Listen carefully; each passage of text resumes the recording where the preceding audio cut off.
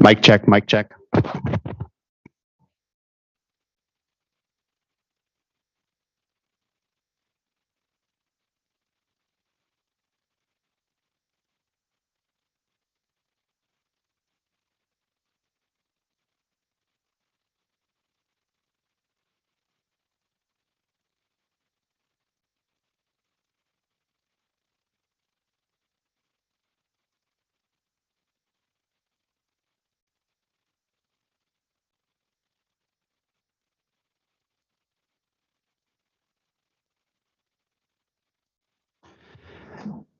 Mic check, test. 1, 2, 3. 1, 2, 3.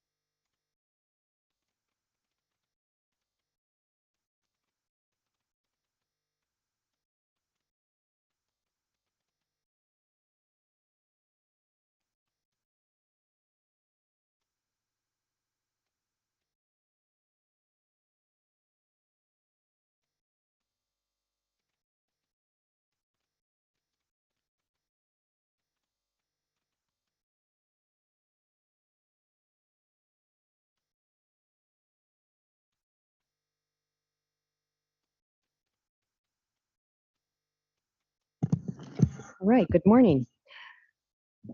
My name is Doreen Diadamo, Vice Chair of the State Water Board, and today is Tuesday, April 19th at 9:33, and I would like to call this meeting to order. I'll begin by introducing our board members and staff. To my right is Board Member Sean McGuire, and then Board Member Laurel Firestone.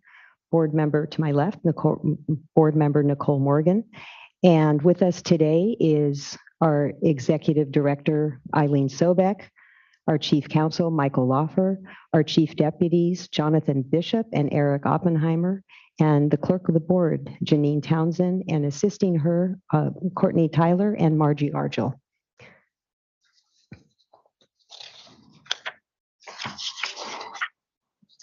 Now I'd like to go through our emergency evacuation procedure. Please look around and identify the 2 exits closest to you. In the event of a fire alarm, we are required to gather up our valuables and evacuate this room immediately. We are to evacuate to Cesar Chavez Park, which is across the street. Please obey all traffic signals and be careful when crossing the street. I also want to let you know that this meeting is being webcast and recorded, so when it is your turn to speak, please say your name clearly into your phone or on your computer if you are remoting in, or the microphone at the podium in the meeting room. We will be conducting today's board meeting with both a physical meeting location and an option for the public to participate from a remote location. For people who only want to listen or watch the meeting, the board's customary webcast is available. We are receiving presentations and public comment through a Zoom meeting platform, as well as in the physical meeting location. If you intend to present or comment or think you may be interested in commenting, you should already be in the Zoom meeting room using the meeting ID provided on the board's website and the password you received from our clerk. Also, at the front of the meeting room by the clerk, there is a computer to sign in to make a public comment. If you've not already received a password, you can email the clerk now at commentletters@waterboards.ca.gov, and she will email you a link to sign up on the virtual speaker card list. For those in the Zoom platform, you will be on mute and your camera turned off until it is your turn to speak. The clerk will then unmute you and ask you to turn on your camera if you have one. When you are finished speaking and the board members have completed asking questions, you will be placed on mute and your camera turned off. And the last most important item is please be sure to turn off all cell phones and any other devices that make noise during this meeting. With that, we're on to public forum, and the board will now hear from any person wishing to speak about any matter that is not pending before the board. Right. And the first person that we have is, I'm just following through the list, Nathan White.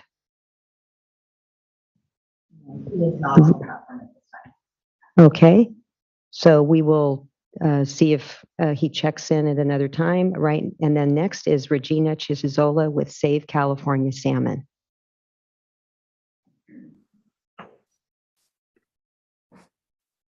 Good morning. Good morning. Thank you for letting me speak today, and I will be speaking later in the meeting under an agenda item. But I just wanted to bring up a few concerns that I have with toxicity and low flows and temperature issues, specifically within the North Coast. Many years ago, we were promised that there would be a water quality control plan for the Smith River estuary, and we still have not seen one from the North Coast Water Board. There is no permits at all for the toxins that are released into the estuary, and there is a lot of proof that they are way beyond water quality standards and that they are actively killing coho salmon, which is an endangered species. It is not legal for this kind of discharge to happen without any kinds of permits. And even though there have been some measures taken to make sure that less of the toxins are making it into the Smith River estuary, there is still no plan. So I would like to just ask the board to maybe remind the North Coast Water Board that they do have responsibilities to protect coho salmon and to make sure that there is not unregulated discharges within their area. And in this, I've actually brought to the board several times that I believe that the North Coast Water Board needs to have an office of some sort actually within the North Coast. Right now, their office is in the very bottom of their area, which means that they could have a 10-hour drive to actually check out complaints. And we do have a lot of complaints within our region because there's a lot of unregulated pollution. With that, the only other thing that I wanted to bring up today is because of the drought situation, I do believe that the toxins are a bigger threat than they have been in the past. And I also think that it's really going to be necessary to look at flows and temperature issues within key salmon refugia. And those can include areas like the Trinity River, which I'm sure will come up later today, where we are looking at some pretty bad temperature and flow violations at times, and lack of carryover storage. And also in the Klamath River, we have a lot of large agricultural areas that do not have permits within the Klamath area too, including the Tule Lake area.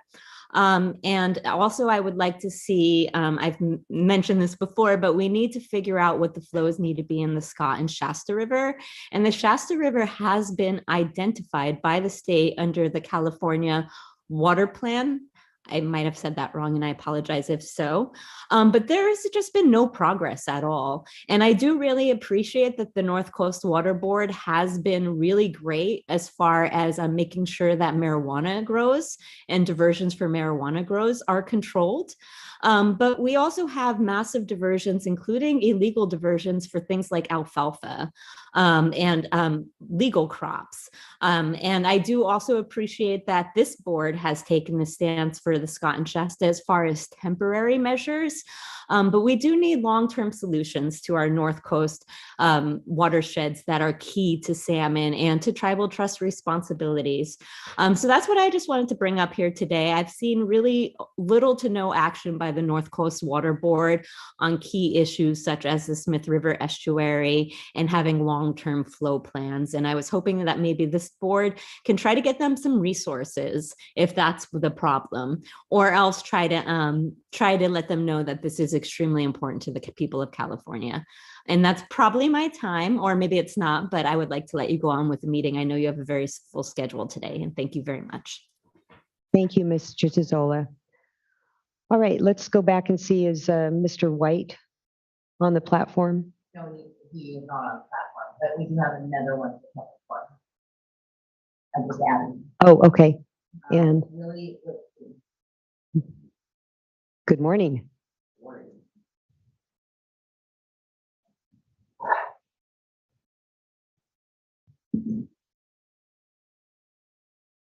Oh, mic check. Okay.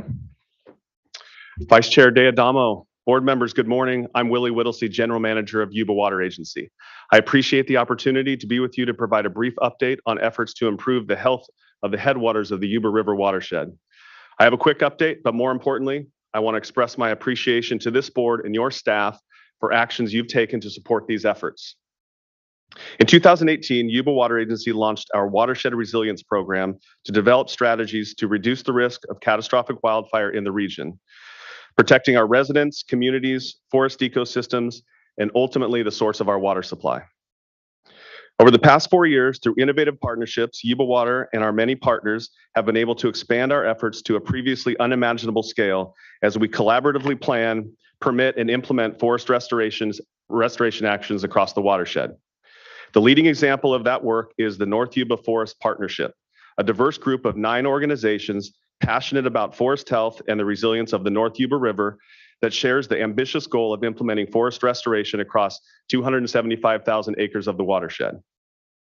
Last week, USDA announced that the North Yuba River watershed will be one of the first 10 landscape investments to be funded nationally through the U.S. Forest Service's new wildfire crisis strategy.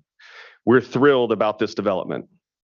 It will result in over $25 million in federal infrastructure funding for the partnership's work over the next 3 years.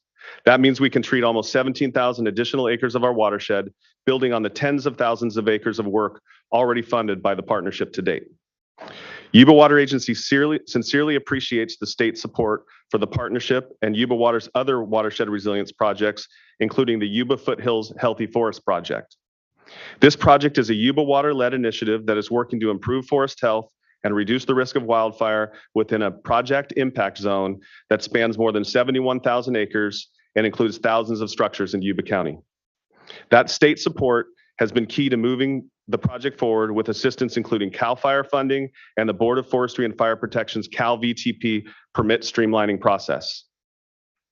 The State Water Board's Vegetation Treatment General Order, adopted by the board in July of last year, is a key component of that VTP program. We sincerely appreciate the work of the board and board staff to streamline permitting approaches for this important work. Simply put, CAL VTP, including the State Board's General Order, has enabled us to ensure we can continue to advance the pace and scale of this critical work. In closing, our collective efforts in the North Yuba Watershed, the state, federal, and tribal governments, local agencies like Yuba Water, NGOs, and others demonstrate that comprehensive and collaborative approaches can help us tackle even the toughest natural resource issues. It isn't always easy, but success breeds success. I appreciate your role in making that possible. Thank you for your time this morning. Thank you, Mr. Whittlesey. All right, just checking to see if we have any others. No, no, hold on a second.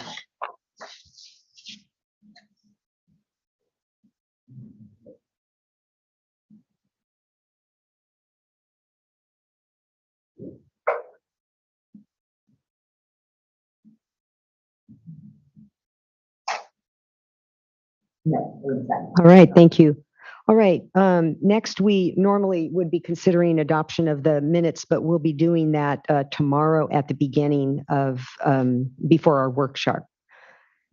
Next, item 2 will be taken up and voted on, the uncontested item, unless there is a request for it to be removed from the uncontested item calendar. Do we have anyone that's signed up to speak on this? Would any board members like to make a motion? I'll make a motion. I'll second. All right. We have a motion and a second. Ms. Townsend, if you could call the roll. Certainly. Board Member Morgan, Aye. Aye. Aye. Aye. The motion carries. Item 2 is adopted. Next, we have item number 3, a consideration of a proposed order for the State Water Board review on our own motion of general waste discharge requirements for discharges from irrigated lands, Central Coast Regional Water Quality Control Board order.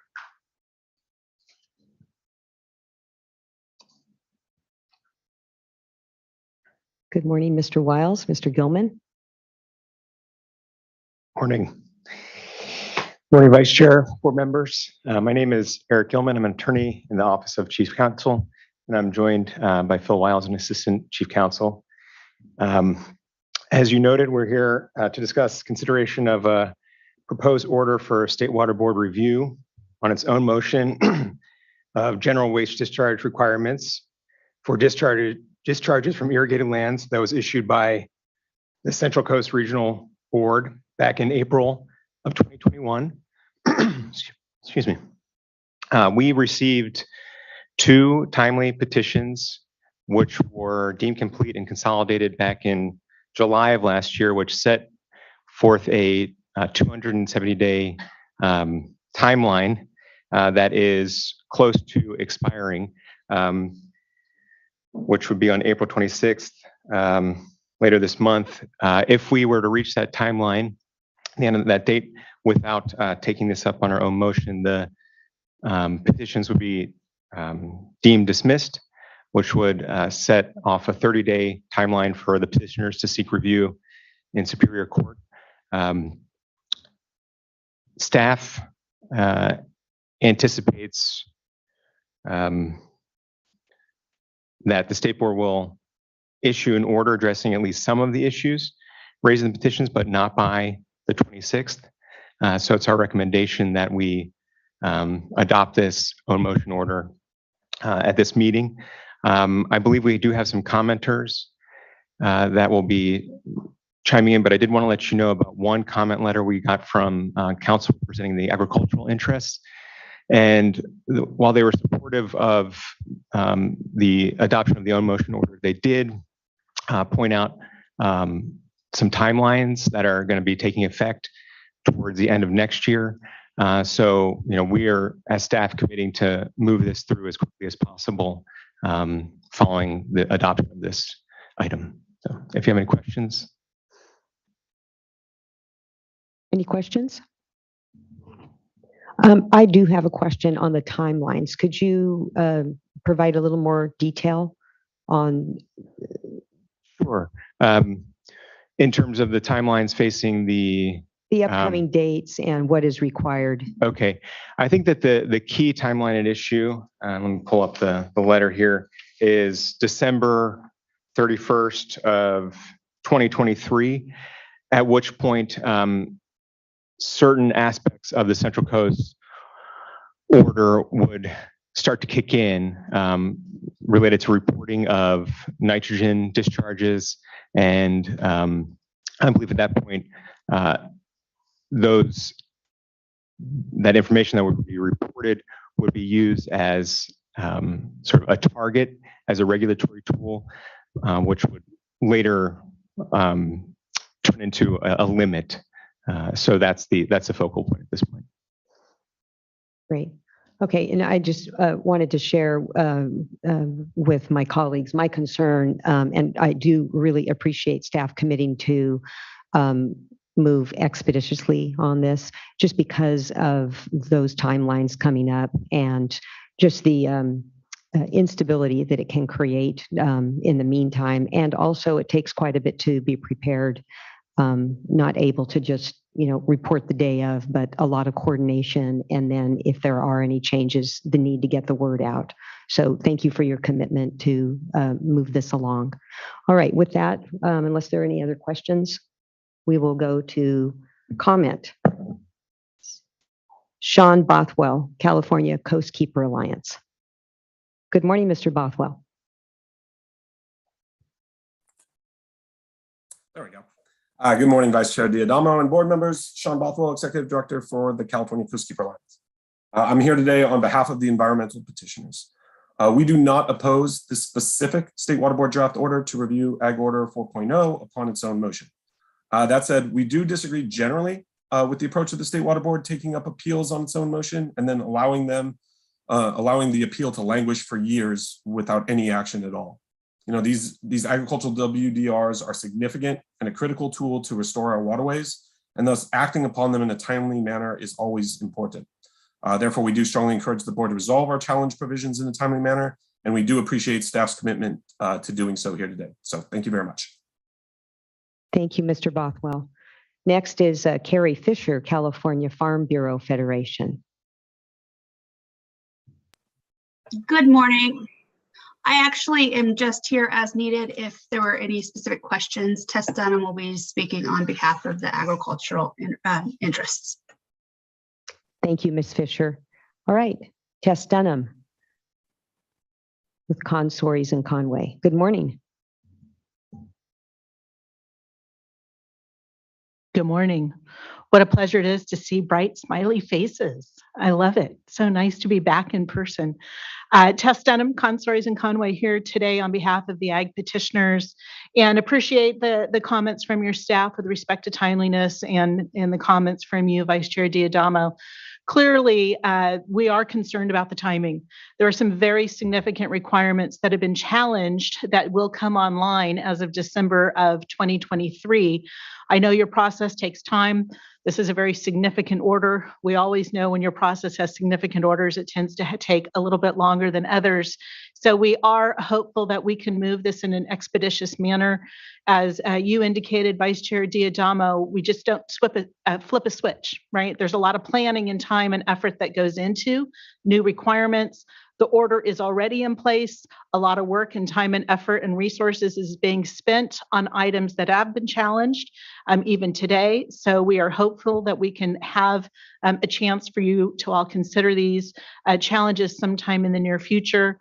And hoping that, as time goes on, if it looks like that there is going to be some issues on timing, that we will come back and we will seek a stay of certain provisions, which you have the ability to do, to stay those if you need extra time in order to consider them, so people are not harmed. It's very difficult to file stays timely when we don't know what timely is with respect to a review in this type of process and on a known motion review. So we have, you're worked with your staff and hope that we can make sure that in the event that we need to file a stay, that we have proper notice so we can have that done and it would be considered timely for your consideration. So thank you, and we look forward to hearing from you all and working with you. And I can answer any questions. Any questions? All right, thank you, Ms. Denham. Oh, I'm sorry. Yeah, I was thinking if I'd actually like to ask a question. So, you bring up the critical deadlines and the notion that you can't just flip a switch. And so there's some date here between now and December 2023 where that type of decision making and calculus has to be kind of incorporated into this process. So I was wondering if today, if you have some sense of what that timeline is as we're looking at resources and our staff working through this petition. Yeah, very difficult to know the exact date. My guess would be, if we don't think you might have a decision within, 6 to 8 months of that, I think then we'll have to come back before you and ask you to stay those, right? Because we don't want to wait to the last minute. That puts us just about a year out. And knowing your process, we don't know when a draft order will be out. Typically for these significant orders, you will have a workshop and a process. So I would imagine that if there's not a draft out by the end of this year, then there's going to be some problems as far as timing. And so we will then be back seeking a stay probably in that time frame. And just to reiterate the provisions, as Eric indicated, your staff indicated, there are some, nitrogen application limits and nitrogen discharge limits that are, new in the agricultural world and in ag orders that are significant, which is why we filed our petition. And we would definitely want to have some hearing and consideration on those significant issues before they come due. And if you don't grant a stay, then we would need time to, to potentially go into Superior Court to see if we can obtain a stay in that manner as well. Just don't want to go down the road of having things applied that then get pulled back, like TSA travel mask mandates when people are in the middle of airplanes. Anyway, just trying to avoid that if we had significant time so we all know what the playing field is. Obviously understanding things are constantly changing. Appreciate that. Thank you. All right, any other questions? I have a question. Mr. Wiles, could you just remind us and the public about ex parte communications? Yes, thank you, Vice Chair D'Adamo. So this is a petition of a general waste discharge requirements issued by the Central Coast Order. There is a special water code statute that deals with ex parte requirements for general waste discharge requirements. We apply that same statute here for the petition review of general waste discharge requirements. And essentially what it says is that ex parte contacts are permitted. We have a requirement that they be disclosed. And so we actually have a disclosure form on the State Board's website. So anybody who is attempting or interested in contacting a State Board member on this matter may do so, but is required to file a disclosure statement shortly after that contact. Thank you. All right, with that, we have a proposed order before us. Do we have a motion? I'll be happy to make a motion, but first I would just like to say just one thought here, and that is not directly on this petition specifically, but the State Board, we do receive a number of petitions, and over the years, I've been on the board for 3 years now and have experienced this process, and so I do recognize that it oftentimes can take multiple years to move through the petition process. And, there are dischargers or other folks who are impacted by that timeline. And I respect and appreciate that Mr. Wiles, Mr. Gilman, and your staffs, are constrained. You have a large backlog of work, not the least of which are these petitions, which are incredibly important in nature to review and move forward. But for me, I think there's just a lack of clarity as to what that backlog is, that I think everybody would benefit from having a better sense of that timeline. What petitions are currently under review, how active are we in those matters, and communicating that, certainly to the board, I think would be helpful, but also to the public generally, just to provide a sense of timeline and the type of work that you have underway right now and how you're prioritizing, what limited resources you have. So if that makes sense, not necessarily looking, I'd happy to hear any input today, but at a future discussion. I'll just say that I absolutely agree with you, Board Member McGuire. We do have some fairly significant staffing constraints, and we also have not been able to post the petitions online under our current not accessible. So we are looking at some ways to remedy that, but they are taking longer than I would have hoped. And so, but I agree with you, and we are taking steps to try to fix that. Thank you. And with that, I will move to adopt.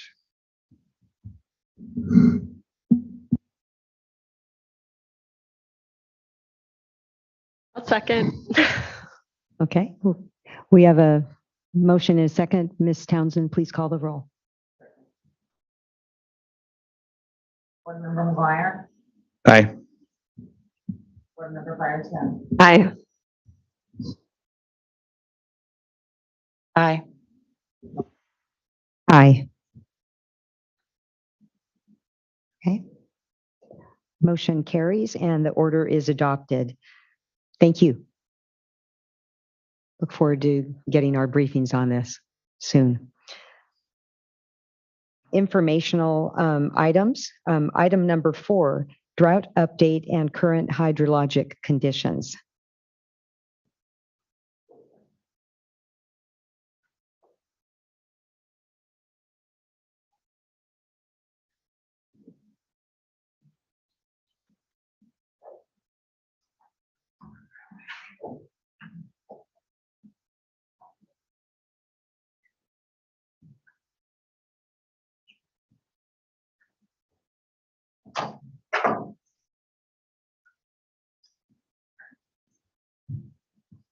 Good morning, Mr. Bolen-Bryan and Mr. Laird.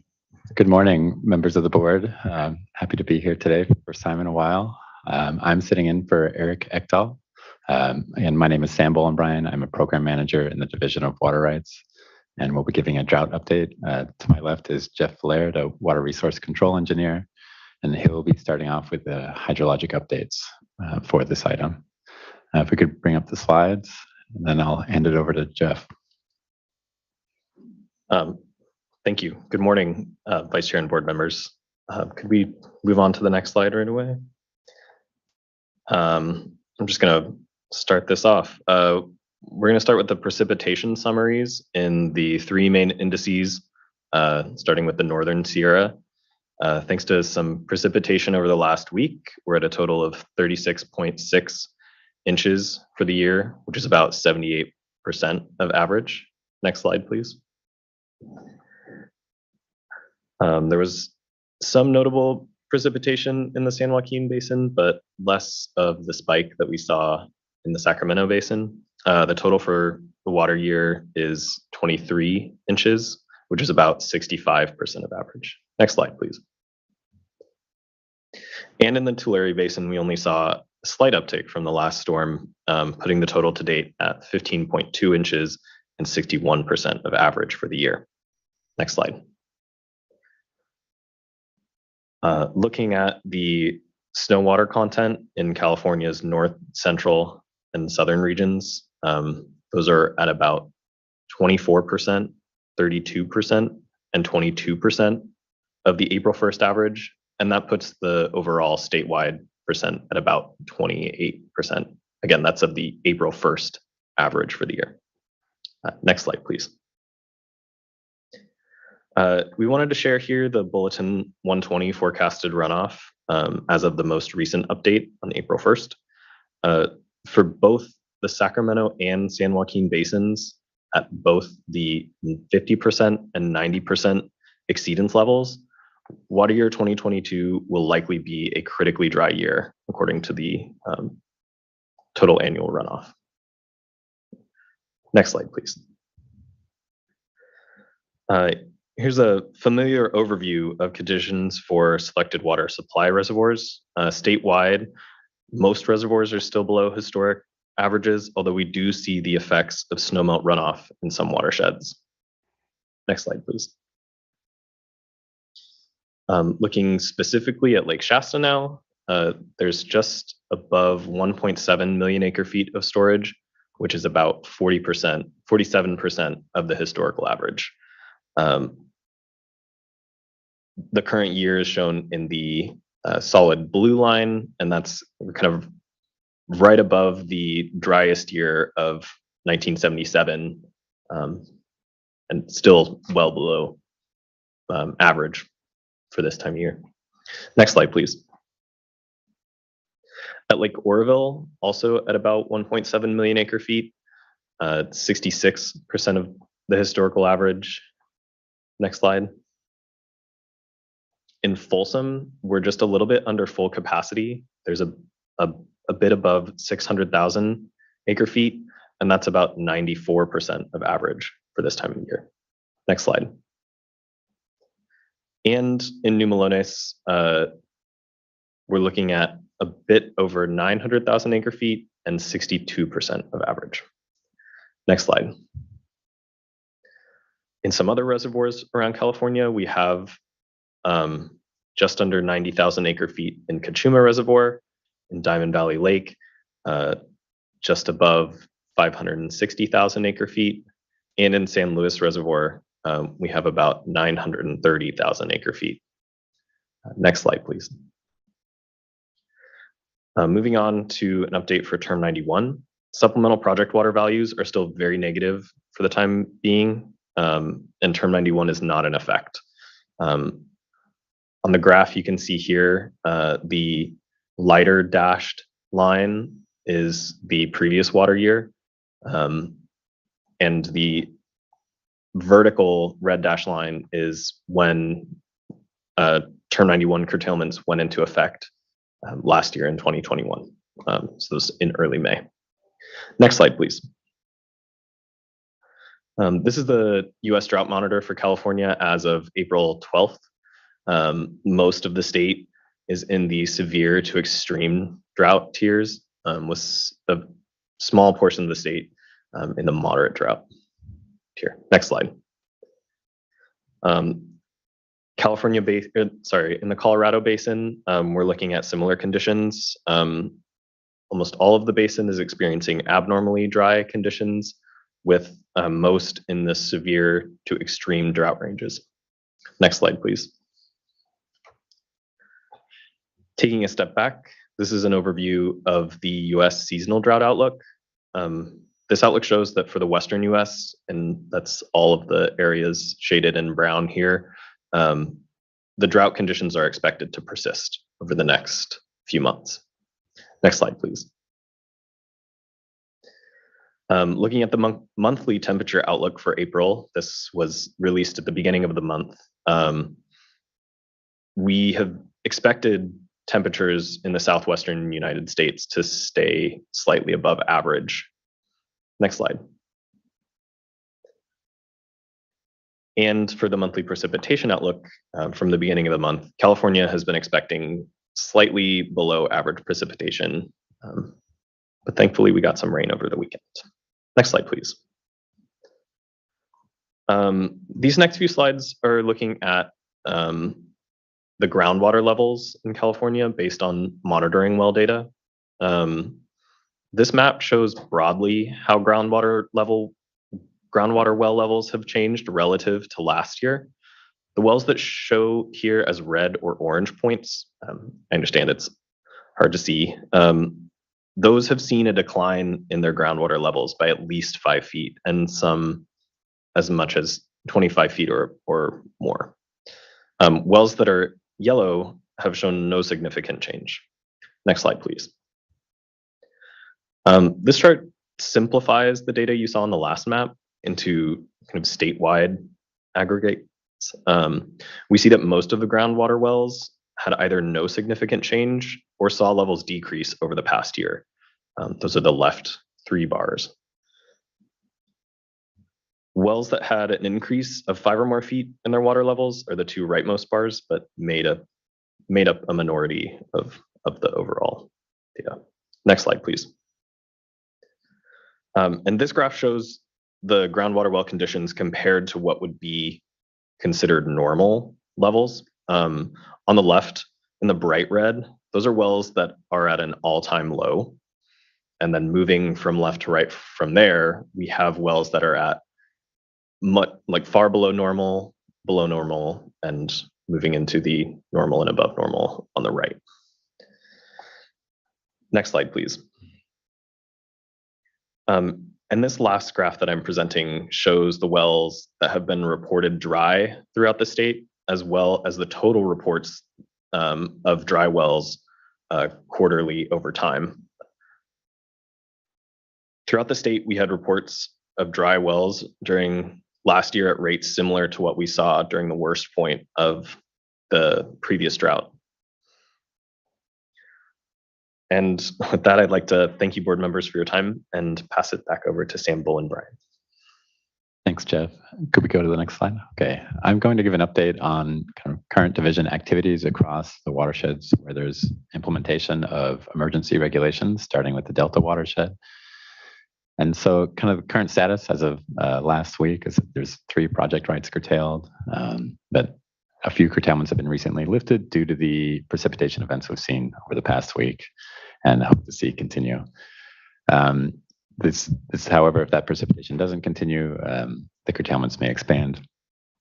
We continue to update the analysis to support the level of curtailments on a weekly basis through that water availability methodology that I'll get into in a following slide. The reporting compliance update, these are numbers you've seen before. They've stayed the same since the last update. And more detailed information is available on an interactive tracker that kind of visualizes all of the data in terms of response rates we've seen. Next slide, please. Getting into kind of looking ahead, there's a number of activities planned in order to readopt the emergency regulation for the Delta Watershed. Starting today with release of the Delta Water Unavailability Methodology Report Update, and then also a release of the draft emergency regulation text. And so release of these draft documents will be in preparation for in advance of a public workshop where those items will be discussed. And there'll be an opportunity for discussion, questions, and comments. And then the timeline for readoption or renewal of that emergency regulation is in mid-July, the board meeting. Next slide. I will not be discussing the temporary urgency change petition or TUCP or the temperature management plan. That'll be the next agenda item. Next slide. On the Mill and Deer Creeks within the Delta Watershed, they have their own emergency regulation. The 50 CFS requirement of the minimum in-stream flow has been met since October 15th. Pulse flows have not been requested yet. However, they may be requested within the coming weeks. And then as kind of the last couple meetings, the voluntary actions continue to be discussed. Stakeholders in each creek, those meetings are still ongoing. Next slide. Getting into the Russian River, the temporary suspension of curtailments continues until May 1st. The staff are kind of currently crunching the numbers based on the recent precipitation. We were anticipating additional curtailments to start for the month of May, but we're kind of yet to be seen what the level of curtailment will be and how that will change based on the recent precipitation. The Russian River team is also in the process of preparing to bring a readoption of the emergency regulations to the State Water Board. So some of the steps we've done in preparation for that is we released a draft regulation on April 1st. We had a public workshop last week in Santa Rosa that went well. And then the comments on the draft regulation were due yesterday. So the team is currently in the process of reviewing those. And then we plan to bring a resolution to readopt the regulation to the May 10th board meeting. Next slide. This is kind of Looking at Lake Mendocino is kind of an indication of conditions in the watershed. We can see the storage conditions remain stable, and there's some flow coming in. However, even since this graph was made, we've seen an uptick in flows due to the precipitation. And I want to note that while we're seeing stable levels here, conditions through the summer, at least as we're kind of seeing the forecast now, are really going to be driven by the availability of flows from the Potter Valley project, which is transfers of water from the Eel River. And those are a bit in flux. So we have kind of assumptions of what they will be for the year, but really it depends on what kind of variance Pacific Gas and Electric files with the Federal Energy Regulatory Commission, or FERC. And so I think everyone is sort of waiting to see what that variance will be and what they will be requesting. Because right now the flows as required under the FERC requirements are for a normal year type. So the flows could be quite high coming from the Potter Valley project until they file that variance. And so there'll be a lot of water and then potentially very little water. And I think predicting when that will happen is something we're all trying to figure out. Besides just outreach, we're sort of waiting for documents to be released. So that's sort of the current status. Just to note, I wanted to note that little bit of uncertainty there. Next slide, please. In the Scott and Shasta watersheds, all curtailments in the Scott have been suspended until April 22nd. Staff continue to monitor conditions and are kind of watching the recent precipitation. As a reminder, the April flow requirement is 150 CFS. And in the Shasta, curtailments were reinstated March 15th, and those have been kind of steady at that level. That has been steady at that level really because the precipitation over the past week has helped conditions. The April flow requirement there is 70 CFS. And then the other big activity is the local cooperative solutions. There are, I think last time reported 1 approved, there's now 4 approved, and there's 24 in process. And so the staff are working hard to process those. Those approved local cooperative solutions are posted on the webpage. So as they get approved, they're going up there. So I think that link is kind of the best place to stay to speed on what's being put out. Next slide, please. These are graphs of conditions in the Scott River. As a reminder, the red line shows the flow requirement, and the green arrows show when curtailments are partially or temporarily suspended. And then that blue line is kind of actual observed flows, showing that conditions are above the minimum. Next slide, please.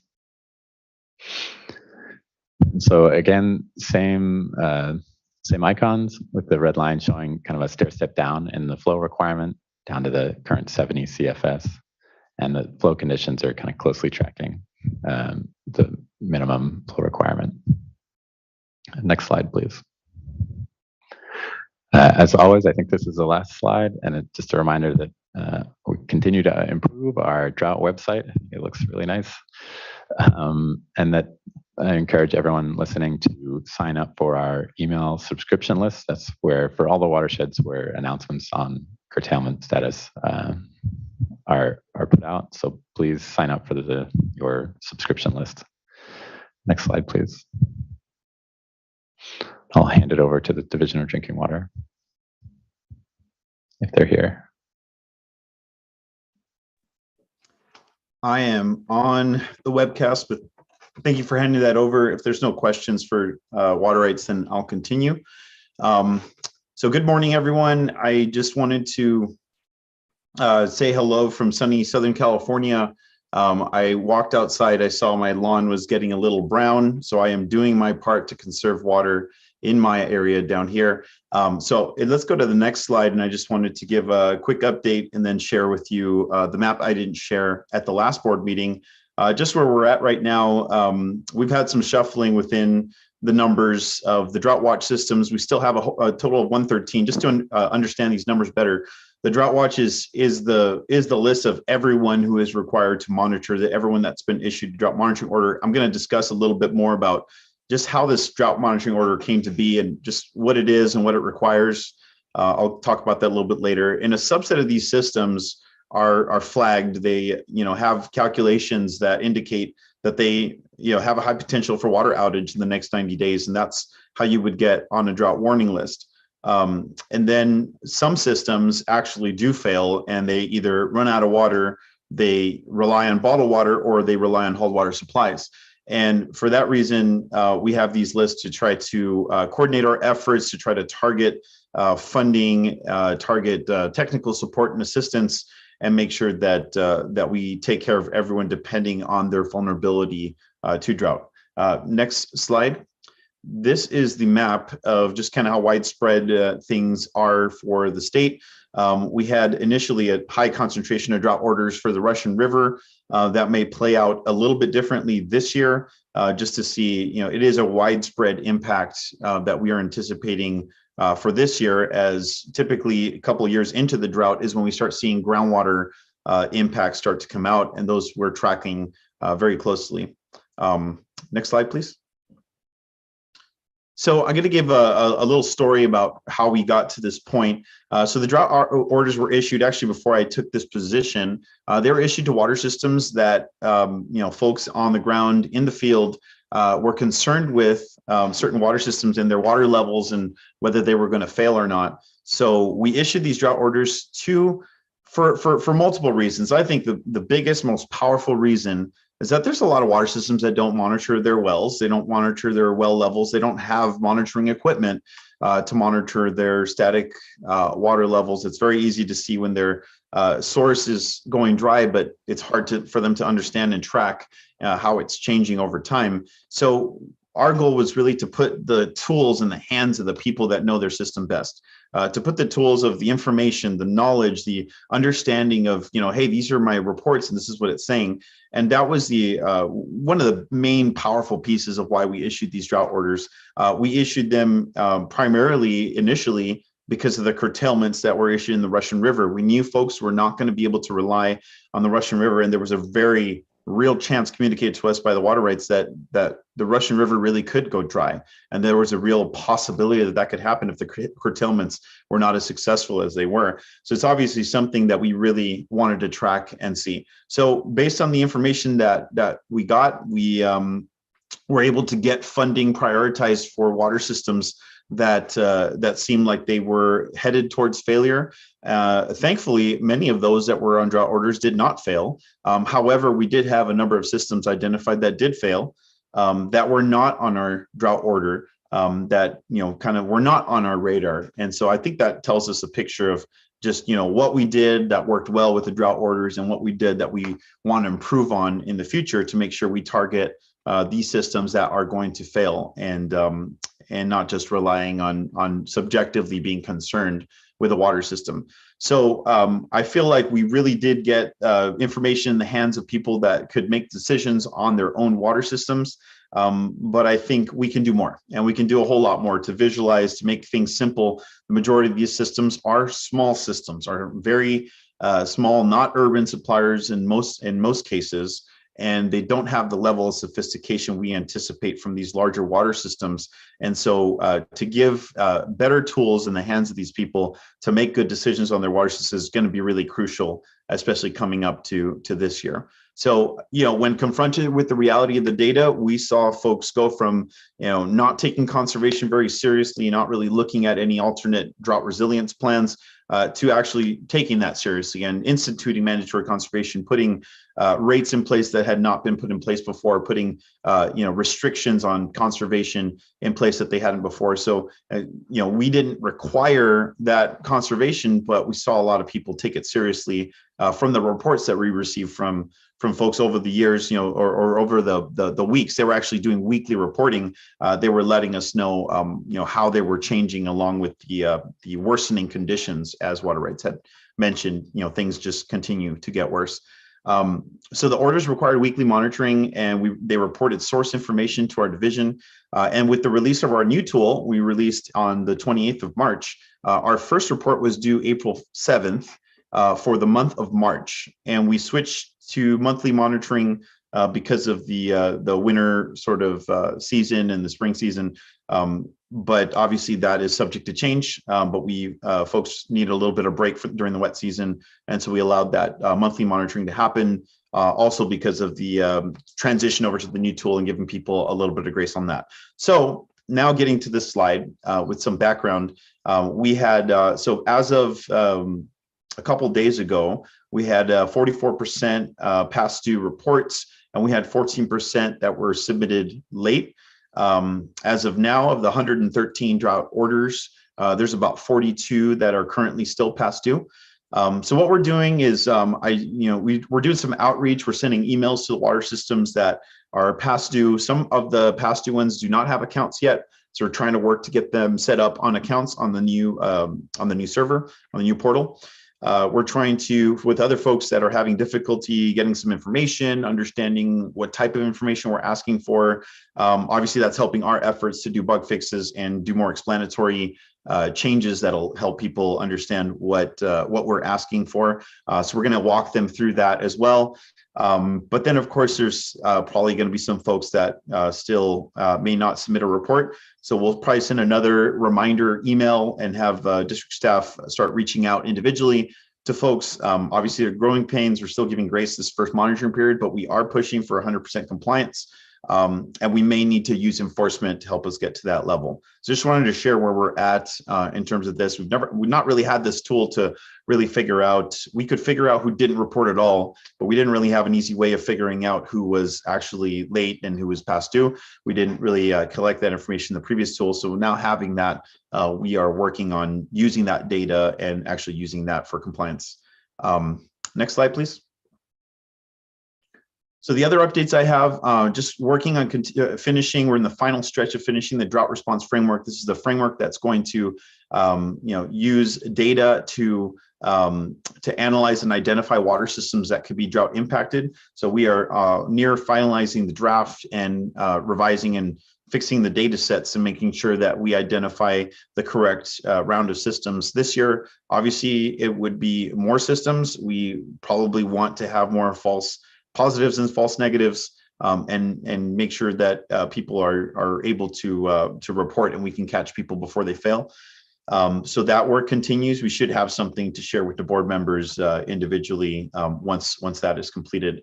The data improvements that we're doing, we have a big push to do ongoing data fixes. We plan a weekly release of data fixes for the new tool. We don't always do a release, but DIT has been very helpful in orchestrating a release. We're doing a release, I believe, beginning of next week with some bug fixes and some other things that are also on the clearinghouse and other enhancements to improve the functionality and the usability of the site. But a big thing is to get the data out and get the data out in a way that not just is spreadsheets of data, but also makes it visual, has flags, has calculations for who we believe will go dry and what's the date that they should be looking at where they could have an anticipated water outages. There's also DWR connections that we're including in that to give them our data, but then also to be able to receive some data from them regarding well construction information that we've not typically had machine readable in our databases. So yeah, getting those drought flags, getting a framework integrated into the website so that water systems are changed frequency based on their susceptibility to drought, and then having some really nice visualizations and data importing from the old tool so we can use the data that we already had collected from the water systems. And the last update I had is really these county funding programs. So we had been looking at what counties had the highest amount of dry wells and the highest amount of potential dry surface water sources. And two others were identified recently because we've had, as water rights colleagues mentioned, an uptick in the number of dry wells in the month of March. So something we're definitely taking a look at. And San Luis Obispo and Tuolumne were identified as having a recent uptick in dry wells reported. So Division of Financial Assistance is working with them, has initiated outreach with both San Luis Obispo and Tuolumne to get a safety net regional funding program in place before the summer and to start helping folks that are starting to go dry right now. And I received word this morning that Tuolumne is very interested in continuing with one-on-one outreach and constructing a program for them. And I have not heard back about San Luis Obispo, but we'll be continuing that outreach to ensure that they have a safety net for these counties, for the folks that are going dry. And this, of course, benefits domestic wells, but it also benefits state small water systems. And it can also benefit some of our smaller water systems as well that fail if we find that that's the best fit for them. And next slide, I think, is questions. Thank you, Mr. Zuniga. Did we have anyone from Division of Financial Assistance? So that's it. All right. Any questions? Board Member Firestone. Thank you. Thank you all for a great presentation. I had some questions really on kind of connecting the drought update on the groundwater hydrologic update and drinking water. So it looked like there were a decent number of wells that were dropping more than 25 feet, which is pretty significant. And I'm wondering with drinking water, if when, looking at the maps that were presented, which are small and hard to tell if there really are overlaps, it seemed like a lot of those areas didn't have drought watch or reporting requirements in those areas for systems. So I guess I'm wondering, I know we're doing, as Eric, as you said, a lot of work on updating and improving our and having a more data-driven prediction approach for how to put systems on watch and require reporting. And I'm wondering what you think the timeline will be on that, and if there's something we're looking at maybe in the interim, if there's levels in areas that are dropping so significantly, where there's systems that may need to go on watch more urgently. Thank you, Board Member Firestone. It's obviously, we are trying every which way to get information from water systems. We're trying the data approach. We're trying to do some outreach to systems as best as we can. And we're really looking at the funding that folks have applied to. And actually, that's something I'm working on right now, is trying to get a list of everybody who's applied for funding, who have stated potentially that they're in a terrible situation that they need drought funding for, as being a good identifier that this might be a system that we need to track. That's something that we hadn't done fully. We've done partially, but we hadn't done fully. I'm going to make sure that we didn't miss anyone in those. I'm continuing to ask the districts if they hear of something or if they have specific concerns about a water system, especially ones that have had concerns in the past. But we continue to be not on the predictive side, but more on the reactive side. And that's just to be transparent about where we're at. I will continue to outreach. I believe the drought framework will be revised and finalized in the month of May, and we should be able to do a release in the month of June. And in the meantime, we've looked at preliminary forecasting from DWR. We've looked at some preliminary stuff that we've been working on internally, and we will continue to use that data even before it's vetted. And and I asked the question to folks like, hey, this data indicates that we might have we might need a drought order, and that is very slow process. It's very much individual. It's very much as we're aware of things, which is not where I want to be. But that that work of identifying systems on the drought watches has to continue. We have to keep adding folks to it, and we have to keep collecting the data and keep telling that story of who's going to fail before they fail. So definitely you caught us right in the middle of the work in progress, right? But it's something that has to be done for this summer. Great, that timing is encouraging. That's I know that's a lot of work.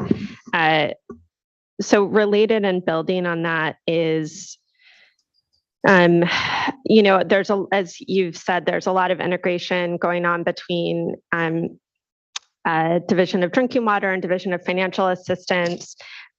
We have started, I think, doing a great job of being able to track where projects are in terms of funding. And I'm wondering what we're doing in terms of tracking whether those systems that are on our drought watch or emergency watch warning, I forget the different titles for the tiers, where they are in terms of project development. Do they have technical assistance? Have they submitted projects for any needed contingency or resiliency projects for backup or storage or meters or other, what may be really urgent projects that need to be moving quickly. So I'm wondering if that's something that we are or can track so that it's not just receiving data, but also tracking where they are in terms of developing projects to address it. Yeah, excellent. We don't want to be a black hole of data, just receiving data for data's sake. Absolutely. So part of our weekly reporting to the board is in our drought reporting, where we put in there, the amount of funding that's been identified. We have notes on what type of projects are being done and then who's providing the funding. What we've built into the new tool is a system of project tracking. We're specifically asking two general types of questions. One of them, what are you doing to reduce demand? What are you doing for conservation? What sort of conservation measures have you implemented? Are you planning on implementing? What are you doing for CII water? What are you doing for water waste? Identifying that, communication activities that you've performed. So we're really concerning ourselves in that set of questions on the defense, like what are you doing to reduce demand? And there's some folks that by reducing demand, they can weather the drought and then they're back to next year. Maybe next year it'd be a different situation. But the other tab is super important. You can't have all defense and no offense either, which is the source augmentation question. It's really asking them, what are the things you're doing to augment your source of supply? Do you need any help? What are your comments? What is your progress? What step, phase of project are you on? If you're developing a new source, are you on planning? Are you on funding? Are you trying to create a contract with the well driller? So we've put a lot of fields in there. I don't think it's perfect. I think we need a better system of tracking something from beginning to end and really having a good story to tell. But it's definitely a step forward in the right direction. And I was ready for that question, I guess, for that one, because we were thinking about how can we make this more useful and really tell a story? And I think we really got to tell a good story. Thanks. Thank you. Other questions? Right, I have a few questions. If we could go to Ms. Townsend, the slides on groundwater. I don't know how far back that was, but the first part of the presentation.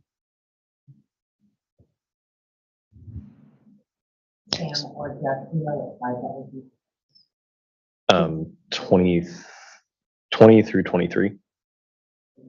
So my question, as Ms. Townsend is pulling that up, my question is related to what does the word normal mean? So, and I appreciate Board Member Firestone, your questions. Any loss where we see wells failing is of concern, but during drought, we would expect that groundwater use would go up anyway. So I'm trying to get a sense in looking at maybe the next slide where there are the bar charts, the next few. I'm trying to get a sense of what sort of response are we seeing in communities as they are either working on a groundwater sustainability plan or already have, to get a sense of, what does this mean? What sort of behavior change are we actually seeing out there? So normal compared to 2014, normal compared to, pre-Sigma, just trying to get a better idea of what this means. I'll let Jeff go first on what the definition of normal is, and then I can take the other parts. That's helpful. This data is from California's Groundwater Live page, hosted and published by DWR, and those normal values are relative to, I believe it's 1966, to 2011. I may be a little bit off on that range, but it's in that general area. So the normal there is a long-term average condition, not kind of a normal relative to drought conditions. I'd like to punt some of the question to a future board item where I believe the staff from the Sustainable Groundwater Management Program will be providing an update on the implementation of SGMA. But I do see these numbers as concerning. I mean, we're seeing similar drops to the last drought. And then what wasn't shown here is the 2-year change. And so, it's the drought conditions they particularly add on groundwater to a cumulative effect. And so I think there's also instances of subsidence that weren't seen in the last drought in different locations. So groundwater conditions definitely are concerning. Being no longer in the SGMA program, I can't speak to the current state of behavior change. I could defer to any of the executive staff if they would like to kind of speak on the current SGMA implementation, but I think it's worth noting that the plans are still at the early stages of implementation. And so I think most people in their planning assumed the next drought would be further out and when they were kind of able to take more direct action on managing groundwater. Okay. And then the other question that I had, first off, want to start off with a compliment. I was able to tune in to the Russian River staff workshop and just think that you did a really good job, and that I appreciated a lot of good questions, good answers, and productive discussion. So we've just really come a long way since the first draft was launched last year, and it's a very short period of time to see such a turnaround. So thank you and everyone for all of your efforts there. And then a request, and that is, I know that the division is moving quickly and have a lot of irons in the fire. There are a lot of workshops coming up, and so just want to ask, and Ms. Sobek, anything that can be done. This is not actually just specific to drought, but in general, where there are staff workshops, anything that can be done to, even in our briefings, I think maybe sometimes I hear workshop and assume that my calendar's going to be held because I'm thinking maybe it's a board workshop. But if it's not something that you've worked with our assistants on, maybe flagging that early on so that we can at least save the date, because I find that tuning in on those discussions really helps me out to better target my questions when I do get briefings, or maybe to flag some issues and cause me to realize I need to spend more time on it and not just wait for the staff briefing. So anything that could be done on the upcoming, I know that the Delta, that one's already calendared, but on Scott and Shasta for the remaining ones. All right. Thank you. Thank you for the compliments. All right. Our next item, item 5, temporary urgency change petition and associated conditional approval of the temporary urgency change petition to modify delta flow and water quality requirements, and also Sacramento River temperature management issues. Good morning.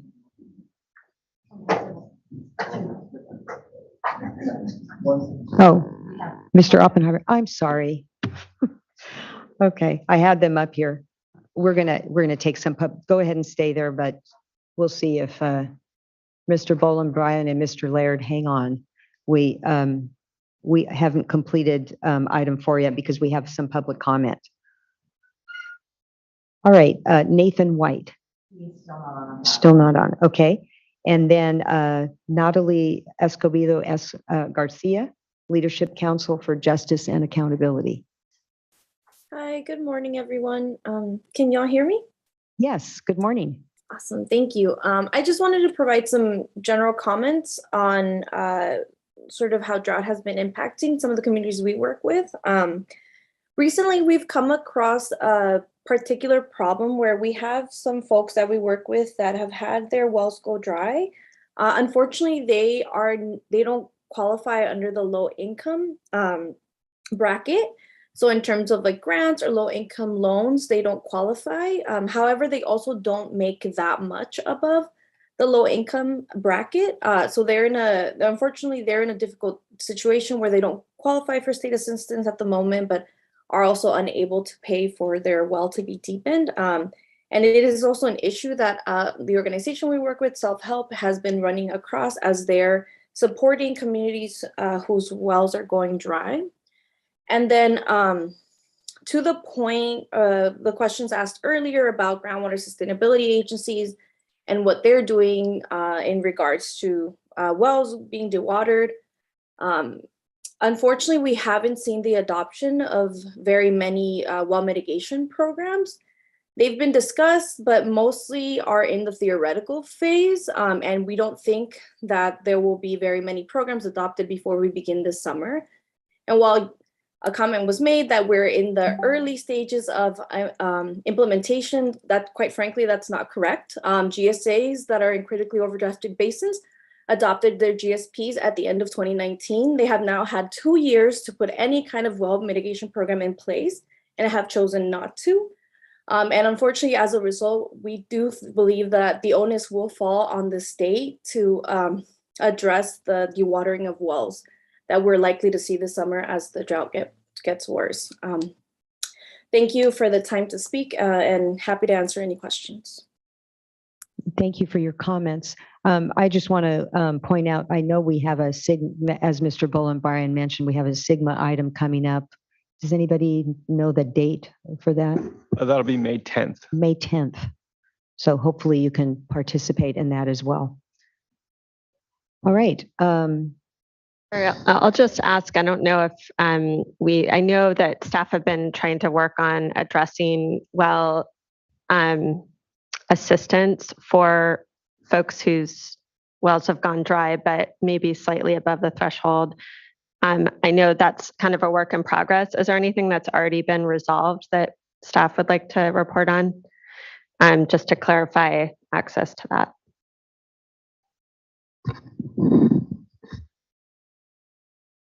Good morning, Megan Tosney. I'm an Assistant Deputy Director in the Division of Financial Assistance.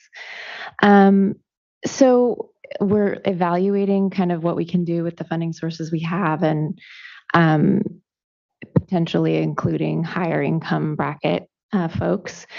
In the short term, though, we have been working on extending the period of time that we can provide bottled and hauled water to those households as a sort of interim step to keep them in decent shape until we can determine what options we have for the actual, well installation, which is a bigger decision.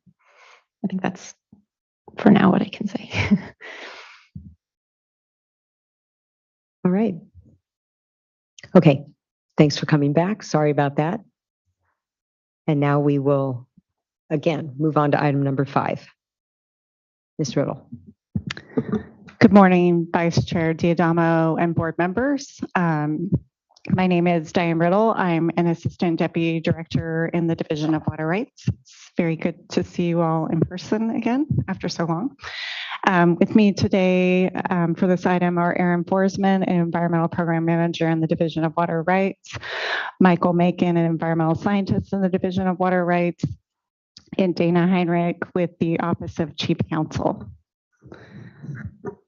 So today we will present to you an informational item on the temporary urgency change petition that was submitted for April through June to modify Delta water quality requirements and flow requirements, as well as the draft Sacramento River temperature management plan that we received recently.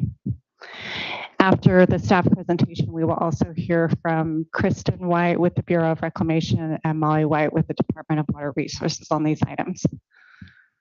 Next slide, please. So we'll start with some background information. We'll quickly move through this since we've talked about some of these topics a number of times. Just update you on some drought conditions, a little bit of background on the Water Quality Control Plan and Decision 1641 that were the subject of the temporary urgency change petition.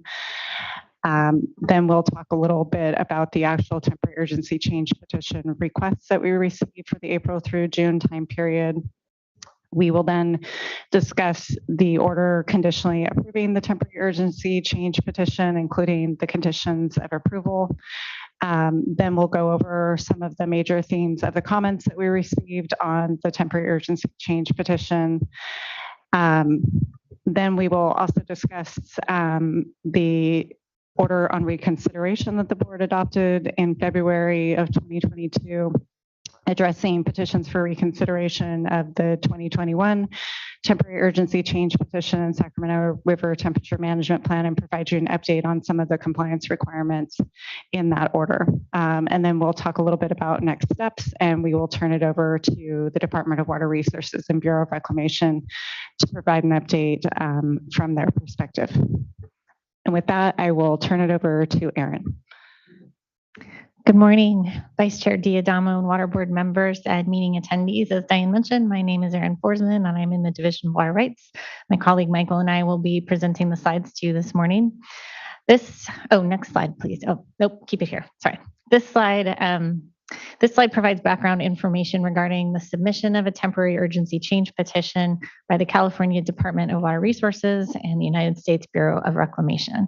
As many are aware, and as we've already discussed a little bit this morning, water years 2020 through 2022 have been extremely dry. This 3-year period is the driest on record for California, though recent storms will change the cumulative total. Despite the historic large storms in October and November, cumulative precipitation totals have remained far below normal for water year 2022. 2022 had the driest January through February on record. In addition, major project reservoir outflows substantially exceeded reservoir inflows in water years 2020 and 2021, leaving major state water project and Central Valley project reservoirs depleted as water year 2022 began. As drought conditions evolved during the spring and summer of 2021, Governor Newsom's administration took various actions to respond to the dry conditions, including 4 proclamations of a state of emergency due to drought conditions, eventually covering all of the counties of the state. The May 10, 2021 proclamation included counties of the Sacramento and San Joaquin Delta Watershed, as well as included provisions for temporary urgency change petitions to conserve water in upstream reservoirs for later in the year, to protect cold water pools, improve water quality, and to protect carryover storage or to ensure minimum health and safety supplies of water. Ordinarily, the State Water Board must comply with the California Environmental Quality Act, or CEQA, prior to issuance of a temporary urgency change order.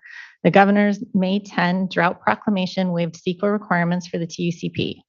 The governor's proclamation also suspended Water Code Section 13247 for the TUCP, requiring state agencies, including the State Water Board, to comply with water quality control plans. Absent suspension of Section 13247, the board could not approve a petition to modify Water Board Decision 1641 or D1641, the requirements in the way that does not provide for full attainment of the Bay Delta Plan's water quality objectives. The governor's drought proclamations also included provisions for other actions, including curtailments of water rights when water is not available under a water right holder's priority of right, and to protect previously stored water releases made for downstream needs, including salinity control. The State Water Board adopted curtailment regulations and issued curtailment orders for Delta Watershed starting in August of 2021. The emergency curtailment regulations remain in effect until August 19, 2022, unless renewed by the State Water Board and approved by the Office of Administrative Law. Next slide, please. This slide provides a very quick review of the Bay Delta Plan. The Water Quality Control Plan for the San Francisco Bay / Sacramento San Joaquin Delta, or Bay Delta Plan for short, identifies beneficial uses of water, water quality objectives for the reasonable protection of those uses, a program of implementation to achieve those objectives, as well as monitoring and special studies to inform implementation and future updates to the Bay Delta Plan. The Bay Delta Plan includes municipal and industrial, agricultural, fish and wildlife beneficial uses, and water quality objectives to protect those uses. The water quality objectives are generally flow dependent and include both narrative and numeric objectives. The program of implementation includes flow and non-flow actions by the board and other entities. The State Water Board Decision 1641 includes water right requirements to implement the Bay Delta Plan. As a result of various agreements, D1641 places primary responsibility on the water rights of the State Water Project and Central Valley Project for meeting Sacramento and San Joaquin River inflow, delta outflow, delta salinity, and project operational objectives in the Bay Delta Plan. Next slide. DWR and Reclamation submitted a temporary urgency change petition on March 18, 2022 in response to depleted reservoir storage and continuing extreme dry conditions. The March 2022 TUCP requested modifications to D1641 requirements, including delta outflow, Western delta salinity, San Joaquin River flows, and export limitations. The TUCP states that DWR and Reclamation priorities for project operations are providing for minimum health and safety water supplies, preserve upstream storage for late summer control of saltwater intrusion into the Delta, preserve cold water for various salmon populations, and maintain protections for endangered and threatened species and fish and wildlife resources, and to meet other critical water supply needs. Next slide. Water Code Section 1435 allows the State Water Board to approve a temporary urgency change in water right requirements if it finds the temporary change is necessary to allow for water to be used to its fullest extent. However, before approving a temporary urgency change petition, the State Water Board must make the following findings. The permittee or license has an urgent need to make the proposed change. The proposed change may be made without injury to any other lawful user of water. The proposed change may be made without unreasonable effect to fish, wildlife, or other in-stream beneficial uses, and the proposed change is in the public interest. Next slide. The State Water Board Executive Director conditionally approved the TUCP on April 4, 2022. The temporary changes to the permit and license conditions remain in effect until June 30, 2020. Other conditions remain in effect until satisfied. Next slide. The next 3 slides summarize conditions in the April 4, 2022 temporary urgency change order. Condition 1 allows for the requested modified water quality standards and requires advanced accounting and scheduled exports and transfers.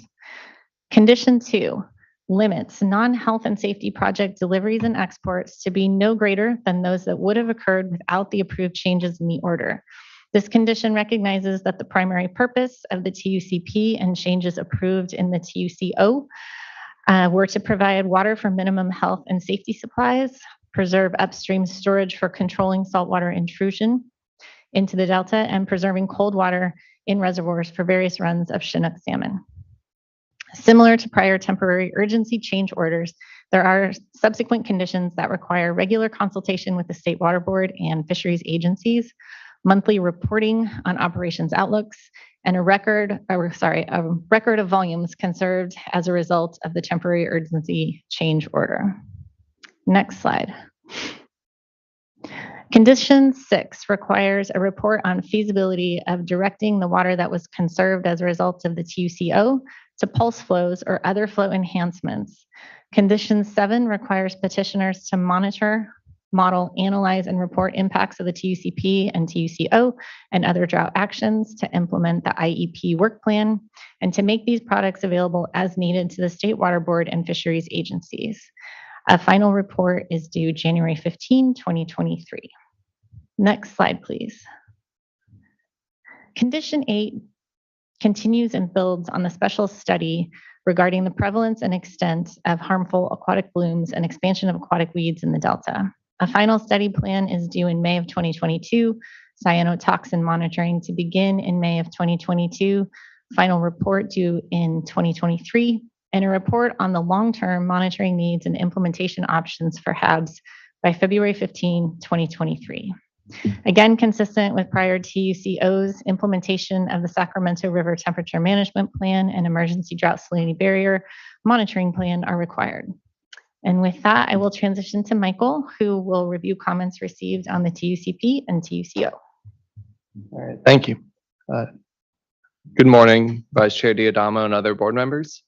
I'll be walking you through the public comments in response to the TUCP and the order approving the TUCP on April 4th.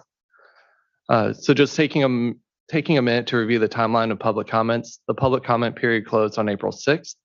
We received 10 written comments, which included 4 protests and 2 objections to the TUCP approval. The petitions for reconsideration of the April 4th order are due within 30 days or May 5th.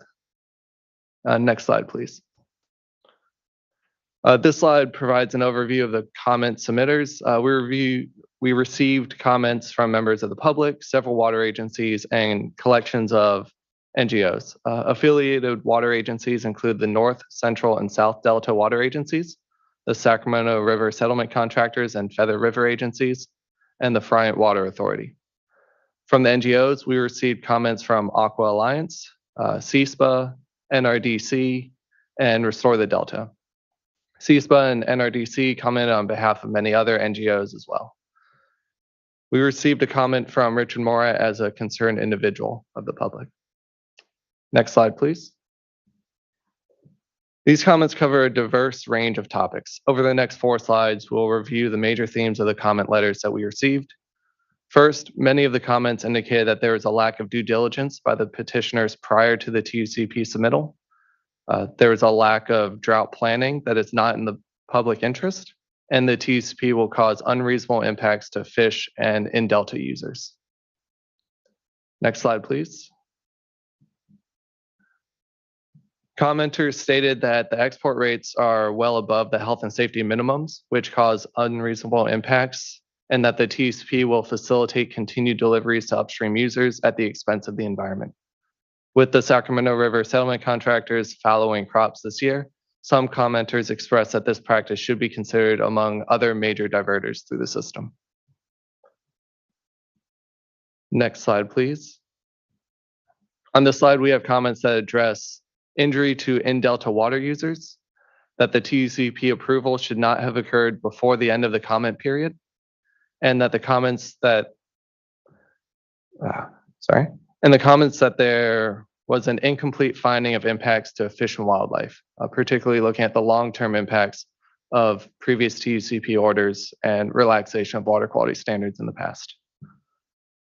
Next slide, please. Wrapping up on the final slide, commenters identified that a TUCP option does not require the projects to plan for a drought. The benefits to limiting exports further, and the lack of salinity impact analysis in the TUCP at the time of submittal, particularly in the South and Central Delta salinity impacts. Next, we will review some proposed conditions that would resolve some of the protests of the TUCP. Next slide, please. Of the 10 comments we received, 4 of them were protests to the TUCP approval and identified conditions of approval in which their protests would be rescinded. This slide and the next will review these proposed conditions of approval. The first is to take actions to limit diversions, including emergency regulations and curtailments. The second is require monthly reporting by the projects on water diversions through 2022. Third is modify the delta outflow averaging period from 14 days to 3 days. Next is establish a higher carryover storage requirement for Shasta in 2023, which is based on the water year type in 2023. The fifth is monitor and mitigate for harmful algal blooms and fishery impacts below the reservoirs. Next slide, please. Prohibit all water transfers of CVP and SIVP stored water through the summer. Next is restrict Delta exports to only minimum health and safety levels. Next is prohibit diversions of water from the Delta for health and safety, habitat, or other uses unless water is not available locally for those uses. And finally, allow restoration and other habitat flows to reach the Delta for recirculation. Some of these proposals are partially addressed by the conditions of the TUCP approval order. Next slide, please. So following the submission of the TUCP, the board received letters from the fisheries agencies. From the U.S. Fish and Wildlife Service and National Marine Fisheries Service, we received comments that addressed the urgent need for the TUCP and confirmed it was necessary to improve upstream storage and conditions for fisheries. From CDFW, we received the following recommendations. Full system modeling that quantifies the upstream benefits of the TCP that was absent in the petition. Initiating a drought modeling effort to support ongoing CVP and state water project operations and inform future operations during drought conditions, and to improve California's water resilience portfolio as a result. And to include the life cycle models for endangered winter run Chinook salmon and Delta smelt in any future TUCP analysis and requests. So this concludes a review of the comments received by the board in response to the TUCP and TUCP order. I will now hand it back to Aaron Forsman to address the 2022 order for reconsideration. Okay, thank you. Next, okay. So we have a few slides reviewing products that we continue to receive in compliance with the 2022 order on reconsideration, which, as a reminder, was approved by the State Water Board in response to petitions for reconsideration of Executive Director approval of the June 1, 2021 temporary urgency change order and the June 10, 2021 Sacramento River Temperature Management Plan. A quick review of the timeline. A staff draft of the order on reconsideration was released on December 15, 2021.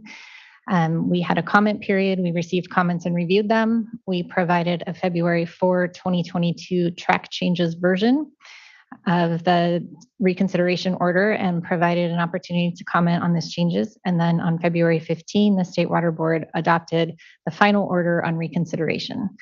The order on reconsideration denies in part and grants in part petitions for reconsideration to the extent that additional conditions can improve drought management in 2022. Next slide. So the reconsideration order requires the Bureau of Reclamation to submit a Sacramento River Temperature Management Plan, or TMP. The TMP must demonstrate the fishery will be protected from detrimental water temperatures.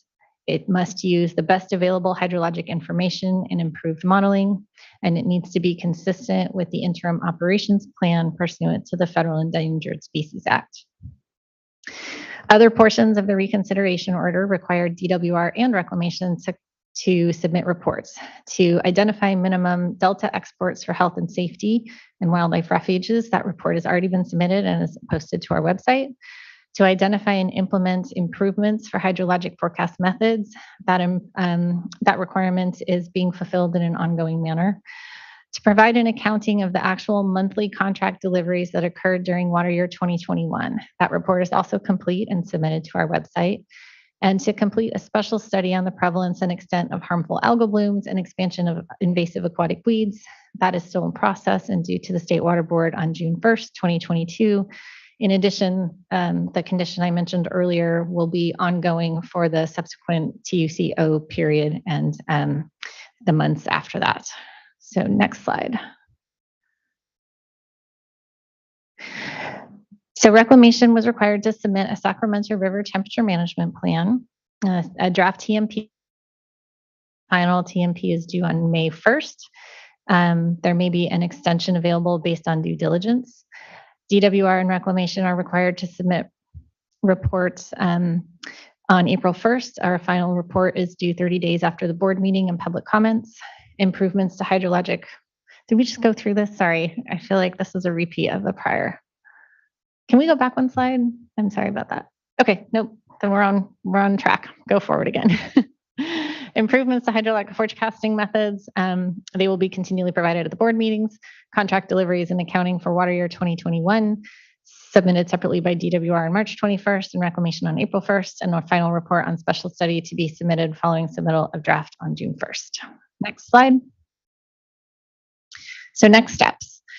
So we have the TUCP and we have staff evaluation of public comments and possible modifications to the order, staff review of submittals pursuant to April 4th, 2022 TUCO and the February 15th, 2022 reconsideration order. We'll be reviewing those products as they come in and responding. DWR and Reclamation are continuing to coordinate and consult with State Water Board and provide presentations and updates as informational items at board meetings, including today's board meeting. For the temperature management plan, we continue to coordinate with Sacramento River Temperature Task Group and Shasta Planning Group on development of final TMP. And we expect an action on the final TMP within 10 days of submittal. And I think our next slide is the closing and questions. Okay, thank you for that presentation.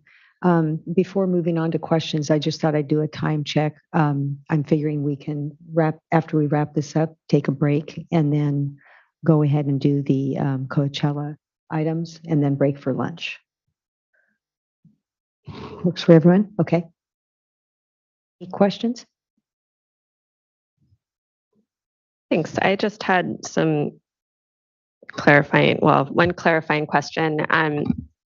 One is, so let's see, I can even go back to the slide.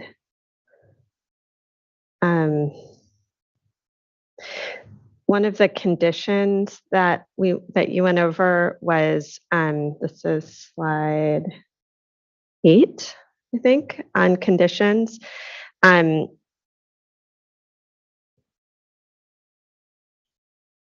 So limiting non-health and safety deliveries and exports and requiring monthly reporting. I think you said in the comments that that was limited to what would be allowed without a TUCP. So maybe you can just explain how then that is ensuring that those are cut back to levels as much as possible to not require a TUCP. Maybe you can just explain how that would work, given, I'm not following how that is allowed. I'm not following what the requirement is. Maybe you can just clarify it. Absolutely. I'll start and then maybe hand over to Diane if you have other things you'd like to add. Since the priority of this particular TUCP is for human health and safety supplies and for fish and wildlife uses and sorry, there was one in between. We were trying to keep it consistent with and for salinity control in the Delta. What we required of condition 2 was to limit the delivery that would happen with the TUCP and the TUCO to those project deliveries and exports that can be no greater than they would have been with operations without the TUCO. And so, as a practical matter, we are operating with the TUCO. And, you potentially can never know how you would have done without it, but we can model. And we would rely on modeling to inform the decision or inform the assessment of whether project operations are exporting more with the TUCO or exporting less with the TUCO. And the thought was with the TUCO, exports and deliveries should not be greater than they would have been without it. But wouldn't you think that they would be less than? Considering the priorities, they should be less, yes. So we did receive some modeling, though it was a little bit dated with the temporary urgency change petition that identified that exports would already be fairly low, below the 1500 CFS limit. There were some instances in that modeling. It may just be a modeling artifact in which there was some increase in exports, but not above the 1500 CFS export limit included in the TUCP order on approval.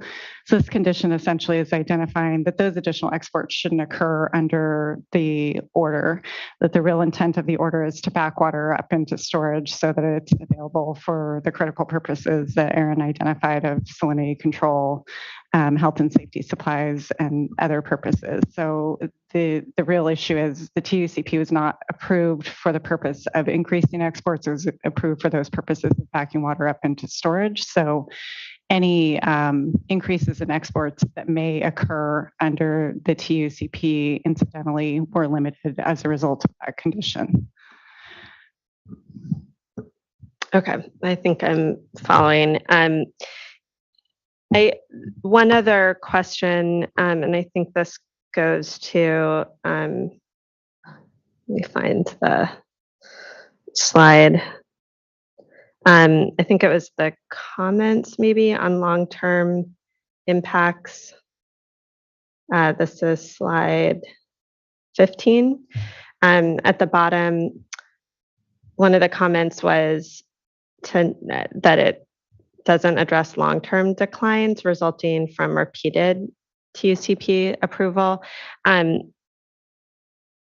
wondering, I know with a lot of context, we look at cumulative impacts or of repeated and actions. So I'm wondering if that's something that we do or can look at in terms of the unfortunate reality that we are seeing multiple repeated TUCPs have to come to us and what that kind of cumulative impact might be. Is that something that we do or can look at? Yeah, and the order actually includes a condition on this as recommended by the Department of Fish and Wildlife to conduct additional modeling and evaluations of fishery-related impacts in advance of future temporary urgency change petitions. So it requires DWR and Reclamation to work with the board and the fishery agencies to develop a set of monitoring and evaluation protocols in order to inform future temporary urgency change petition actions. In addition, I think this issue sort of touches on the longer term planning efforts that the board is engaged in to update and implement the Bay Delta plan. So that's really the forum to address, I think, more of the long term issues, but as a interim measure, we also have the condition requiring these additional analyses. Board Member McGuire. Yes, thank you for the presentation and update. There's clearly a lot going on, and this is a very challenging year for everybody, including the projects and all the water users in the Bay Delta watershed.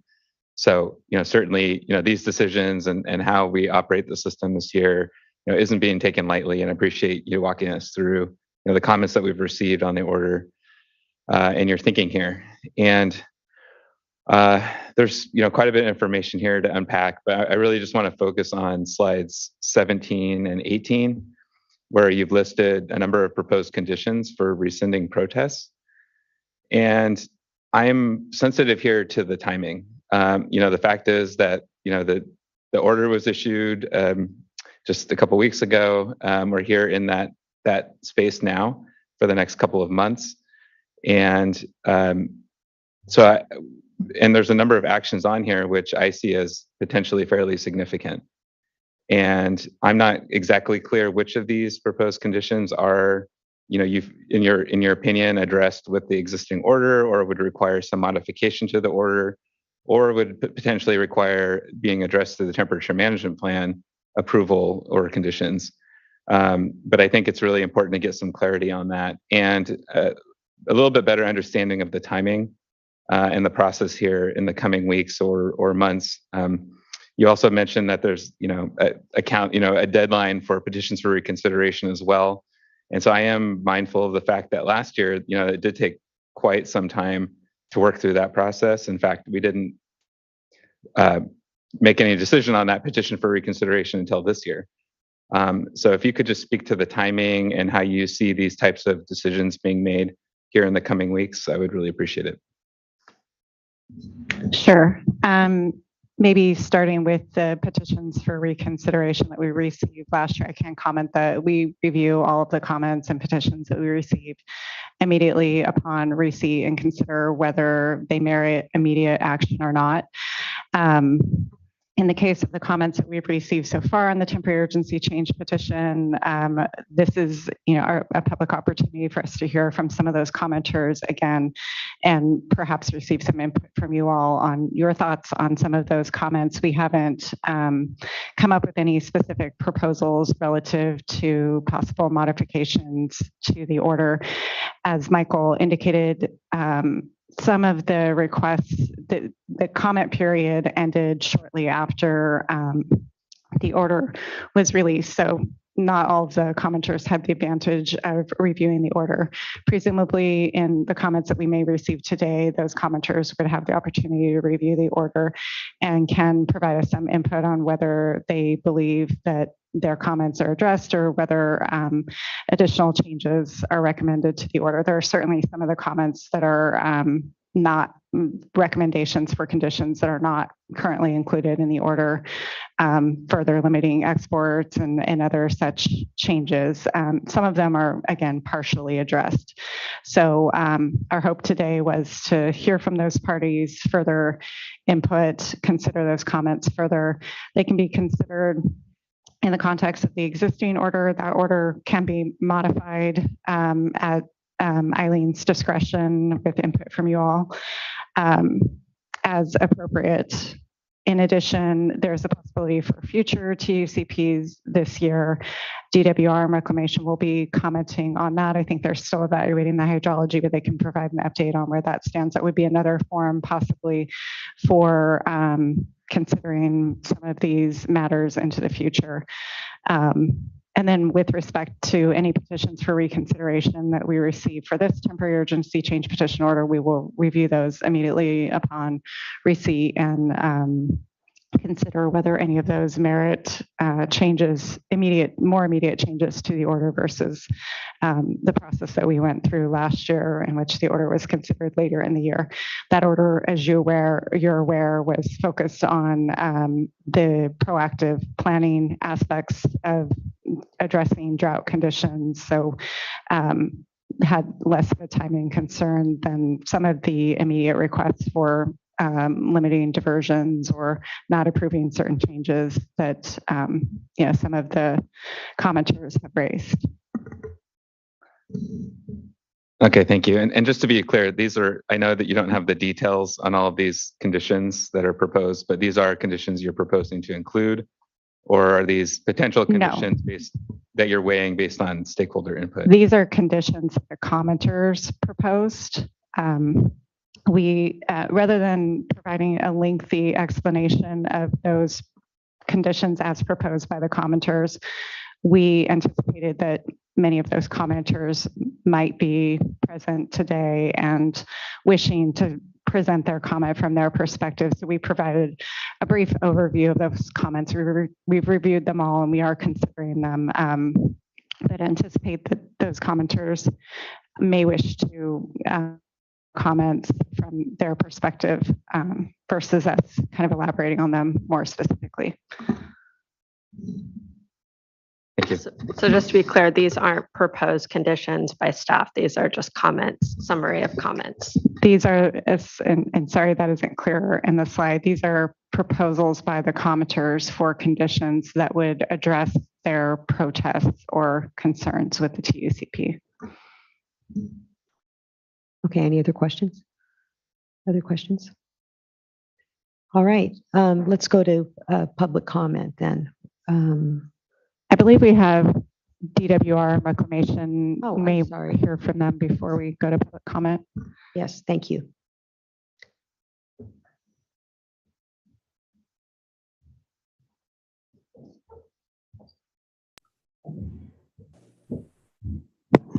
Ms. White, there we go. Hi, good morning. There we go. Good morning, board members, Vice Chair Diadama, board members. Molly White with Department of Water Resources and Water Operations Manager for the State Water Project. And I'm here with Kristen White of Reclamation. Kristen, do you want to introduce yourself? Sure. Good morning, board members. Thanks for having us here. My name is Kristen White. I'm the Operations Manager.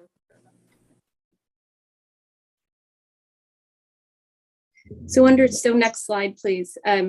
Understanding board staff went through a hydrologic hydrology update. We do have a few of those similar slides as well, but I'll walk through them here real quickly. This in Northern Sierra Basin, precip is widely publicized. January through March has been the driest 3-month, January through March on record for the Northern Sierra. The graphic to the right it displays the monthly breakdown of actual precip compared to average. So the most exciting thing here is to report is a rainfall we have seen this April through Sunday. We were at 3.4 inches to date, which is more rain than we have seen all year. And it's just a shy inch of average for the month. In addition, we have an additional 3 inches forecasted to be added to the Northern Basin later this week. So April will certainly line up to be well above average. And then to the right is the cumulative breakdown, and we're at 36.6 inches and 78% of average to date. Next slide. We provided this last month. This is again the rankings of the precip data in over 100 years. For now, it includes March, so January through March. So standing that time period, we're at 3 inches, and that average precip is about 26 inches. So certainly showing the outlier year so far and separating itself from other dry years we have seen in the typical wettest months of the year. Next slide. Same set of slides, but for the San Joaquin Basin, January through March, well below average and not as much precipitation thus far in April. Much of the storms that we've seen this month, as well as what are forecasted, have been focused in the northern part of the state. So right now, total precip for the San Joaquin stands at 23 inches and is 65% of average to date. Next slide. Here is the snowpack. Absent the recent April storms, we have not really seen any accumulation of snowpack. With the warming temperatures towards the end of March and into April, we have seen quite a bit of snowmelt from, as shown with the decline in that royal blue line across the Sierra Basins. Right now, statewide snowpack is about 31% of average. Next slide. So here is the breakdown of the forecast, starting the January, February, March, and April forecast, comparing the 50% hydrology in blue compared to the 90% hydrology in orange. And when we compare these, you can certainly see the differences. It's for Shasta, the upper right. We've got Feather there to the upper left. Then we've got Feather to the right. Folsom down to the lower left, and then New Melones to the lower right.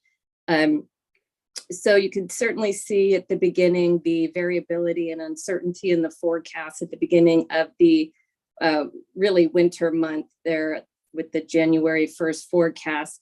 But with each passing month, we've seen that the 50% and the 90% forecast starting to converge. It's typically what we see by this time of the year. But what we're seeing is that 50% converge down to the 90% dry hydrology, just really as an artifact of the very January dry conditions in January through March. But we will note in the April 1st forecast does not include these April storms. So we may see an uptick in that 90% forecast with the May 1st official bulletin 120 report. Next slide. Here is the standard reservoir conditions for major statewide reservoirs. Storages as shown there in dark blue. And as shown, many reservoirs are well below historical average, which is depicted here by the green line. And so with that, I will jump into our respective project reservoirs. Next slide. Here is the Lake Oroville storage. We're at 1.75 million acre feet, about 50% of capacity and 67% of average for this time of year. Our current releases to the Feather River are at minimum of 800 CFS. And prior to the storms, we were tracking about 3,000 cubic feet per second coming into the lake. We were seeing gains in storage just due to that snow melt. But with these recent storms, the inflow is upticked to about 8,000 CFS, and do expect that higher inflows for the remaining period of the week, with the next set of storms coming in later around Thursday. Since April 1st, we've seen an increase of about 85,000 acre feet in storage gains, attributed just to being able to drop to the minimum release, as well as snow melt and the direct runoff from these recent rainfall events. Current storage at 1.75 there in the dark blue. The green line is last year's storage. And around this time, we're at about 1.5 million acre feet and hit our peak. So we're about 250,000 acre feet higher than we were this time of year last year. And if we can advance to the next slide, and I'll hand it off to Kristen. Thanks, Molly. So continuing on with that, looking at Shasta, I think Shasta and Oroville are right now in a neck and neck race, also at 1.75 million acre feet. Unfortunately, that's a much lower percent of capacity for Shasta, only at 39%. We are seeing our releases right now at 3,250, and we'll be holding that for at least the next few weeks with these storm events, or I should say the next couple of weeks with these storm events coming in. Our inflow has been ranging between 3,000 and 5,000. So as you can see from the graph, we're not gaining much storage.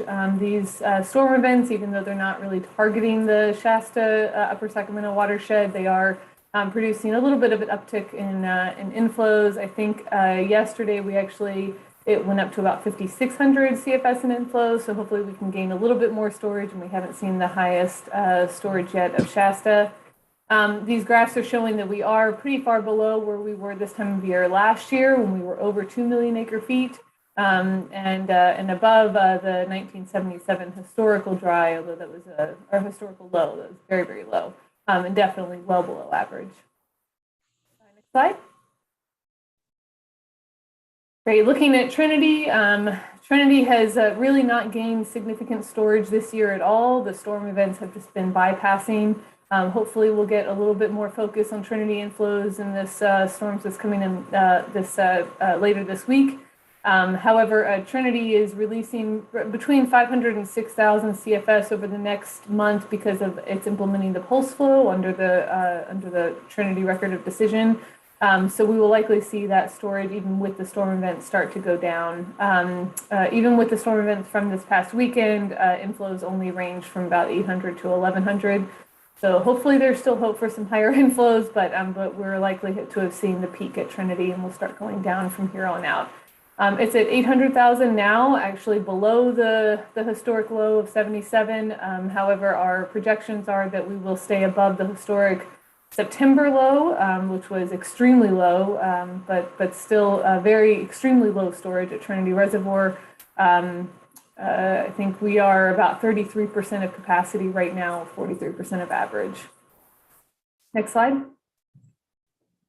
Looking at Folsom, we thought we had peaked out at Folsom. We're releasing about 1,000 CFS right now, which is our minimum flow. We have inflows that have been ranging from they've been roughly in the 2,000 to 3,000 range until these storm events came in, and the storm events are creating some higher inflows around 5,000 to 6,000 CFS, kind of bumping around that range. Hopefully that continues for the next few days with the subsequent storm events that are coming in.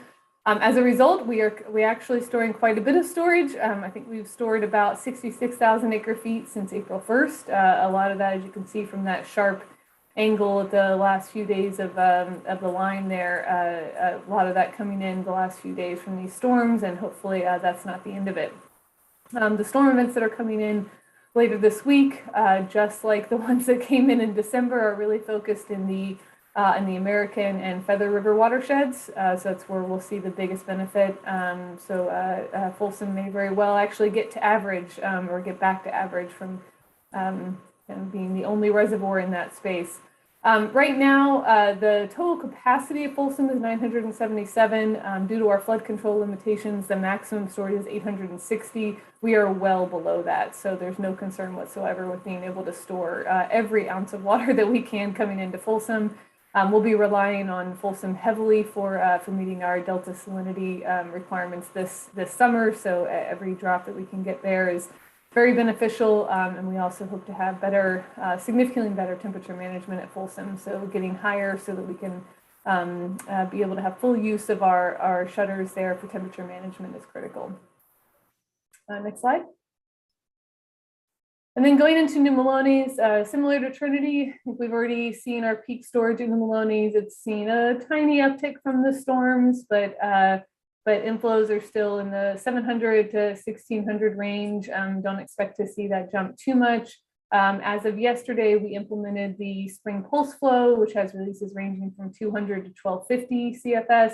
That'll be going into mid-May, so we'll likely see the reservoir continue to drop as we implement those. Next slide. Okay, talking about system objectives, I think these are going to be very similar, if not the exact same as what you would have seen in last presentations earlier this year, as well as last year with one minor difference. Basically, we are focusing on meeting the immunized salinity standards and the outflow objectives, having those minimal exports. I think that was already discussed, and then really conserving upstream storage. I think that's a primary goal here. We have storage conservation as a goal everywhere, including New Melones, which is a different from last year, because last year New Melones had a lot more storage in it. But New Melones is lower now, so it's kind of included in the club now of focusing on storage conservation. At Trinity and Shasta, we also have temperature management as a top goal. Trinity's temperature management, due to the very low storage, is expected to be very challenging this year, so that's a top priority there, as well as Shasta. And we'll talk about the temperature management plan in a minute. And then at Folsom, we'll be looking very similar to last year, making sure that we have adequate storage to get through a dry fall while being able to meet our public health and safety demands out of that system. Next slide. Okay, so looking at some of the key drought actions we have, and there are quite a number of discussions going on with a lot of basin-specific drought actions, but these are kind of a big picture overview. So as already been discussed, we have our temporary urgency change petition, which was approved with the order received on April 4th. That focuses on April through June 30th and includes a relaxation of delta outflow, salinity, and Bernalis modifications. This period is where we're going to get kind of the biggest benefit from relaxations, and we'll talk about the additional periods in a minute. We also backfilled the West Falls River drought barrier. That was done in mid-April, and we'll be evaluating conditions for future TUCPs.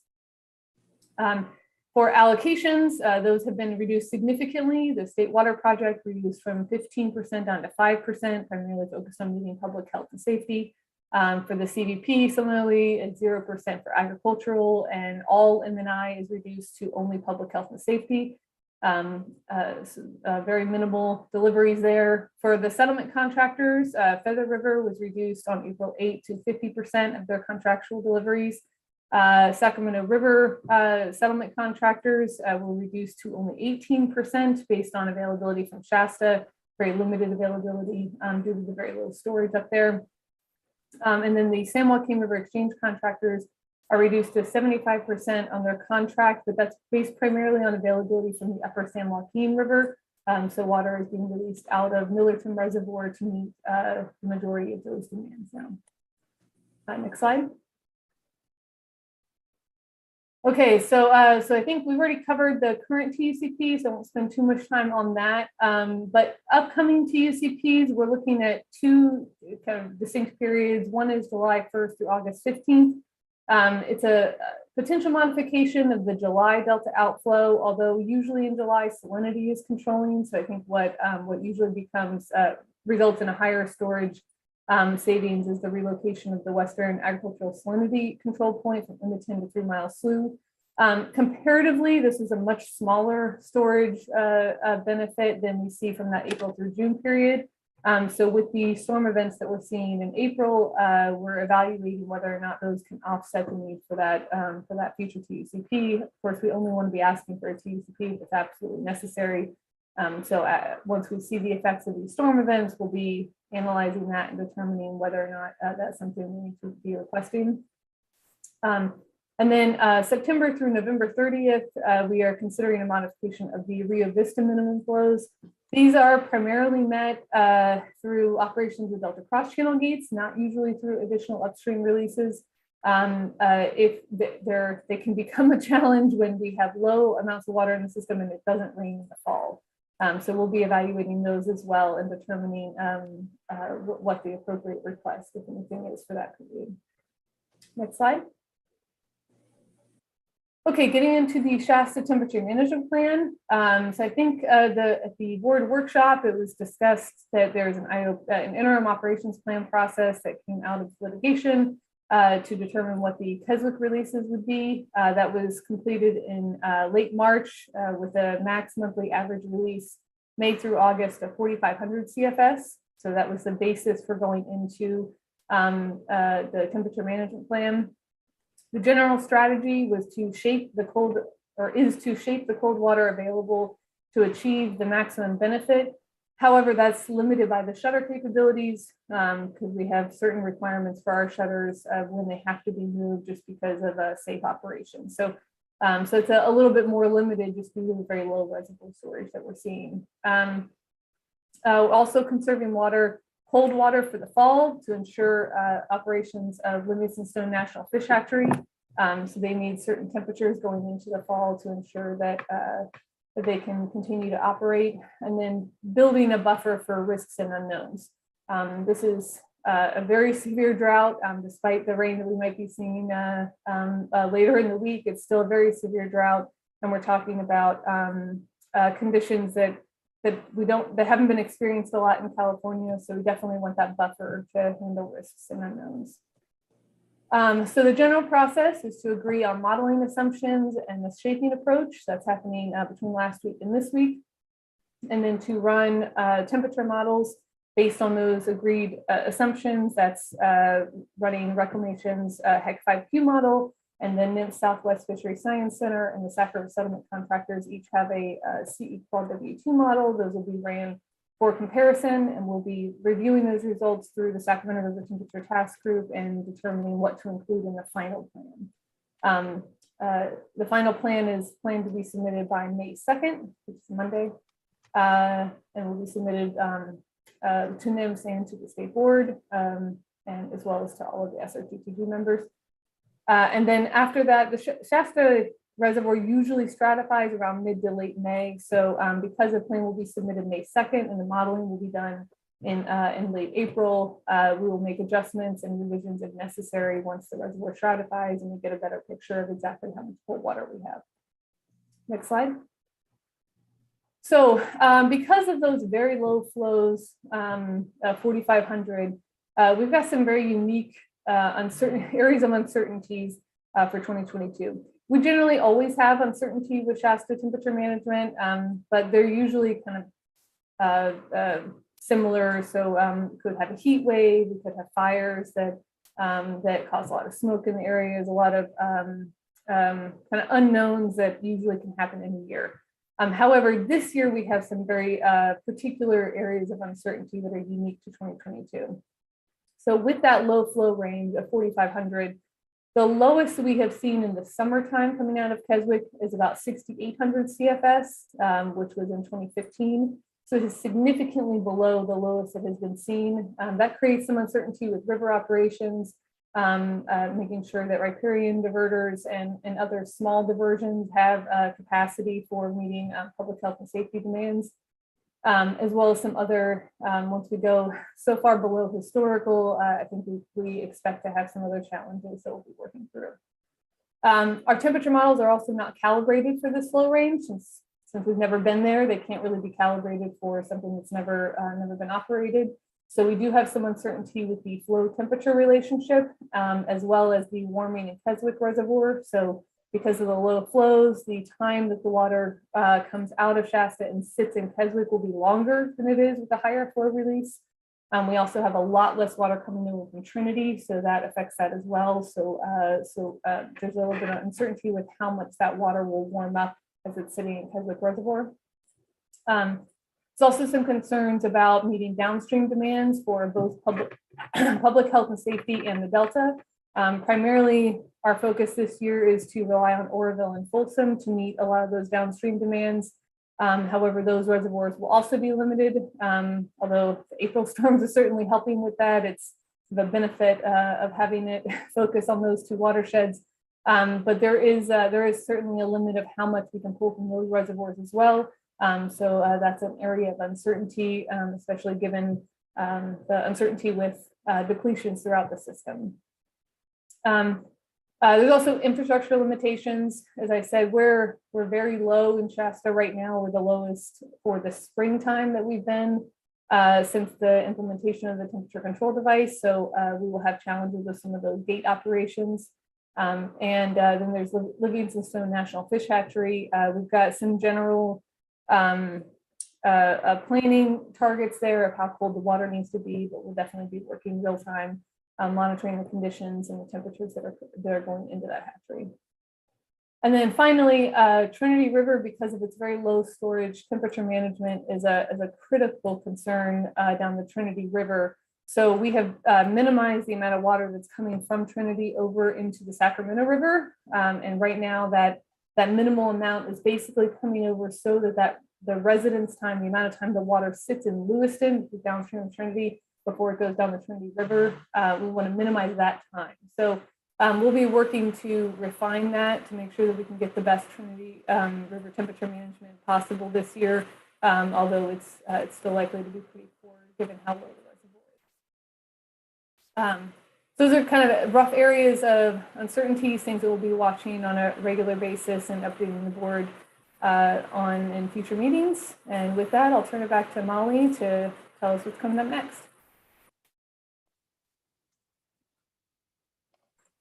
All right, so this is our last slide here. So looking ahead, Kristen touched on a little bit of this.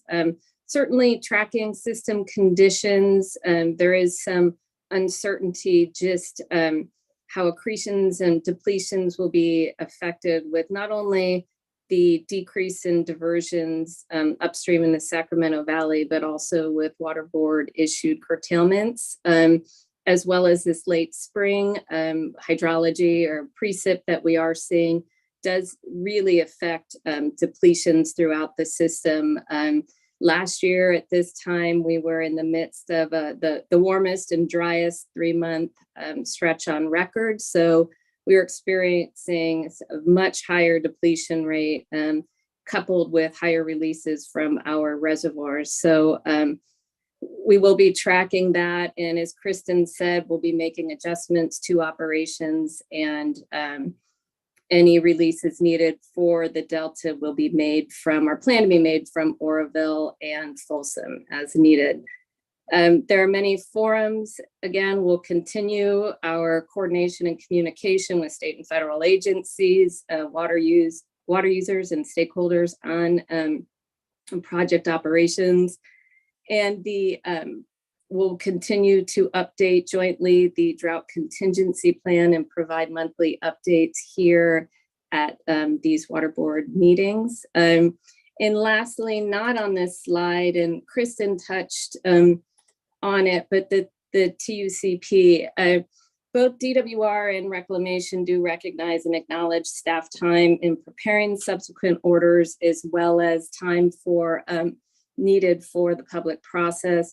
However, we don't take the submittal of a TUCP lightly and only want to submit one if it is needed. So the extreme dry January through March we experienced was certainly setting up conditions that would warrant the need for a TUCP, say, post-June. But at this point, with this April precipitation and forecasted precip this week, certainly has improved conditions. We're not out of the woods by any means. April will come in likely well above average for this month, and just the added precip and storage we are gaining may offset the need for a TUCP after June, at least for that July-August period. But we're certainly still assessing.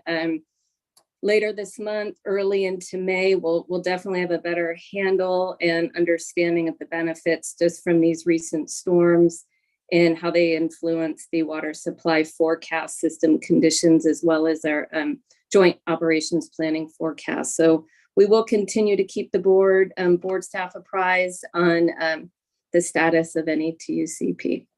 And with that, I'll open up to questions. Okay, thank you both. I just want to double check on the break issue, because I think I misspoke. I wasn't calculating for this presentation. You want to take a quick break and come back, or go ahead and wrap this up? Preference?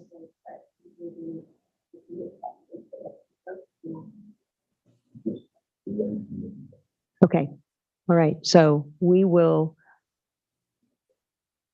go ahead and take questions, hear from the commenters, and then we'll break for lunch and do Coachella when we come back from lunch. Okay. And sorry for the miscommunication and what I said earlier, that we would do Coachella before lunch. Okay. Questions? Board Member Morgan. Yes, thank you. I do have a question. Within the presentation, it does include the tracking of different system conditions.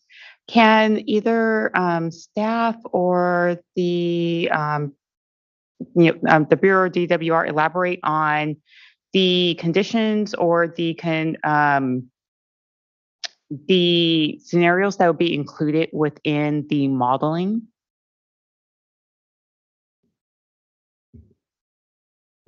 For the temperature management planning process or the temporary urgency change petition process? The temporary urgency change petition process. And so what's included within that condition right now? So what modeling will be included within that? Are you referring back? Well, there is, if you're referring to the condition that we were speaking about earlier, that the Department of Fish and Wildlife recommended, that is to be worked out between staff of the State Water Board, the fishery agencies, and DWR and Reclamation, including consideration of the comments identified in the Department of Fish and Wildlife's letter. Some of those issues, I think, require more explanation. We agree that we should be doing more proactive planning, especially given the number of years that we've experienced drought conditions and the sort of back-to-back nature that we've experienced those over the past decade. So this provides for a planning process for us to work together to come up with those modeling scenarios. DFW, the Department of Fish and Wildlife, did identify some specific modeling that they recommended: life cycle modeling, temperature-related modeling, and other activities. We just need to get together and solidify a plan. So the order includes a condition requiring that to occur. Okay, thanks. So, do you know what the timeline on coming up with that is approximately? Okay, yeah, so in condition of the most recent temporary urgency change order, it's condition 7, part D, and it requires a report to be provided by, sorry, I'm reading here, a draft report by October 1st, 2022. So it identifies CDFW's letter of April 1st, 2022, and a requirement to work in consultation with State Water Board and other organizations to come up with the analysis, including life cycle modeling, attrainment risk assessments, and mechanistic effects of delta outflow changes. And there could be other things. This condition provides examples, but they're not exhaustive. So a draft report would be due October 1st, 2022, which is a tight timeline, which means we need to be meeting soon to get things started, to provide sufficient time to do the analyses and then write the narrative that goes with it. Then I'm looking here, looks like final report that addresses agency comments shall be submitted to the State Water Board by January 15, 2023. Okay, thank you. Board Member Firestone. Sure, I have some questions, thanks. So one question is, I think going back to slide 6, there was some discussion on looking at 50% and 90% forecast. You just remind me, I may be remembering incorrectly, but that given how bad last year was there discussion of looking at 99% or a higher percent, or am I mixing that up with something else? Well, these are the 50 and 90%. The looking at a 99% is a little bit off the table right now, just considering the April storms that we have seen. We did provide and use a much drier, that 99% hydrology back in February when we developed the operations modeling for the submitted TUCP that we submitted in March. So essentially this year, because of the convergence of the two and even this drier, the wetter April hydrology is putting us in a much better place, and we're really focusing on that 90% hydrology, looking for this coming few months. Okay. And so my other question is, and I think this goes back to just trying to sort out some really basic stuff that was with my last question with staff in the prior presentation. So I know that we have said, and you know, the department has said, and I think numerous, I think also maybe the interim operations plan was all putting forth priorities that we would, you know, start with health and human safety. I can't remember the exact order, but the environment, salinity, you know, operational constraints, and then senior contractors and then contractors. And I'm wondering how, if we are, if there's still, say, for example, 50% allocation for senior water rights holders, settlement contractors, how that's consistent with those priorities. I understand there's public interest that may be the deciding factor there. I'm just not following how that's consistent with the priorities that we've laid out, or if I'm missing something.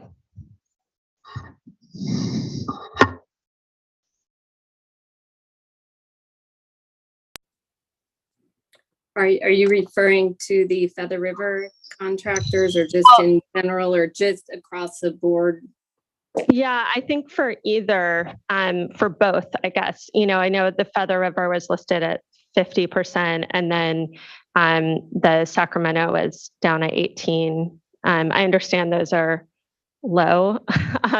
Certainly, I've never seen 18% before, and I know we have cumulative years there, and there may be public interest requirement or overriding considerations. I'm just trying to understand how the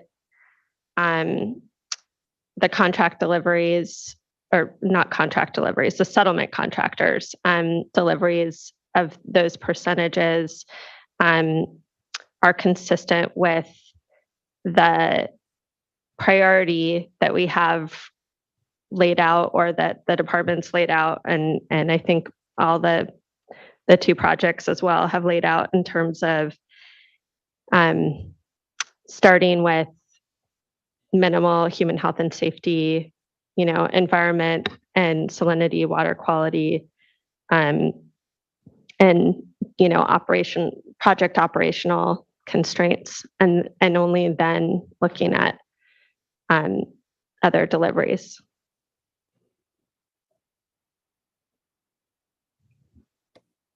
I'll speak generally. As far as for the Feather, I can't speak to the federal settlement contractors, but it's a multitude. We did trigger our senior water rights settlement contractors. We did trigger and implement the 50% reduction to their deliveries. State Water Project on the other side does provide water supply to many millions of people in the state of California. So we have developed and our health and safety guidelines to allocate water to our state water project contractors. And the 50%, getting back to the settlement contractors, our contract with them does not allow us to reduce their deliveries beyond 50%. And I can address on the Sac River side. I think it's a little bit different story on the Sac River side than on the Feather. We are facing a potential third year of low egg to fry survival for winter run, which according to our 2019 biological opinion puts us in a all hands on deck approach of everything that can be done in order to support winter run as possible. So the releases that will be coming out of Keswick were crafted with the support of winter run, and basically the delivery to the Sac River settlement contractors falls out of that. So those releases are crafted for the environment purpose, which is why the resulting number is significantly lower than it's ever been historically at 18%.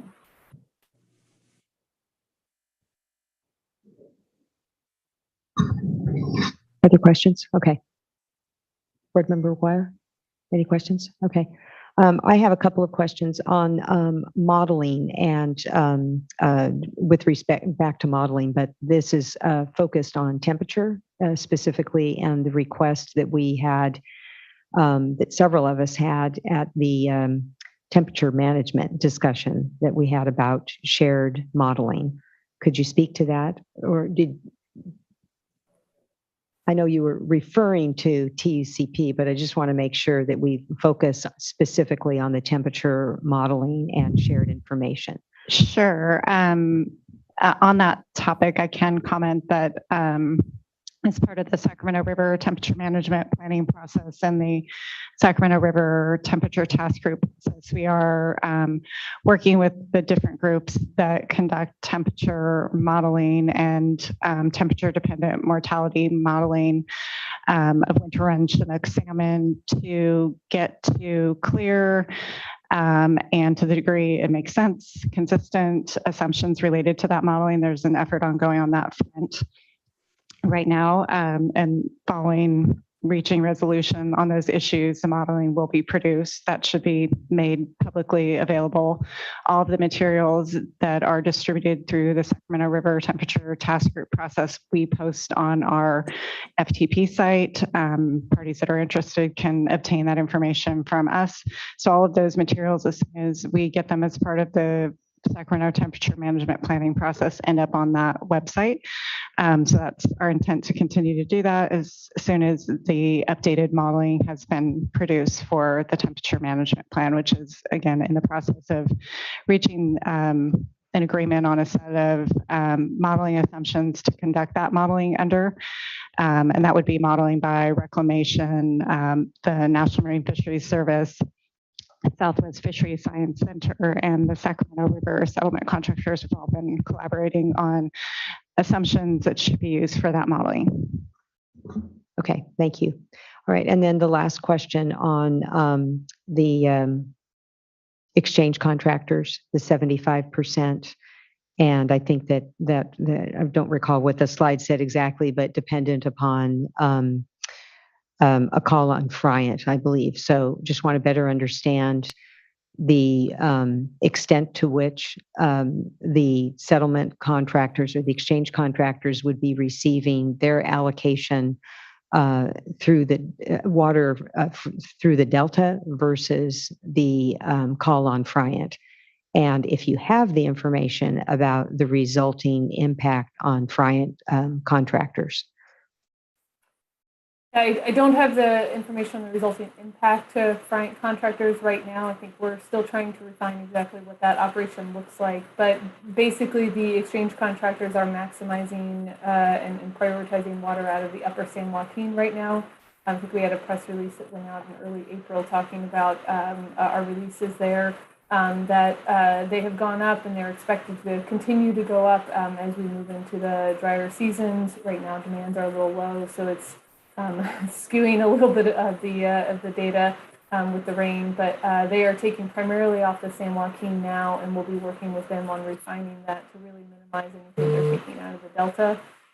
We have very little water in San Luis right now. If you look, it looks like we have a lot more because there's a lot of water that other people have purchased from other users. It's kind of stored in the federal side. So as far as federal water available, it's very low, and we have refuge demands this fall, and we also have public health and safety demands throughout the year. So really trying to prioritize the pumping and the little amount of water that's stored in there right now to go to those purposes. So that's where we're at right now, and I think as we we did this in 2014 and 2015, but it's still a relatively new operation to primarily meet the amount of the San Joaquins. We're looking to refine that and figure out where our limitations might be. Does that help? Okay. Yes, thank you for that. Maybe if you could give us a more complete update the next time you appear before us. Okay, let's move on to public comment. And we'll start with Thad Bentner with Glen Calusa Irrigation District. Good morning, Vice Chair and board members. Can you hear me okay? Yes. Thanks for the opportunity to provide some comments. Apologize, I couldn't be down there in person. I was actually providing a similar conversation or presentation to our local county board of supervisors on just kind of where we ended up on water supply this year. I do have a brief PowerPoint I wanted to walk through, and respecting your time. I don't know if staff has it there, or do you want me to share my screen? We have it. So we're on the first slide here. Okay, perfect. Okay, I see it now. Okay, thanks. I'll go to the next slide, please. And I'm just going to touch on the bullets that either staff or Kristen or Molly didn't touch on, just again to respect your time. But first, I did want to point out that we did work with Secretary Blumenfeld about a month ago, or a little bit longer than that, to convene some of the agencies to talk about operations this year on the Sacramento River and Shasta Reservoir. As some of those pictures shows, we haven't had rain for over 90 days. We knew this year was shaping up to be very difficult in terms of operations for water supply and also protecting winter run salmon this year. So we did kind of convene a principal group really to start to look at actions that could be taken this year, as well as work on a broader package and suite of actions and solutions that we needed to just address how critical this year has been. So we put that group together. We did kind of arrive at an outline of an operations and a few actions that I'll touch on the next slide. But the other thing that we try to do also is make sure that what we put together would we be consistent with the interim operations plan, which is the second bullet. And, unfortunately, this year is so dry that, none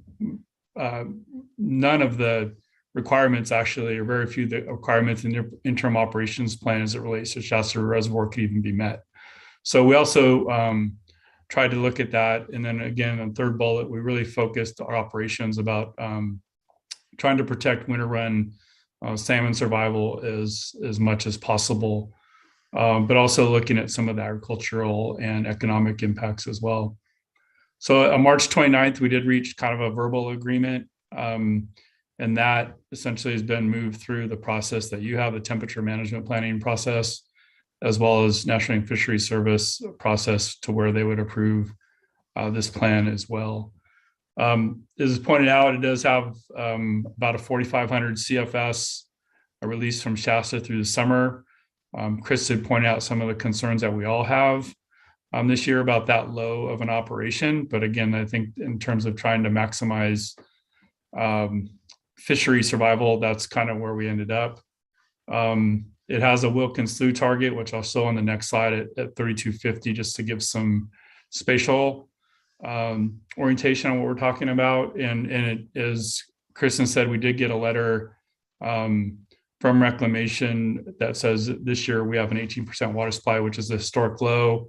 We also are working with Reclamation about some contract issues related to that. But just for our district, it means about only about 148,000 acre feet of water available. So it's going to be devastating this year. I mean, there's no way around it. But that's some issues we're dealing with currently. Next slide. This is just a chart, kind of the Sacramento Valley. The colors are the different Sacramento River settlement contractors. We comprise roughly about 25% of the irrigated land in the Sacramento Valley, so a significant portion. You can see on the top of the chart, there's Shasta, Keswick. That shows where water will be released at about 4,500 CFS. And the location of Wilk and Sloot, you hear that a lot, but that's, you can kind of see where it's located relative to the Sacramento Valley. It's about 35 miles north of Sacramento.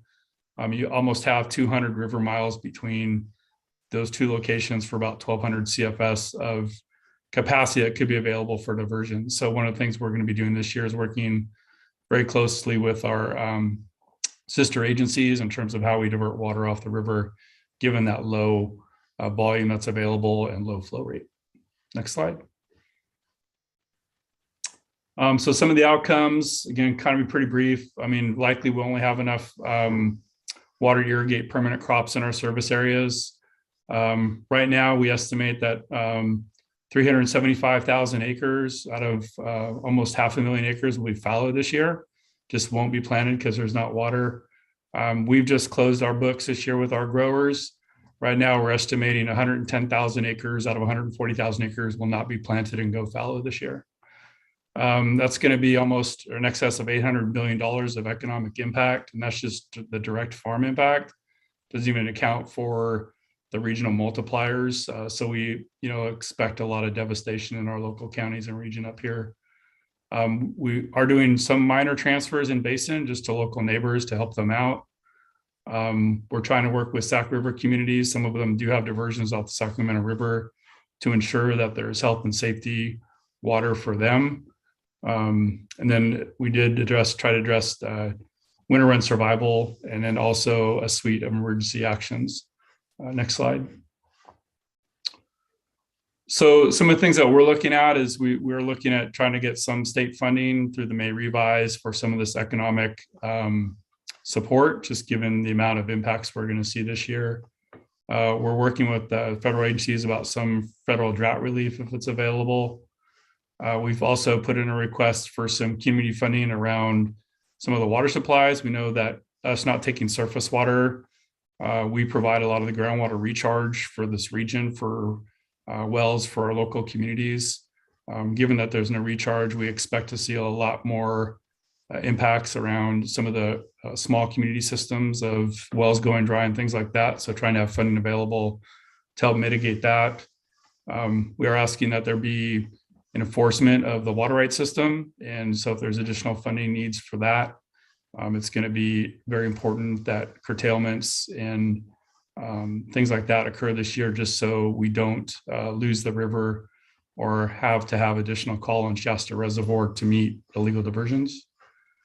We're also looking at recharge efforts, again, just to try and get some water back into the groundwater system this winter.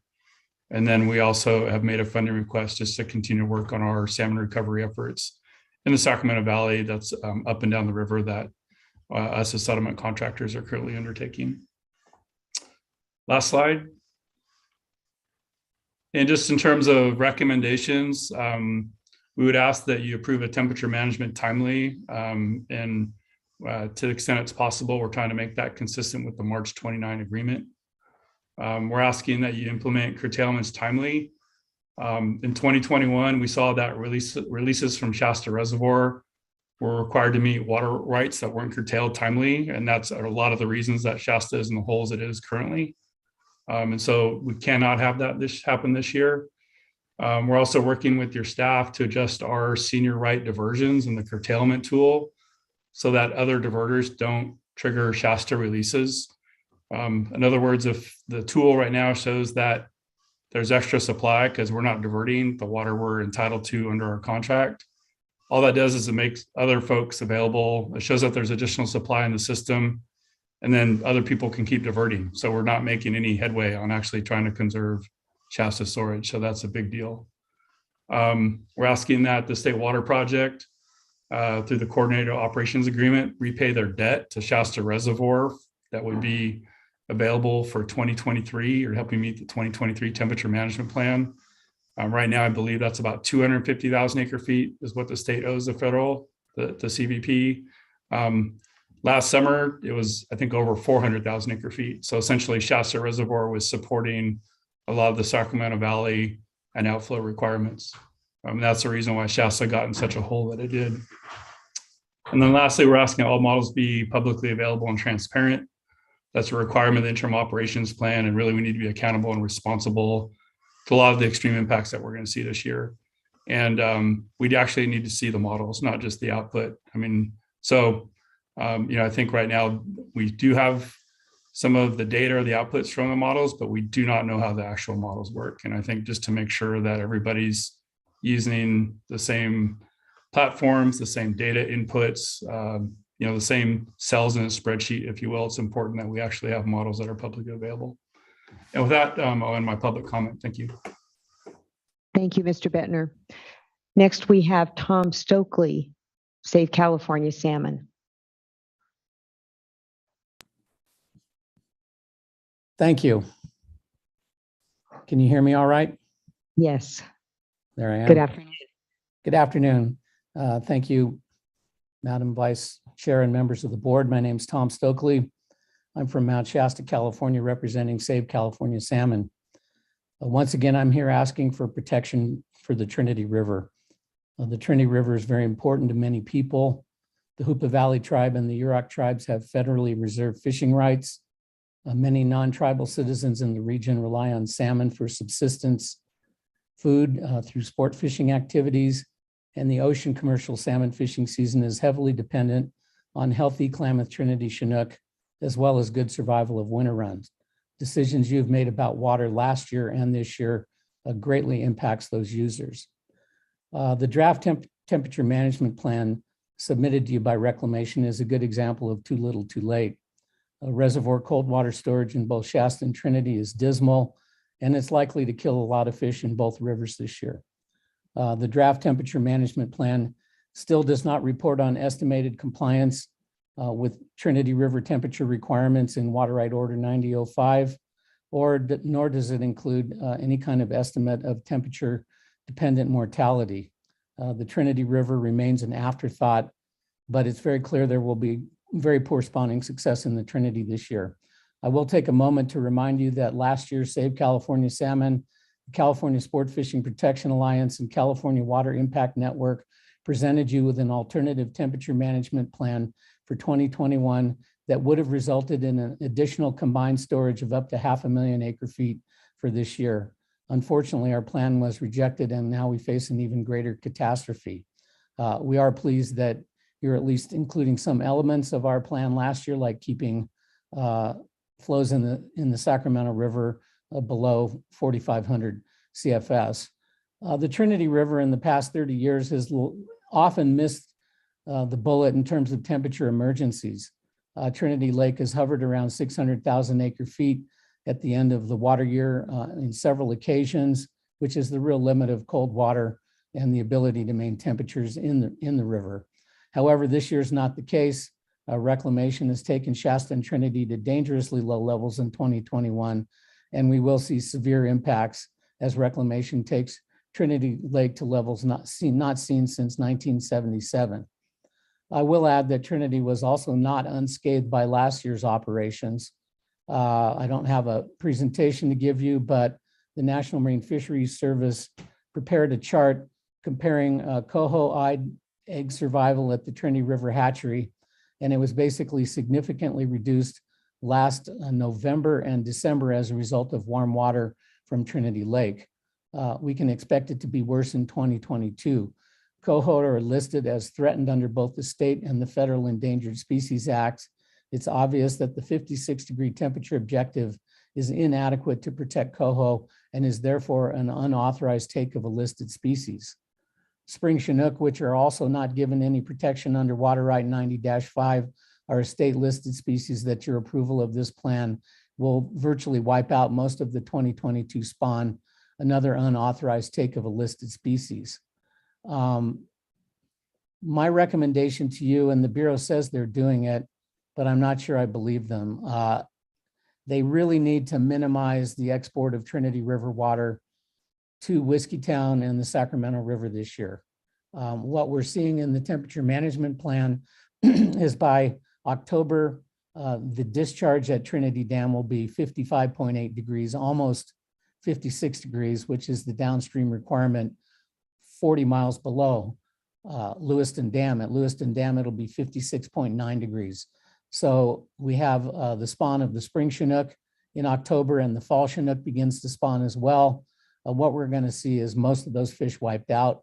It would be nice, at least if in the temperature management plan, that the Bureau could admit that they're going to wipe out fish on the Trinity River instead of just giving us some numbers that don't mean anything if you're not familiar with the system. I will also add that whatever Reclamation can do to minimize Spring Creek Power Plant discharges of Trinity water into Keswick and the Sacramento River would be beneficial. Usually, Trinity water is actually several degrees warmer than Shasta Dam releases into Keswick, and therefore, by minimizing Trinity exports to the minimum necessary to keep Lewiston Dam flushed is also beneficial to the Sacramento winter run. I encourage you to do everything you can to see that we have better temperatures than what they're predicting in their temperature management plan. The only way I see that they could do that is, again, by keeping Trinity storage much higher by the October spawning period so that we could actually have some colder release temperatures. I will add also that in the year 2002, there was a massive fish kill of adult salmon in the lower Klamath River. Somewhere between 35 and 65,000 adult salmon died. I think there's a good potential for that to occur this year. I think the run's supposed to be up a little. It may trigger some additional releases from Trinity and Lewiston dams into the Trinity River and the lower Klamath River, but unfortunately that water may very well be too warm to help them. So we're going to potentially see more dead salmon. So I encourage you to do what you can to protect the Trinity River and to make sure that in the future we don't end up in a situation like this where you have dangerously low cold water carryover storage. This was predictable. This was preventable. This is what they call in the basin plan a controllable factor. Please take some control of these factors. Thank you. Thank you, Mr. Stokely. Next, Chris Schutz, California Sports Fishing Protection Alliance. Good afternoon. Mr. Schutz. I beg your pardon. Good afternoon, Vice Chair Diadamo and members of the board. Chris Schutz from California Sport Fishing Protection Alliance. I'm not going to summarize our protest and objection to the TUCP here today, and hadn't really planned to speak too much about it. But after hearing the presentation from staff, I do want to speak to a couple of the dismissal terms that we included and explain them a little bit. Some of them are consistent with the order conditionally approving the TUCP. Others are not. And I want to tell you some of the reasons why you might consider including others. I don't know if you all have read our objection and protest. I encourage you to do that. The staff presentation gave some of the conclusions that we came to, but not all of them. And it's good to understand sort of with the narrative why we think they're necessary. As the projects do, CSPA, Aqua Alliance, and California Water Impact Network, or CSPA et al., proposed a storage first management priority for CBP and State Water Project reservoirs. I will add that we proposed using new Melonis for salinity control, particularly. That was done last year. I think that although there's reduced storage, that's still a potential source of water for salinity control. Salinity control is extremely important. Restore the Delta talked about that considerably in its protest. And that's management tool that you all and the Reclamation consider using once again. We proposed a limit and on diversions by State Water Project and Central Valley Project contractors, including settlement contractors, upstream of Delta and on Delta exports to levels needed to meet health and safety requirements and level 2 water refuge water supplies. The refuges are going to be doing very badly this year because some of the ancillary benefits of irrigation are not going to be available to waterfowl. Going to Miss Board Member Firestone's point about why for example, the Feather River settlement contractors are still allocated 50%. That's, in my opinion, something that the board has in its ability to reduce, and it's something you might consider. We're still having conditions in the Delta diminished and salinity increased, flow reduced in order to meet agricultural water deliveries. We don't think that's an appropriate prioritization, and the question I thought was right on.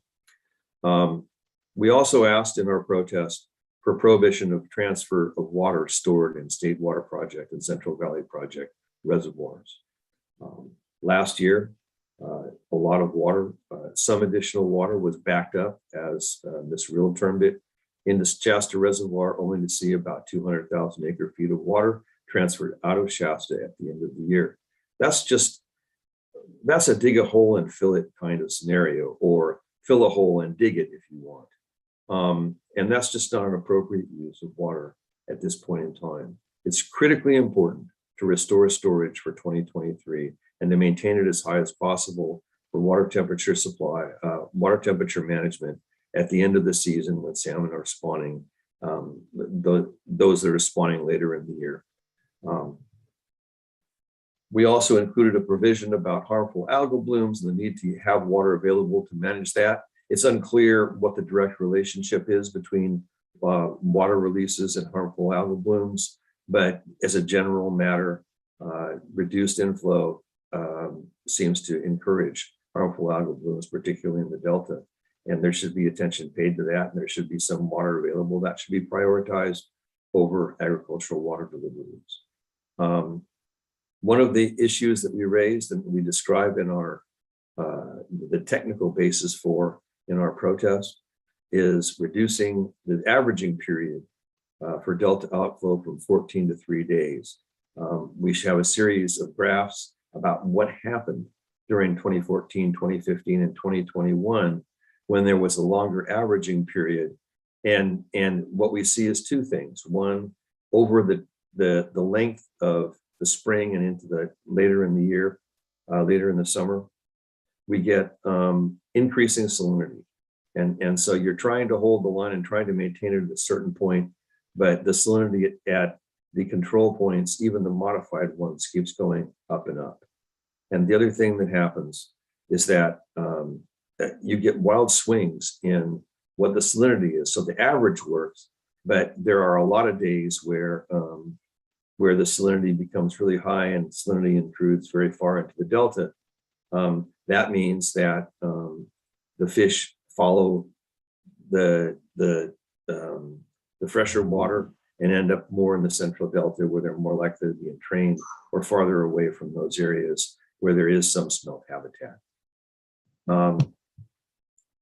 We want reporting. Mr. Schutz. Yes.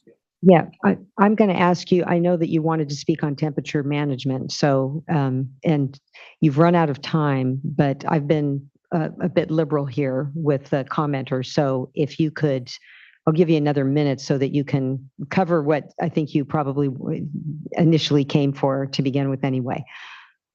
Thank you. I was just trying to be responsive to the yes, to the way that this developed, and I'd be glad to summarize it briefly. So what we proposed last year is very close to what Reclamation is proposing for this year for deliveries and flow releases on the Sacramento River. That doesn't mean that we're getting what we wanted, because the benefits are not going to be the same. There's less water in storage in Shasta, and Trinity is particularly depleted. Mr. Stokely spoke to that. And so it's important to understand that timing really matters. And this is a triage situation that should not have come about. It takes several years to get to the position we're in. And right now we're dealing with it as a one-year crisis. That's not the best way to do it. There needs to be more detail. And somehow in the TUCP and the TMP, which the board appropriately connected in Water Rights Order 2022-95, there needs to be a line drawn between what is being proposed, what the goals are, and what releases there are, and how reservoirs upstream are being managed. You can't disconnect the two and then say, well, it's shown in the modeling. The modeling shows what it shows, but you don't know whether that's going to be what actually happens on the ground or whether that's just a representation. So far, it seems like Reclamation and DWR at least are not releasing more water than they should be in April. But to have an effective order of any kind, you really have to include all the elements and connect them. We're concerned about payment for water that's not available. We're concerned about that for a number of reasons. We think it's a bad precedent. I won't go into the reasons why, because I don't have time. And we don't know what the details are. But as those become available, and as we get a better understanding of what the TMP proposal actually is, we'll be commenting further and providing written comments. We are pleased that Reclamation is reducing substantially the level of deliveries to Sacramento River settlement contractors. And we'll see how all the rest of it shakes out as we get a more developed plan. Thank you very much. Thank you for your input, Mr. Schutz. Next is Regina Chichizola, Save California Salmon.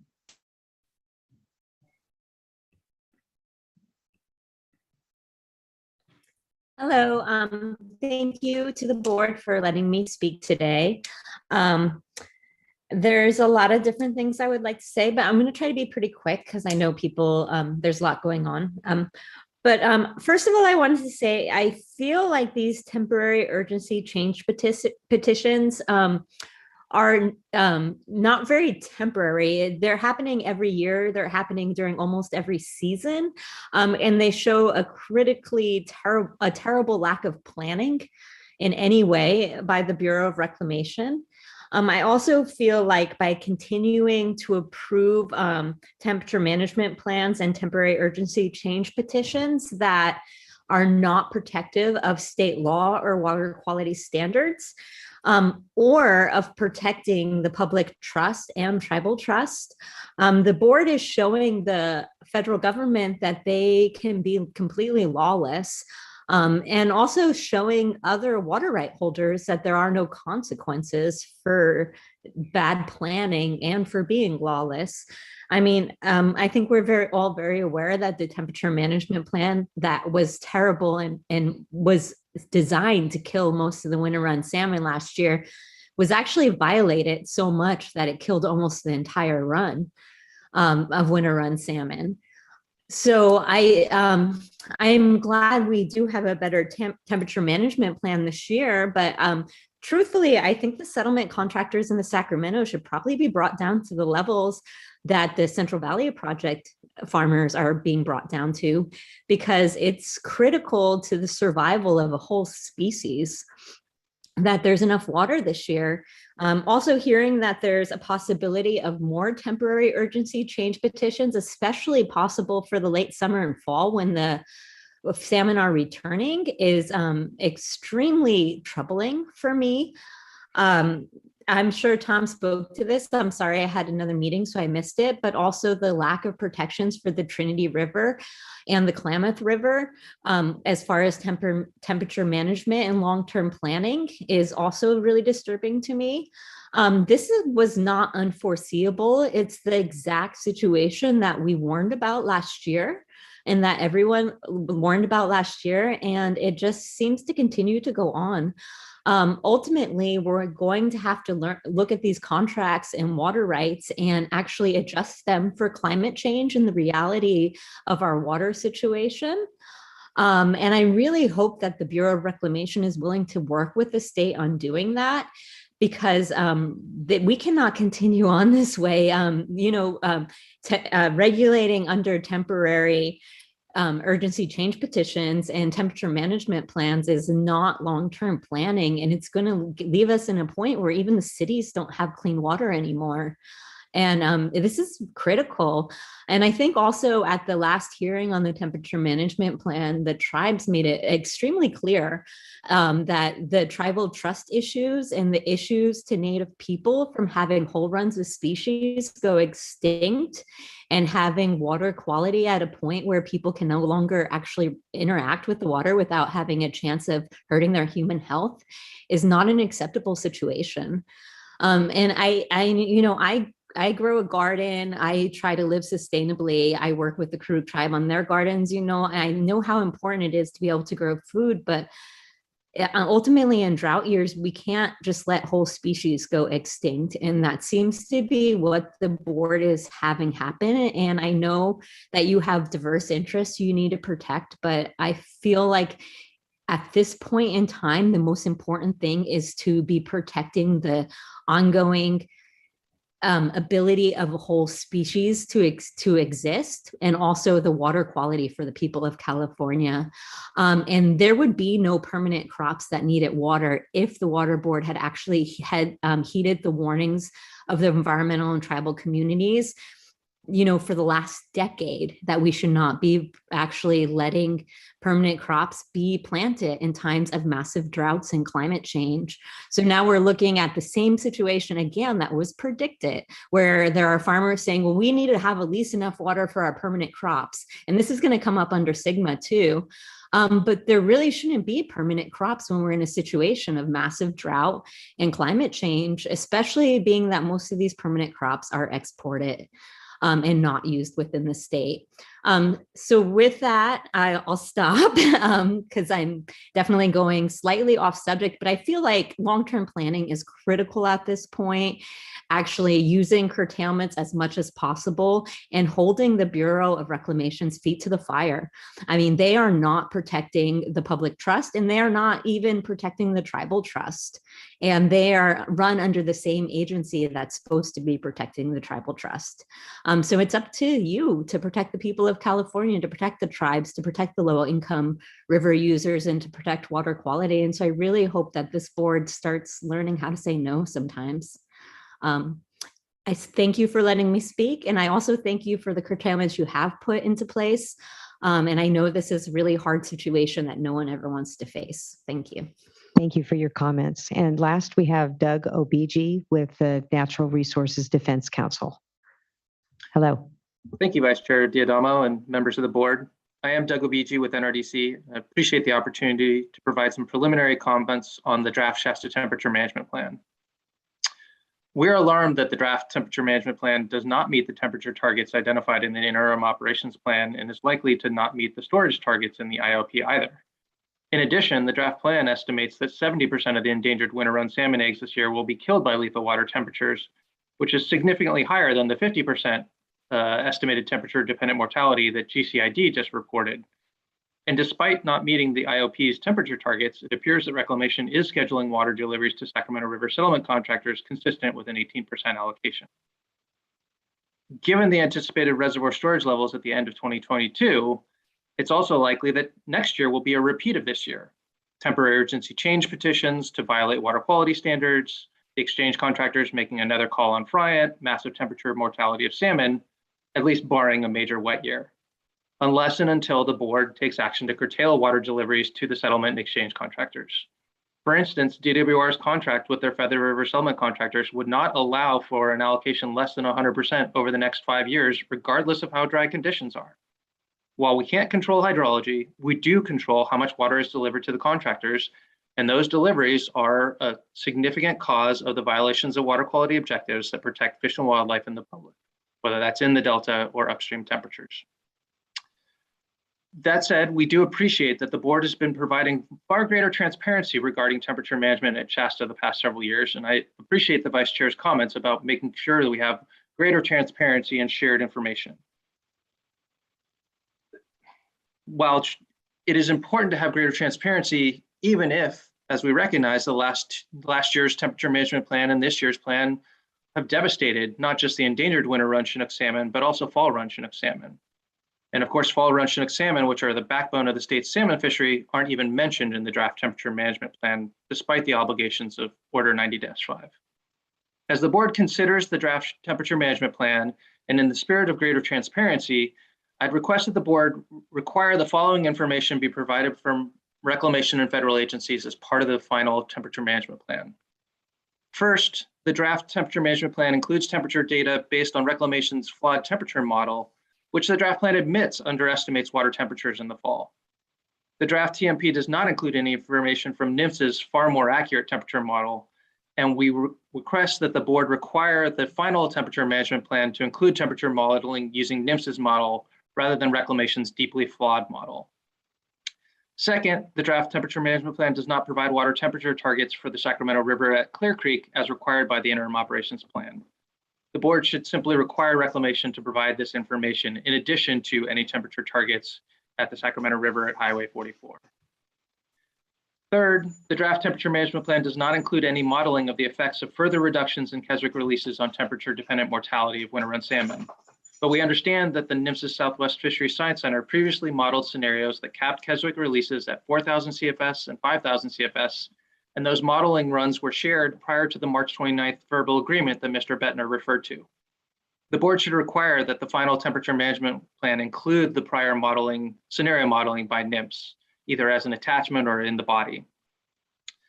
Finally, the draft temperature management plan does not include any information about the steps taken by Reclamation within their reasonable control to meet the requirements of Order 90-5, particularly regarding water supply allocations to their contractors. The board's done this in the order, in the TUCP order in terms of requiring specific information about allocations, and the board should similarly require that the final temperature management plan include Reclamation and DWR's water supply allocations to all their contractors, the extent to which water from Shasta is contributing to those water supply allocations, and any transfers of water that is released from Shasta. All of this information would help the board evaluate whether to approve the TMP and impose conditions on it, and give the board and public more information to better understand the effects and alternative operations. Finally, I do want to thank board staff for posting materials from the Sacramento River Temperature Task Group to the board's FTP site. Because Reclamation fails to provide that material in a timely manner, the board's FTP site is the only way for the public to obtain this information. I'll note that currently the FTP site is a bit out of date, and so would request that staff include the more recent Sac River Temperature Task Group meetings on the FTP site. So thank you for consideration of our views. We will follow up with written comments, but believe that these 4 informational requests should not be burdensome to Reclamation and would provide far greater information to the board and the public. Thank you. Thank you for your comments. Okay, before we break, I just want to check with staff and also the department and the Bureau if they have any closing thoughts. Okay. Just wanted to give you that opportunity. All right, we will break for lunch and return at 1:15. All right, with everyone? Okay, 1:15.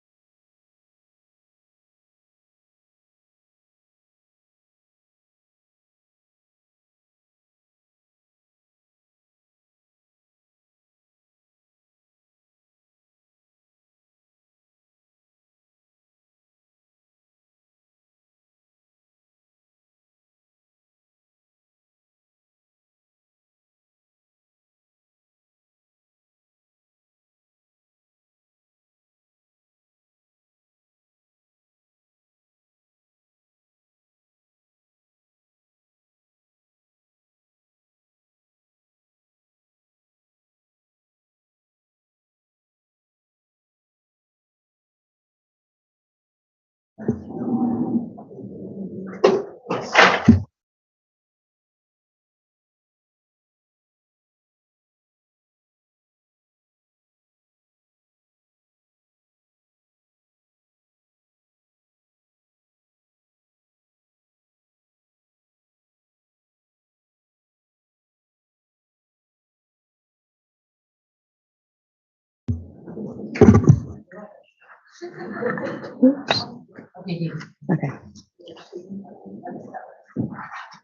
Okay, welcome back. It is 1:19, and we will now proceed with item number 6, Coachella Valley Water District's regional consolidation plans for the Eastern Coachella Valley.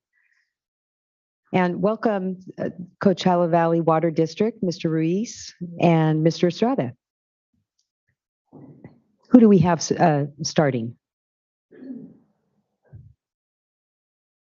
So it's actually going to be Michelle, virtual. So she's up right now. All right.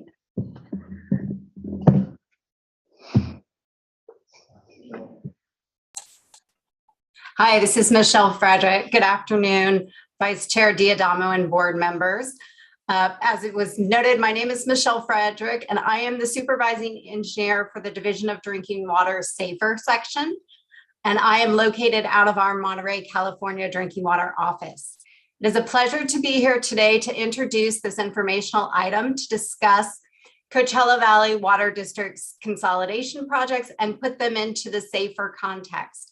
After my introduction, I'll pass it over to Mr. Estrada and staff from Coachella Valley Water District. Next slide, please.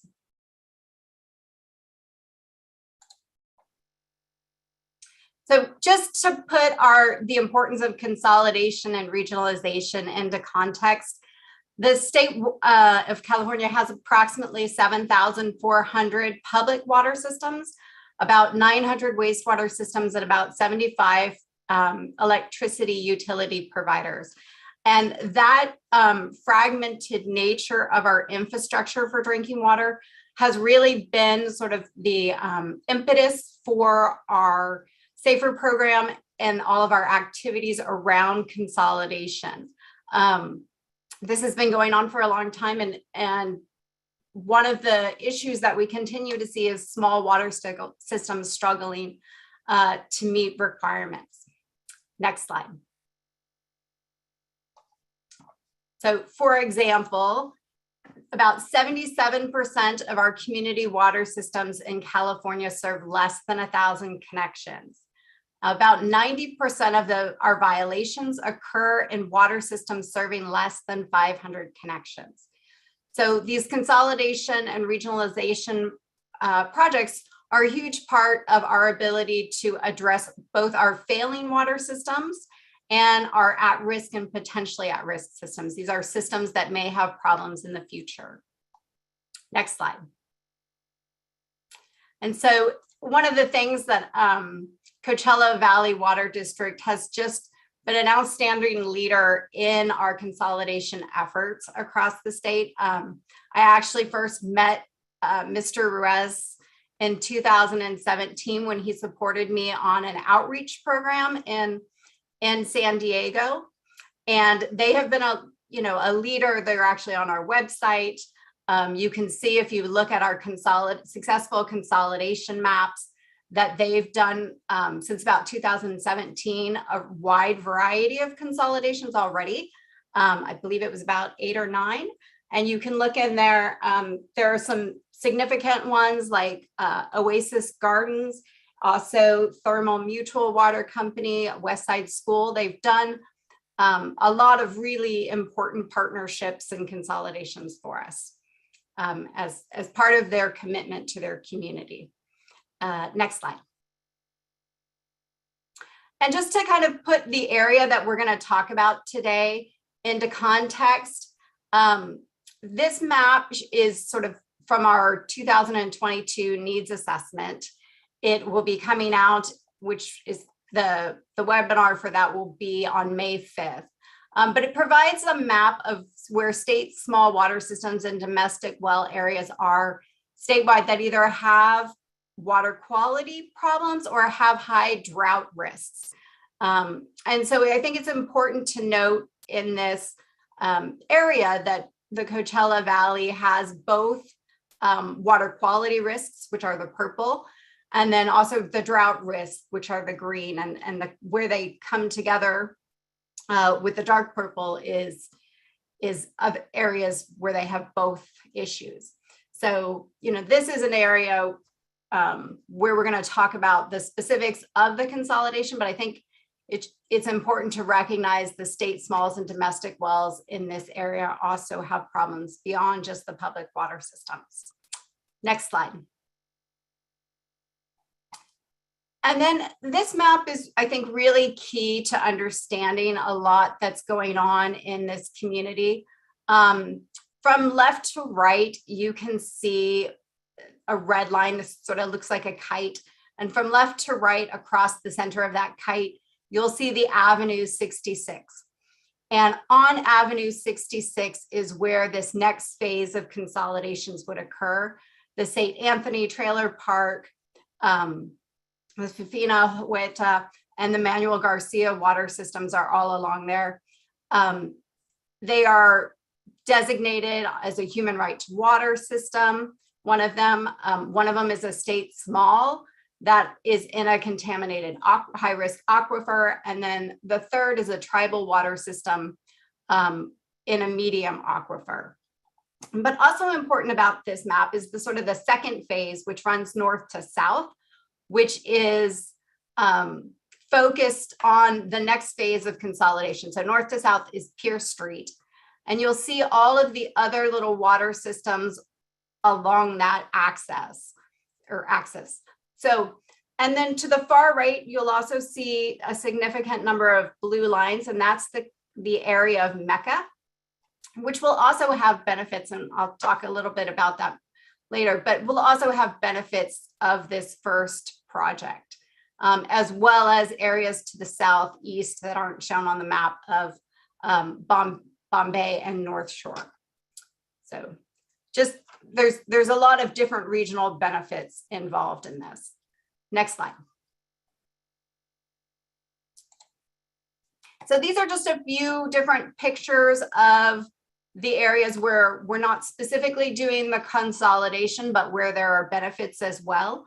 There is currently, and you can see on this blue line that comes down from the north and then jogs to the east and continues to come down. That's an 18-inch pipeline that in the event of interruption would leave this community of Mecca without water. They currently have a connection moratorium due to historical limitations of their water supply, and also have, the only storage in that area is about 400,000 gallons, which does not meet even the maximum day demand of that community.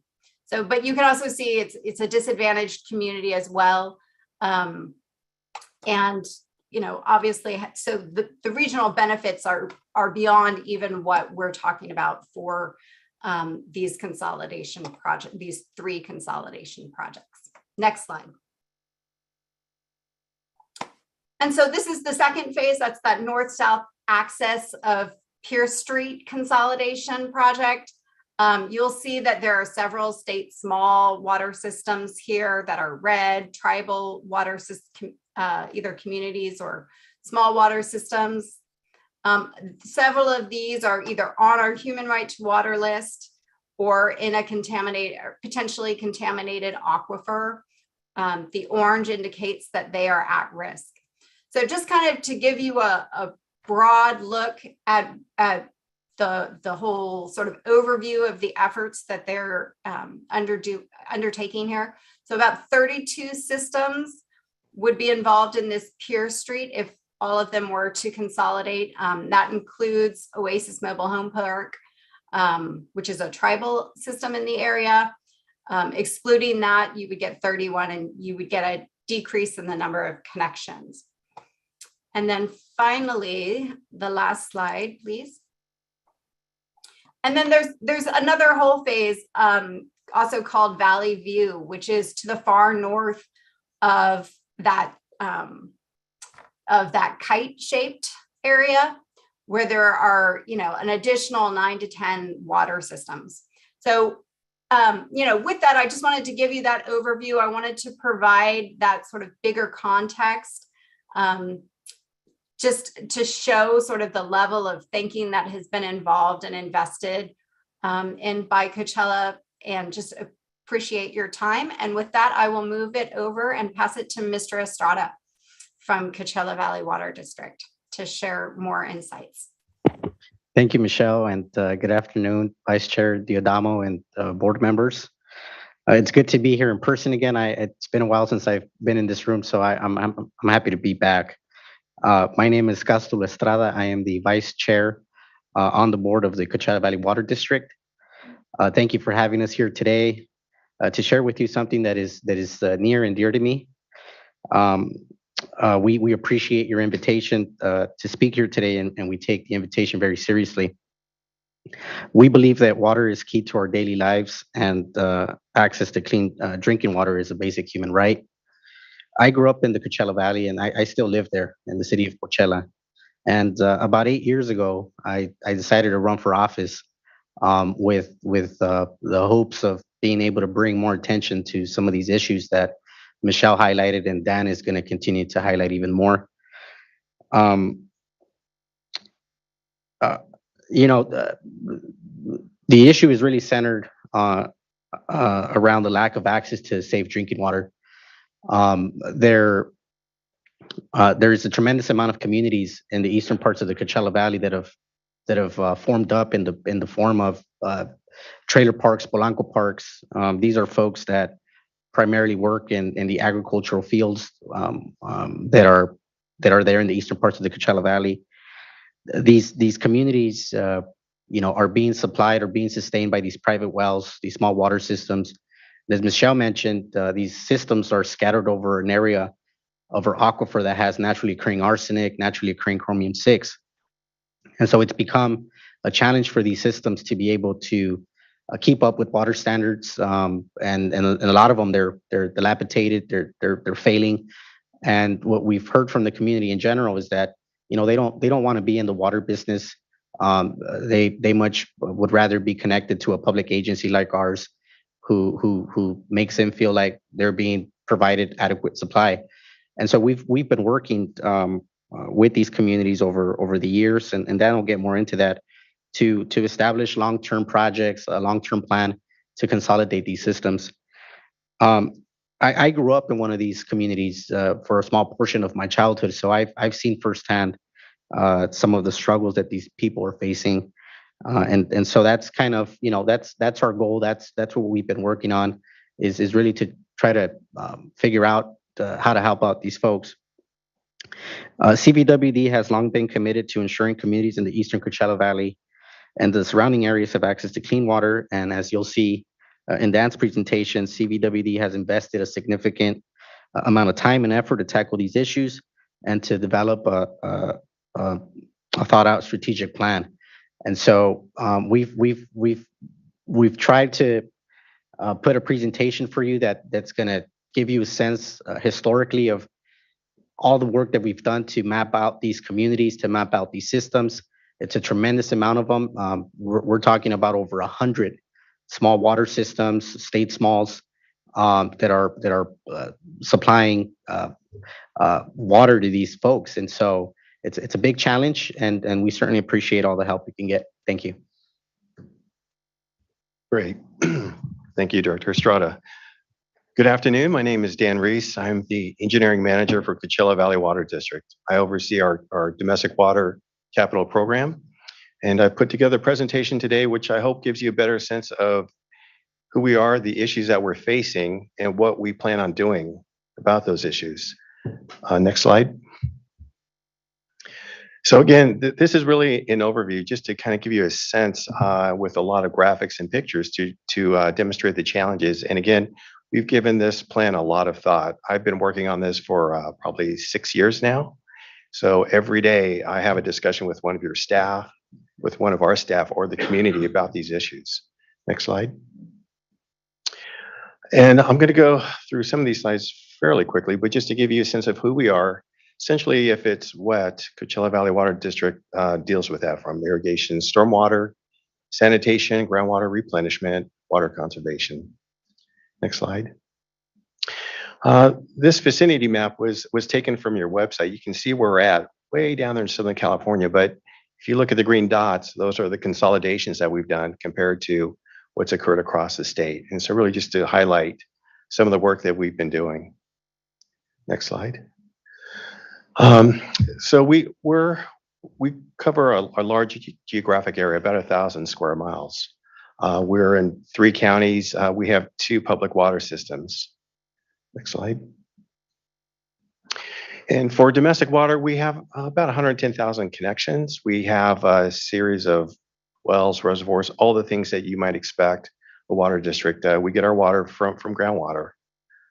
Next slide. Of course, we also address wastewater with about 97,000 connections as well, with a number of wastewater treatment plants. We also delivered recycled water. So let's start talking about what we call or refer to as the East Coachella Valley. This area is just a little northwest of the Salton Sea, just below the city of Coachella in that area noted in black. So this area is primarily disadvantaged or severely disadvantaged. Within the study that we'll talk more about, it's about 194 square mile area. So quite a large area. Population increases on a seasonal basis, and as Castello mentioned, communities have developed in this area just to satisfy the need for housing. In this area, though, too, you can see in the red, just at the northwestern tip of the Salton Sea, there's arsenic issues. So those arsenic issues really complicate the water quality issues, not only for us, but for the communities out there. And in fact, you've heard several of these small water systems currently are in non-compliance today because of that arsenic issue. And if you look at our infrastructure, you think of it as a wishbone. So there's water pipeline running on the east of the Salton Sea, pipelines running on the west, but in the middle of that, where we define the East Coachella Valley, we really don't have any facilities. And that's where you see the largest concentration of small water systems. And so that area, can range from 5 to 7 miles from our pipeline to the nearest pipeline as you go east-west. Obviously, you can see there's a lot of mobile home parks that develop in that area. And again, we really don't have any infrastructure to speak of. And so you'll see later on that we do have to construct a lot of pipeline. But once we do that, that investment will pay off in the latter phases. So let's talk about how we got started. So back in 2014, when Director Estrada got elected, a few years later, he initiated the Disadvantaged Communities Infrastructure Task Force. And so that was my first experience in getting involved in something like this. Primarily, my job consisted of building reservoirs and pipelines where people were at, but really not involved at a grassroots level like this organization was. And you can see our mission was really quite simple: secure water, wastewater, and other services to disadvantaged communities. Sounds very simple. And it really is, but there's a lot to that. And so we meet on a bi-monthly basis now, and you can see there's quite a cross-section of the community that attends. We have even the Recs and Park District attends, school districts attend, and they have a voice, and they can hear updates and tell us the issues that they're facing, so that as I go back to my office, I can think about that, and as we start laying out plans and projects, I can incorporate the comments that we've heard. And so it really is a great forum to communicate back and forth at all levels. Of course, funding is always the number one challenge for us, and hence we are always seeking external sources of funding, and that's one of the reasons why we're here today. So before I get into some of the other issues, I want to talk about what Michelle had referred to. We have had some great accomplishments, and I consider these projects as our learning curve. So we did these 4 projects totaling about $28 million over the last several years. I'm going to touch upon each of those because I think it's important to demonstrate why we're confident about our ability to move forward with future projects. So what we call our Highway 86 transmission main is about 7 miles of 30-inch pipeline. So this pipeline was installed to connect our Salton Sea communities, which are disadvantaged, with a better source of water. The wells feeding these communities had high total dissolved solids. Water quality wasn't that great. So we built this pipeline to consolidate that system, and there's about 7,400 people there. And so that was successfully completed at a cost of about $24.4 million, completed on time and within the budget that was allocated. And so that project is very successful. We're very proud of that one. That project also, we included some tie-in connections for future consolidations for some of the systems that we look at pursuing in the future. So even back then, we were thinking about our next steps. Thermo Mutual Water Company and Oasis Gardens consolidation. So this is a project where I actually got to speak to several of the neighbors of Thermo Mutual Water Company. So their issue was their well produced sand. So as they're brushing their teeth or washing their dishes, they had sand. They had low pressure. The system was always failing and leaking. I was told the husbands would go out after work, dig up a hole, pump it out, wait a day or two, and then make the repairs when things dried. And so they were routinely out of water. A gentleman told me one time he had to go carry a 5-gallon bucket of water, empty 5-gallon bucket to get water from a neighbor where we had an adjacent water system, bring the water back to flush the toilets. So those were the things that they had to endure. Oasis Gardens, 157 mobile homes. So they were on private wells. We consolidated them just by installing about 200 feet of pipe. Both projects very successful. We learned quite a bit working with your staff and dealing with these types of projects. Westside Elementary School. So imagine a school of 500 kids, no fire protection at all on that campus. In fact, a few years ago, their well pump failed, their well motor failed. They actually had a spare motor, so the kids didn't have to be sent home. If they were sent home, it meant most of the kids didn't get a meal that day because the school fed them. And of course, with their parents working out, it was difficult for the parents to come get the kids. And so, very successful project. We're very proud of this one. Again, it was completed on time and within budget. So now, while all this work is occurring, we're also meeting with our DAC task force. And we also, as part of the DAC task force, received a grant from the state for $500,000 to do a planning project. And so this project was really a very foundational project. It looked at surveying and identifying all the small water systems within our area, within that area of the East Coachella Valley. And so it was pretty interesting. So for me, I was shocked when I saw the results of that survey. I had no idea that there were that many systems out there. And the more I learned about it and the more I heard about it, the more interested I became, the more passionate I became about it. So there were over 100 systems identified. We did some planning level cost estimates, and looking at today's costs, you're looking at roughly about $100 million to consolidate all of these systems, a little over 100 systems. But out of that grant, we ranked 2 projects, St. Anthony's Avenue 66 and our Valley View project. So those projects were ranked with the task force input. And so with that, we completed the environmental documents and initial engineering documents to further pursue those projects for funding. Before I get into those projects, though, I want to give you a better sense of what I learned, of what we found out about some of these small water systems. So you can see here in the photos that obviously arsenic is an issue with violations. That happens, it seems like every week, every month, I read about another system in non-compliance. Systems generally lack adequate fire protection. They don't have backup power either. And as I mentioned earlier, families routinely go without water if there's no power or something breaks. And really, the maintenance that I've observed is really if something breaks, then they'll go fix it.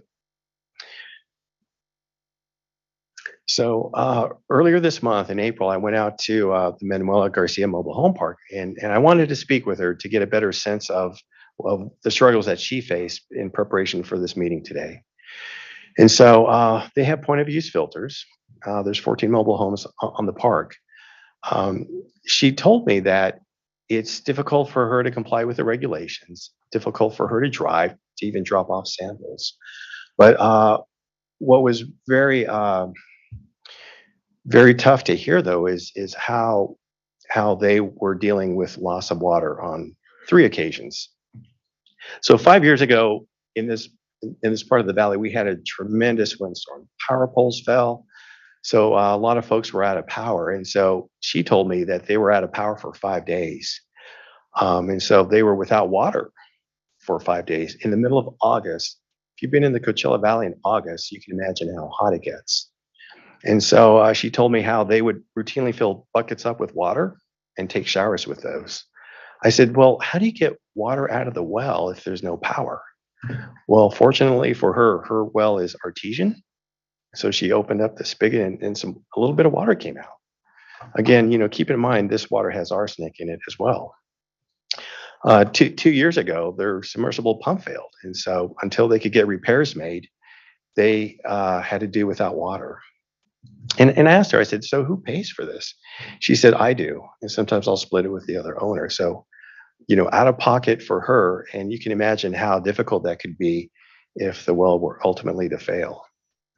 And about a year ago, she told me that one of the mobile home parks caught on fire. The fire department came, hooked up to the only fire hydrant on site, and no water came out. So our structure burnt down, as well as a carport. She told me no one got hurt. But that happens not just for her mobile home park, but for others too. So it was very, very good for me to hear that, but also very tough for me to hear that. This is in our own backyard. And these are the issues that we want to solve and address.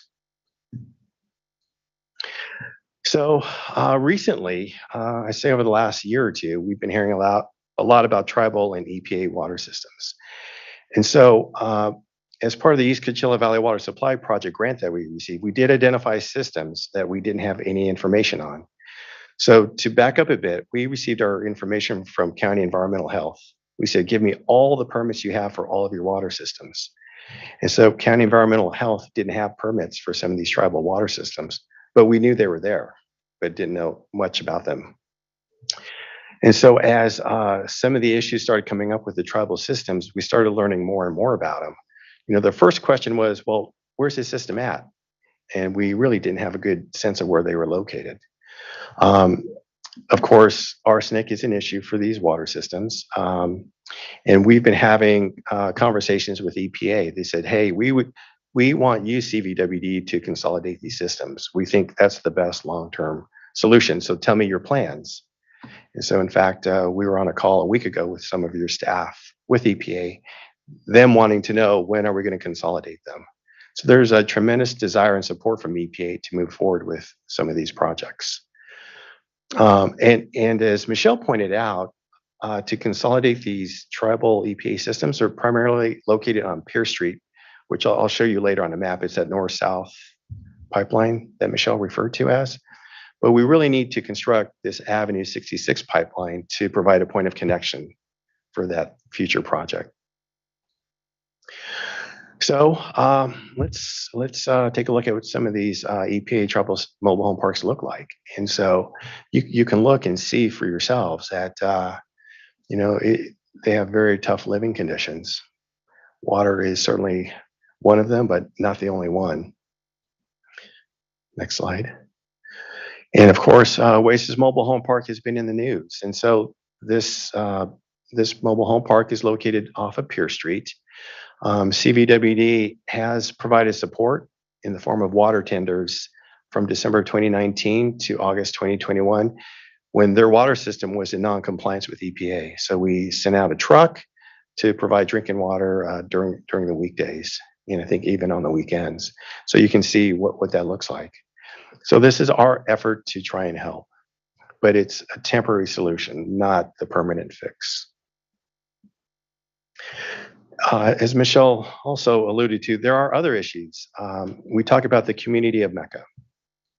So Mecca is on the eastern end of this pipeline project, has about 2,800 connections. We acquired this system based on the research I did in about 1980.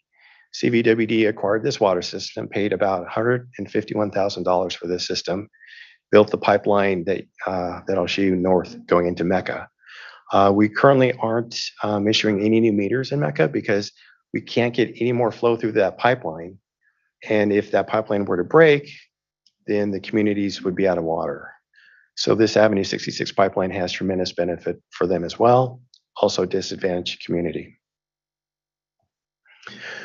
So again, Michelle showed you a photo of this. This is just another photo to show you where the pipeline has reached its capacity. And that pipeline serves Mecca, and down to the south is also what we call North Shore and Bombay Beach. So it shows you more of a regional area. So I've talked a lot about the issues and what we've learned and what we've done. So let's start tying that together. So we feel we have a great plan for addressing these issues. So that strategic plan really involves consolidations. And so again, it's important for us to keep our maps updated as we get more information on the systems, identify what's out there. That way, as we go back and think about what we need to do in the future, we can incorporate those systems, number of connections, where they're at, and so forth. We have strong community engagement. Again, I talk to people throughout the week within the Coachella Valley about our plans and what we're going to be doing. Hats off to our elected officials. They're very much engaged. There's a lot of awareness on these issues. And so we've been able to not only get their support, but also they've been able to get some funding for us as well. These are large projects, again, about $100 million. So that is something that we're always looking for, is the funding. And right now I'm working on wrapping up a master plan for the area. So it's not just about building pipelines. We need additional storage, additional production and wells. So it's a comprehensive solution for the future. And of course, we are pursuing opportunities for septic to sewer projects. So once we completed the East Coachella Valley Water Supply Project, we also then took a look at the septic to sewer conversions based on that groundwork that we already did. So that is currently ongoing. And we have about 4 or 5 projects that we're working on right now. In fact, one we have an application for with the state to fund. And so finally, we want to seek funding sources for our top 3 projects. So St. Anthony's, Valley View, and Pierce Street. So that's our focus, and that's what we really want to move forward with. And so, again, Michelle showed some of this, but I want to get into just one more level of detail here. So this is a 30-inch pipeline to connect from our existing system on the west into Mecca on the east. It's broken up into 3 phases. Phase 1A is already constructed. That is already in the ground. When they built a bridge over the railroad tracks, CVWD installed a water line, working with the County of Riverside at a cost of about $3.9 million. So the second phase, if you can think of it on the right-hand side, that phase, which we call phase 1B, it's about a $10 million phase. We're getting ready to go out to bid with that project here in the next month or so. And the remaining phase, what we call phase 2, will be ready to go out to bid probably towards the latter part of this year. So we've made significant progress on this. The environmental is done, and we're just wrapping up design. So we are moving forward with that. Again, just to show you the benefits of this Avenue 66 St. Anthony project, it is regional. It really is. And again, it provides a point of connection for the systems that are located along Pierce Street, which is north-south there on the left-hand side of the screen. Well, I've got to show you what St. Anthony Mobile Home Park looks like in case you haven't been out there. And so it looks very similar to some of the other parks.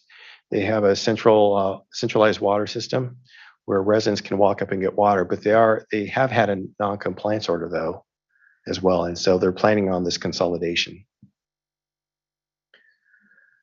And of course, St. Seferina, Huerta, and Manuel Garcia, they have arsenic issues.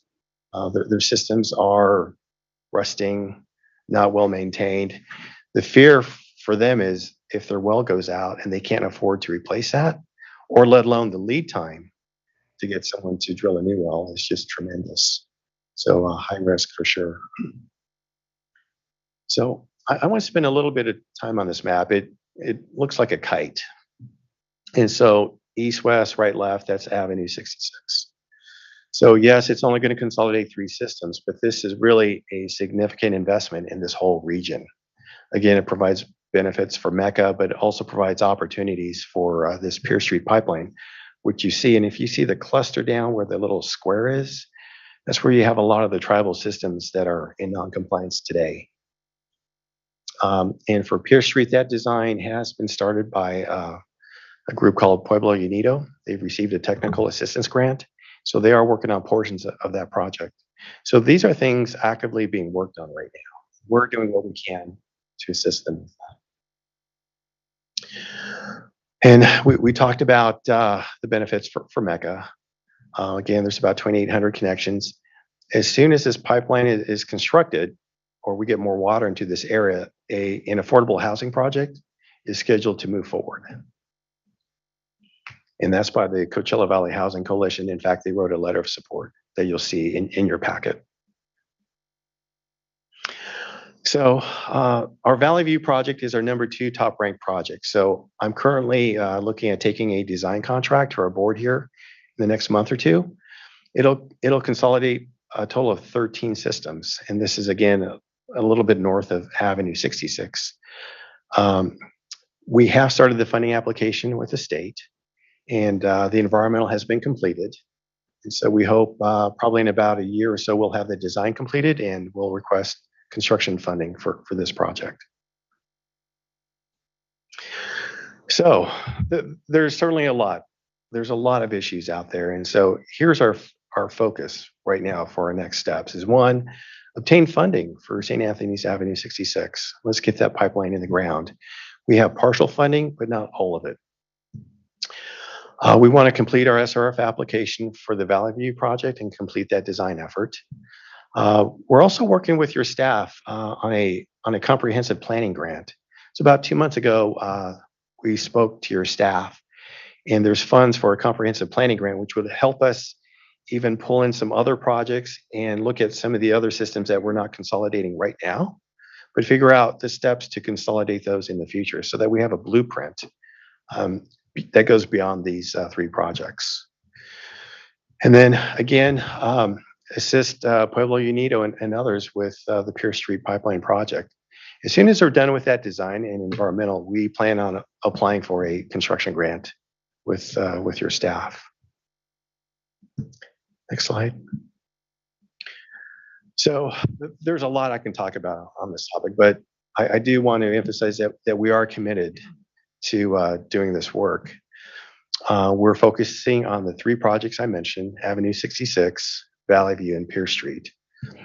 We are always engaging and seeking support from anyone that can help us. And in fact, we did receive a lot of support letters that are in your packet from throughout the community. It was very tremendous to see. Of course, these things take time. It's not going to happen overnight. I've been working on this since 2016. And before I wrap up, I do want to make one comment. So when I met with Manuela Garcia, I told her I was going to be in front of you here in Sacramento today. And I asked her, I said, so what would you like me to tell the board? And she talked about the regulations, how those were difficult for her to comply with. But then she looked at me and she said, and I'll never forget this, she said, tell them my life is important. And so with that, that concludes my presentation. So I'll just say some closing remarks. I think it's obvious from Dan's presentation that these folks need some help. These folks are living below the poverty line, substandard conditions, and really this project. We've talked about this project for a while. We've been working on it for some years, and it's becoming more and more of a reality. As Dan mentioned, we've kind of been piecemealing it with different funding sources. We've secured some of it from the congressman, some of it from the assembly member. It's a huge project, but we've really been kind of advertising it as critical backbone infrastructure that's really going to change the region. It provides a tremendous amount of benefit, and it opens up the possibility for us to consolidate over 35 small water systems, which make huge portion of all the systems that we've identified, over 100 of them. As Dan mentioned, we've worked closely with a lot of other agencies, a lot of other offices, including EPA, the Riverside County, who plays a big role in making sure that we can move on projects quickly. They understand these projects are important. And as Dan mentioned, we are committed as a board to move these projects forward. That's something that I've been working on at the board level, making sure that as an agency, we view these issues as priority. And these are projects that we've incorporated into our strategic planning as an agency. We have the support of the board. We have the support of staff. We have the support of the community. The community wants to be consolidated to our system for all the reasons that have been mentioned. And so, we're here to ask for your support. And we do appreciate your continuing support and fighting for these communities and having the staff work with us at CVWD to advance environmental justice in the Eastern Coachella Valley. We're committed 100%. We're involved in the Safer Advisory Group. And so we're here to do as much as we can also to facilitate whatever your plans are at a state level, which I think are in alignment with what we're trying to do here. So thank you so much for giving us the opportunity to come here before you. Thank you.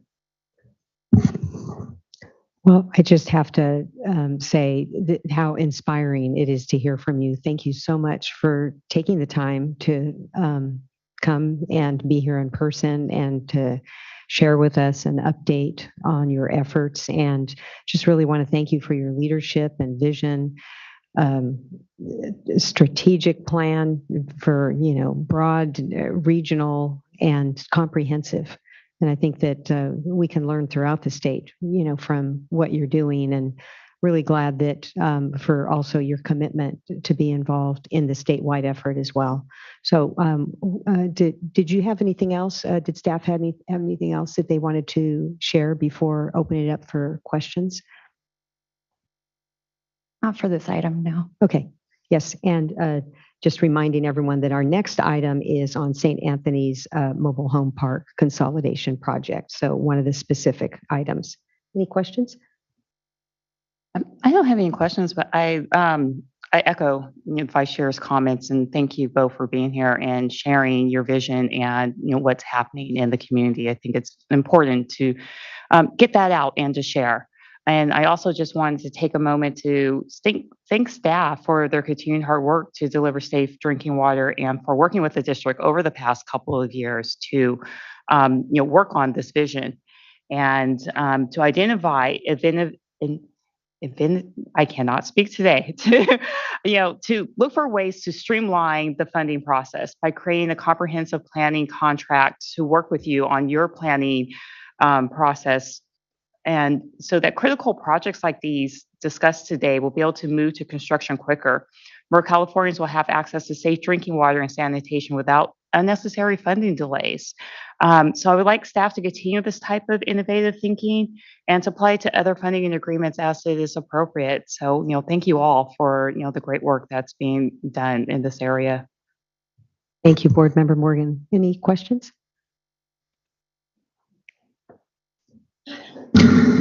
I ditto all those comments. I really commend you and the district for all the efforts that you've put in here. I actually didn't know much about the work that you were doing in the East Coachella Valley area until a couple of weeks ago. And so this has really been an eye-opening education. And I understand that your area is really unique just in terms of the number of, small systems and mobile home parks and communities that really have been struggling for a long period of time. And so it's remarkable that you're putting in the effort to really think long-term, think strategically about how to bring all those folks together and provide them safe drinking water. So thank you for that. I do have a question though. And so, on that vein, when I heard about your project cost $100 million, ultimately, so I'm thinking big picture here. And I'm thinking not just Coachella Valley, I'm thinking state of California, our drinking water needs assessment, our wastewater needs assessment, which is work that's yet to be done yet. And you mentioned the potential for wastewater service.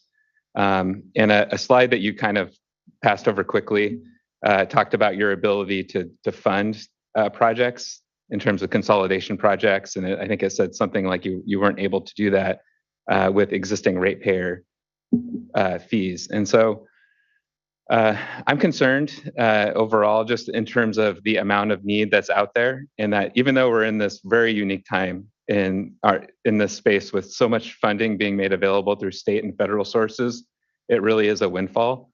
You know, that windfall won't exist forever, and that windfall won't pay for everything in terms of all the needs that are out there. When we look at 7,500 water systems that exist, and many of them needing support in some fashion. So I guess my question is, you know, when you look at funding from the district directly and what, you know, the investments that the district is able to make versus where you feel like you have to rely on other sources of funding, you know, how are you thinking through those aspects in your planning effort? Have you addressed those, you know, potential gaps? You know, if projects weren't able to be funded through grant or other sources, would you be able to move forward with some of these very important efforts?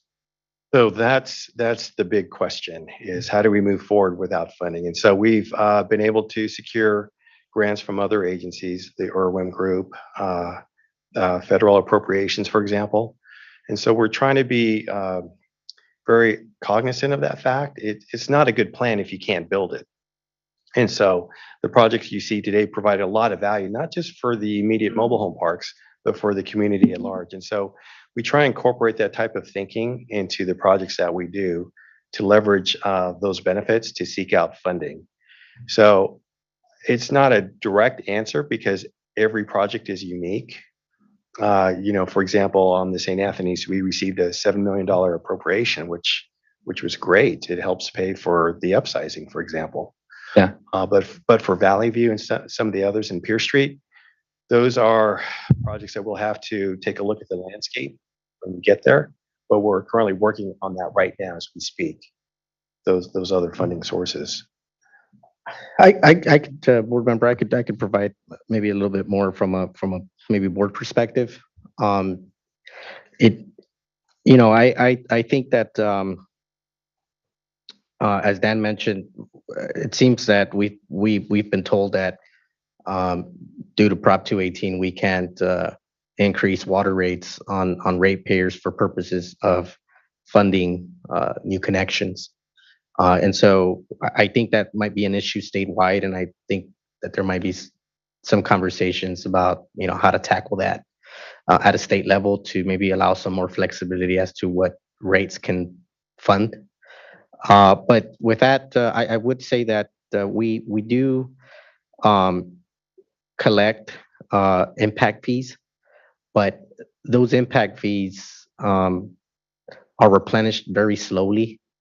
And let's just say that on average, maybe we collect about, let's say, $2 million a year in impact fees, which we then use across the entire district to try to maybe align ourselves with future development. And so we do use those funds where we can in order to supplement the funding for projects. And as Dan mentioned, the phase that we've already built as part of Avenue 66, which was, I think, around $4 million, came out of that pot of money from our own district funds to supplement the funding that's required to make this project whole. So we are committed to continuing to use those dollars as they are available throughout our capital programs in order to complete projects. But again, I think it's important to note that those are small funds, and they don't replenish very quickly. Well, you're probably, you know, around $2 million a year. And so it doesn't get you very far when you're working on these types of projects of this magnitude. I appreciate that. And, you know, thank you for the explanation. I just want to say I would really welcome a conversation with you at some point, maybe offline in the future, just because I think you are a leader here. in really accelerating these types of consolidation projects. And so I really want to understand well, how you're approaching this and that, that long-term vision, especially when you start to add in other utility, like the fact that you said you do it all if it's water related, right? Stormwater, wastewater, drinking water. So I think you really can be a model for a lot of the efforts that are underway right now. And so it's just, really important, I think, that I understand well what you're doing. But thank you very much for the presentation. I really appreciate that. I'm thinking the same thing. Board member or Vice Chair Denise Caldera is involved in a similar project in Allensworth, looking at regionalization and really kind of getting a slow start. And I'm just thinking we could really tap into your energy, your passion, and your strategic thinking elsewhere in the state. Board Member Firestone. Or did you have anything else? I'm sorry. Okay. I keep strangely emotional on this.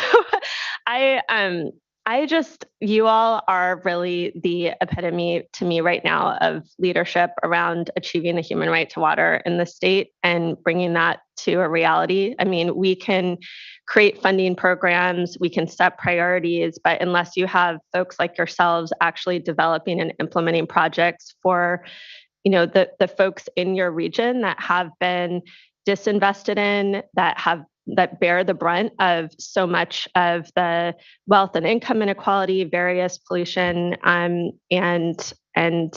socioeconomic challenges. I think, you are the reason that I have hope that we really will be able to achieve this in our state. And I just so, echo the thoughts around just needing your leadership as models around the state with other partners. I will also just say, I think both of you in particular, and I know there's others certainly on the ground that you've been able to bring in, have just been incredibly transformative. And I've known this region now for a bit. The idea that now Coachella Valley Water District has been, creating this incredibly grassroots and comprehensive task force to identify how to ensure everyone in the region can access safe, clean, affordable drinking water reliably, as you put, that we, I definitely don't think I would have imagined this happening, how long ago is it? 15 years ago or so when I first started working on this. And I think it's because of your leadership. I think it's because of the leadership that you've tapped into locally and the momentum and sort of cohesion you've developed to make these projects happen. And I certainly think we need to be supporting that at the state. I think that's exactly what our funding and, SAFER program is intended to do. I do think we have this amazing window of funding right now and more coming with federal funding. If we, everything we can do to make sure that we can meet the timelines to be able to, I think accelerate and actually fund this project while we have this window of funding is critical. So certainly you all are, that's one of the reasons I have a lot of hope. You all are incredibly effective builder, maintainer, and operator of systems. So I think we all, as a team on our end, as well as you all, just to make sure that we can meet those deadlines and get the funding, full funding for a project while we still have this window of funding available. I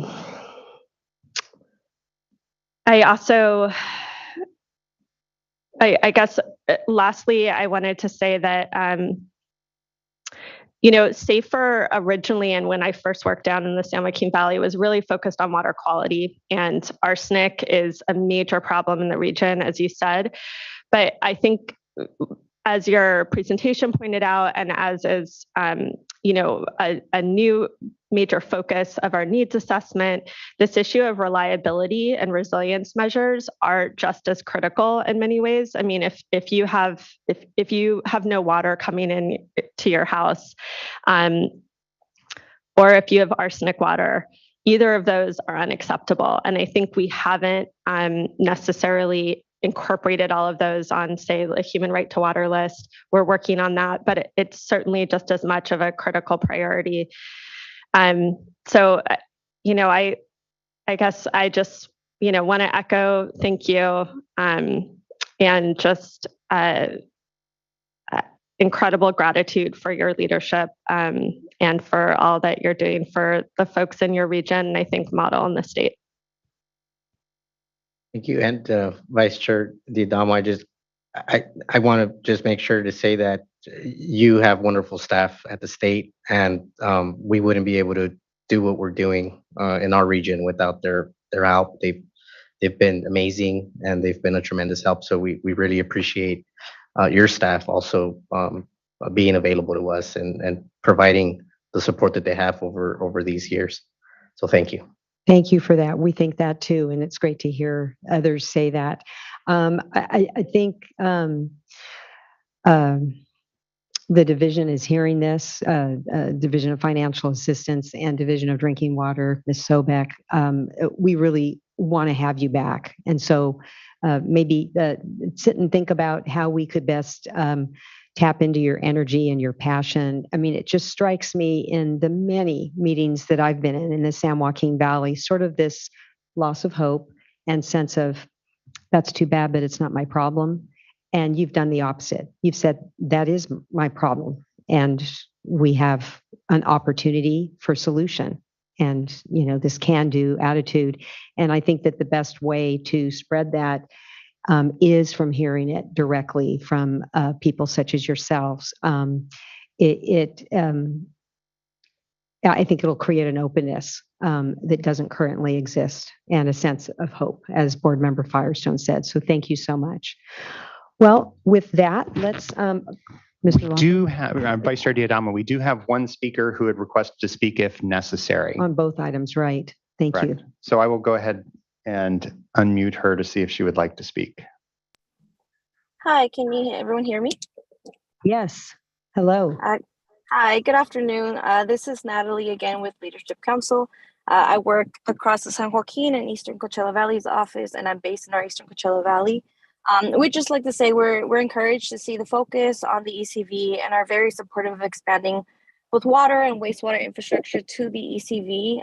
The Avenue 66 project could have the potential to connect 32 small water systems, and once CVWD actually has a project proposal for those systems, we hope to see both technical support and connection fee support for those systems, as well as the inclusion of unpermitted parks, which are often missing from consolidation plans. And we look forward to supporting those systems in their consolidation efforts. And since Oasis Mobile Home Park was brought up a number of times, we'd just like to state that we would not support a consolidation of Oasis Mobile Home Park. This park is massively dilapidated. We are actively working to relocate Oasis Mobile Home Park residents, and adding drinking water infrastructure wouldn't even address a fraction of the issues in that park. Thank you. Thank you for your comments. All right, so we'll now move on to item number 7, which is consideration of a specific project. Proposed resolution to approve 100% grant or principal forgiveness funding for Coachella Valley Water District St. Anthony Mobile Home Park Water Consolidation Project. Right, can everyone hear me? Wait for the, okay, good. There we go. Good afternoon, Vice Chair D'Adamo, members of the board. My name is Marine Siddiqui. I am the Senior Water Resource Control Engineer of the Small Community Water Unit in the Division of Financial Assistance. Also with me today is Bridget Chase, Supervising Water Resource Control Engineer, and from the Office of Chief Counsel, Anthony Austin. Item number 7 on the agenda is consideration of a proposed resolution to approve 100% grant or principal forgiveness funding for the Coachella Valley Water District St. Anthony Mobile Home Park Water Consolidation Project. First off, I want to thank Michelle Frederick from the Division of Drinking Water, as well as Vice President Estrada and Dan Ruiz from Coachella Valley Water District for their presentations on item number 6. Certainly a tough act to follow, but I'll do my best. As part of item number 6, the Division of Drinking Water and Coachella Valley Water District made reference to the project under board consideration for funding for item number 7. I'd like to incorporate those relevant slides and associated testimony into the record for this item. Next slide, please. The district serves approximately 300,000 residents, mostly within the Coachella Valley. Within the service area, the district currently serves approximately 2,887 or 11,548 people in the severely disadvantaged communities of Mecca, North Shore, and Bombay Beach via a single 18-inch water main. These communities currently lack supply redundancy for an emergency event, such as a water main break, because they are supplied by only one pipeline. As a result, the community of Mecca is currently under a connection moratorium. The Manuela Garcia, Sefrino Huerta, and San Anthony mobile home parks serve approximately 92 connections and have MCL exceedances for arsenic at their groundwater supply wells. When considering both the mobile home park and the communities of Mecca, North Shore, and Bombay Beach, the project could benefit a total of 2,979 connections. When you also consider the 365 potential connections as part of future consolidation efforts that were mentioned previously, such as the Pierce Street project, the project could benefit a total of 3,160 connections. Next slide, please. The 2021-2022 Drinking Water SRF IUP allows for small disadvantaged communities with category A through C or consolidation projects to receive up to $60,000 grant per connection. The project is classified as a category C project. The district has requested $23,439,658 for the project from the State Water Board. That equates to $254,779 when considering solely the 92 mobile home park connections. However, there are existing and potential regional benefits that may also be considered in weighing the overall value of funding for the project. When including the communities of Mecca, North Shore, and Bombay Beach, the cost per connection is approximately $7,868. When also including the potential consolidations as a result of future consolidation efforts, such as the Pierce Street project, the cost per connection is $7,418. Next slide, please. Here is a map showing the project. The primary purpose of the project is to consolidate the 3 mobile home parks I mentioned previously into the district's public water system. The infrastructure needed to consolidate these mobile home parks include an upsized 30-inch pipeline along Avenue 66, and that's running east-west here, as well as a 12-inch pipeline along Lincoln Street, which is just on the far right-hand side in pink down there. Next slide, please. Not only will the project address the arsenic MCL violations at the mobile home parks, but it will also provide a more robust and reliable means of fire protection for the communities. The project will also provide a backup water source for the communities of Mecca, North Shore, and Bombay Beach by looping the water system. The project will additionally provide critical background infrastructure needed to potentially consolidate 20 additional small water systems on Pierce Street through the Pierce Street project. There are also 16 public water systems regulated by the United States Environmental Protection Agency, or EPA, identified in the Torres-Martinez Reservation that could also potentially benefit from this project once the Pierce Street project is built. Next slide, please. This table shows a summary of the funding sources acquired for this project. The requested amount from the Drinking Water SRF program is dated as of February 2022 and may be subject to change once the project is advertised for construction bids. Next slide, please.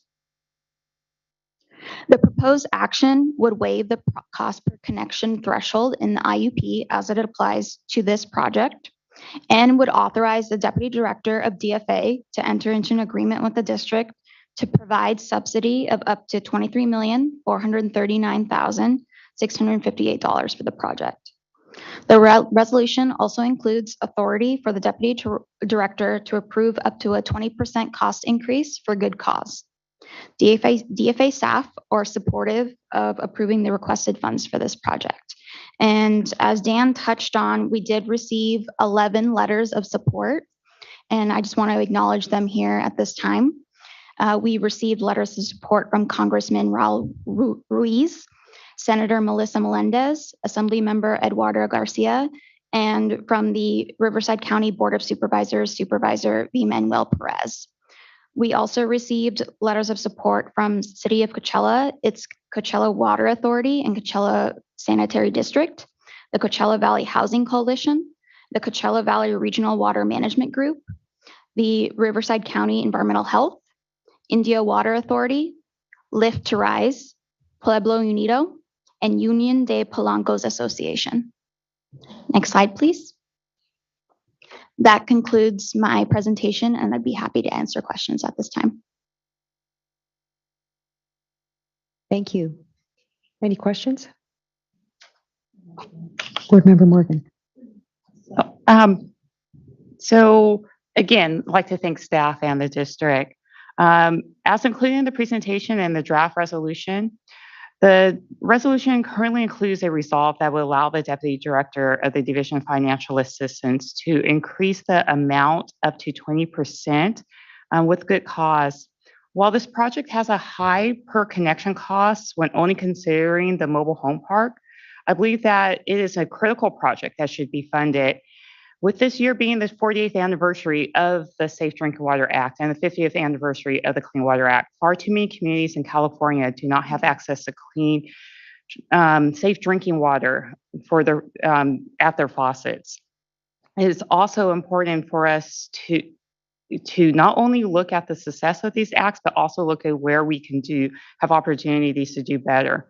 This is an example of where I believe that we can do better to equitably provide safe drinking water with this critical project. So projects like this will not only provide safe drinking water, they will also provide backbone infrastructure needed for resiliency and fire protection for this community and others as included in the previous presentation. It's also a critical step towards providing safe drinking water to neighboring communities, which is especially critical in this area where housing is also concerned, something that's also been brought up today. Therefore, I'm concerned with that setting the amount that the Deputy Director can increase in funding to 20% could potentially delay the project, seeing that we have seen construction bid, the bids come in really high this year. And so I wanted to ask staff, have they looked at this and seen, is this the 20%? Are they comfortable with the project, being bid this year of just having it at that 20%? Or, do we potentially run the risk of the bids coming in higher than that and then further delaying the project with it needing to come back to the board for approval again? Sure, that's a great question. So in light of what we've seen in the construction industry and the costs, we did go back and review our costs several months ago. And so we did, in fact, tighten up our costs, but we did include a 10% contingency. So I'm comfortable with the 20% right now. And I hope I don't regret saying that, but just, things are so volatile these days. We're hearing lead times, for example, of a year on valves. And depending on the federal requirements, it could increase material costs as well. So, but based on what I know today, right now, I'm comfortable with that. I'd feel more comfortable with 25%. You could see what we've done in the past is we've met our budgets. So we take the costing very seriously because we know it could delay the project. So I've kind of said both things at the same time. Mr. Karkowski.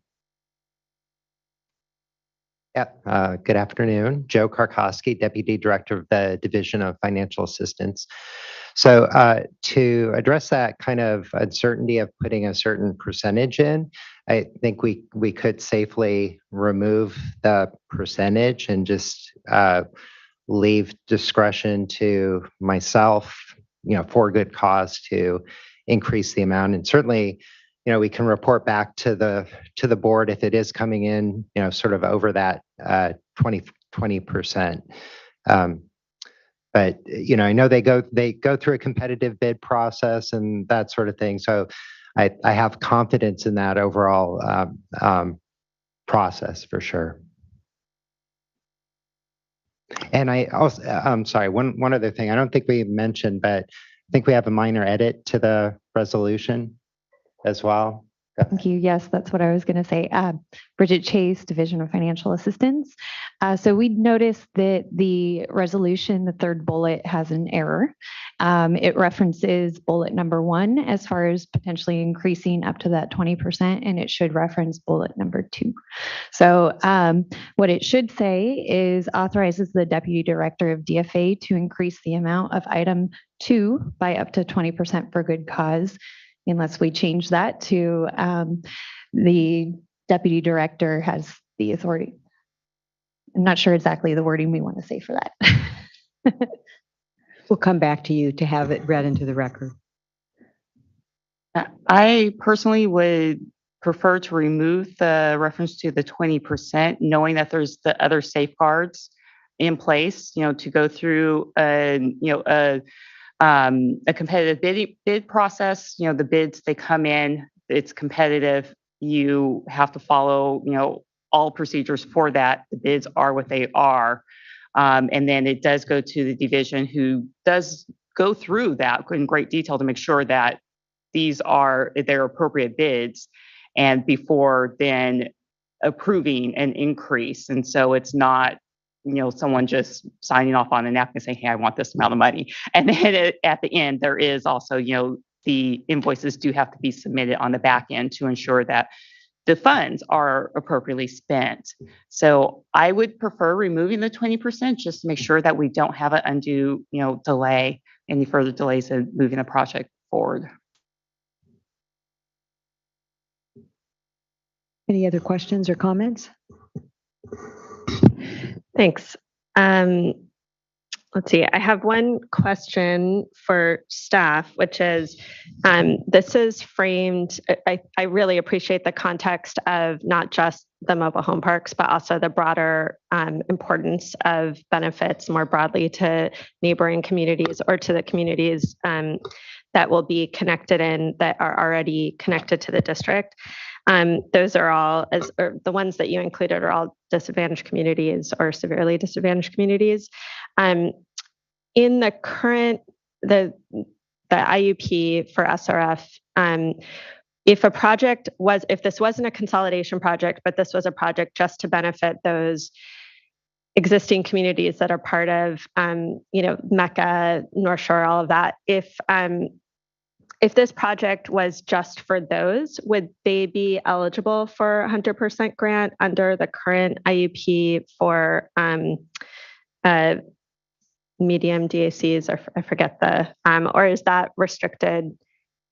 So they would not be eligible because the medium DACs goes up to 100,000 population, and it's 300,000, so that's larger, and we would look at CVWD as a whole. Right, okay. Oh, right. Okay, thanks. And then that's my other question. So I'm wondering, maybe, this may be more on the last item, but back to Coachella Valley Water District. So this is obviously for Mecca and at least Mecca and maybe other surrounding areas, there's a real housing problem, housing moratorium or connection moratorium, and need for, what also is a basic need. And so I'm wondering if the county or or city or other local land use agency is involved in and also has sort of a housing element or master plan around ensuring access to affordable housing and adequate housing within the area that's going to be served by this project. Yes, so I believe we actually have our supervisor, Victor Manuel Perez, in the audience today. He's here on other business, but I think he heard about this item, so he came in and listened. Or at least he was here earlier. I'm not sure if he's still here today, right now, but we've been working close with his office to make sure that, and as you heard, the DAC task force is made up of multiple nonprofit housing organizations, the County of Riverside, their housing arm, and so we all work together to make sure that these projects are in alignment with also creating an opportunity for the additional housing that we know is needed pretty badly. Just to make one more note of how we've been in alignment with the county has also recently received some ARPA money, and they've have asked us how we could better, or perhaps how they could use some of that ARPA money to help us open up some of that availability that would allow some of the projects that the Housing Coalition is proposing in that area to start kicking off. So short answer is we are working very closely with the folks that are looking to increase affordable housing in the region, and us trying to provide a mechanism to support that. And so one of the reasons why we point to this project is that as it's creating all these regional benefits, it's also allowing for additional housing to be able to be developed in these areas where, as you heard from some of the other folks that are involved in the Coachella Valley, some of them, they don't want Oasis, like for example, the Oasis Mobile Home Park to be around. And so the response that we've had for them is, well, then that requires additional housing to be developed. And in order for that additional housing to be developed, we have to build this critical backbone infrastructure. So that's kind of the answer. If I may, Supervisor? Yes, I'm right behind you, Costello. If I may, so thank you for the question, Ms. Firestone, and thank you all for the good work you're doing. And the reason why I'm here is because I'm here to support my colleague. I'm here to support CVWD, obviously our residents out in the Eastern Coachella Valley. And we've come a long way. And I think, although through a lot of struggle, years, decades, I think we're finally at a position where we can transform that area. And so I made it a point, as far as the ARPA money that's coming from the federal government, all our money is going to go towards infrastructure. At least the funding that I receive, because we have our 5 districts, every supervisor can use those monies for whatever they so choose within their own districts. I have said and will have committed to the point that we need to make sure that this is linked to infrastructure so that we can build out the electrical needs that we have out there aside from water, and ultimately, quite frankly, the housing element that is also very necessary. Our goal is to build 10,000 affordable housing units within 8 years. And through this type of project, we will get there. It's going to take some time. But I think working in a coordinated way, a collaborative way, working with the grassroots organizations, in which I just had a conversation with them last week. I had a chance to go to St. Anthony's maybe 3 weeks ago, talking to folks on the ground about what those needs are. I think we can get there. And so, as far as I'm concerned, from my point of view, having grown up there as well, my father growing up near Oasis Mobile Home Park, it is also very near and dear and very personal for me as well as for many family members. So I will commit, and I have committed, and I will say this in front of you, in front of those that are watching right here, right now, that the County of Riverside, the 4th District, any type of funds that I receive will be going towards infrastructure so that we can build out housing. Thank you, Supervisor Perez. All right, we have one commenter. Natalie Escobedo Garcia again. Are you with us?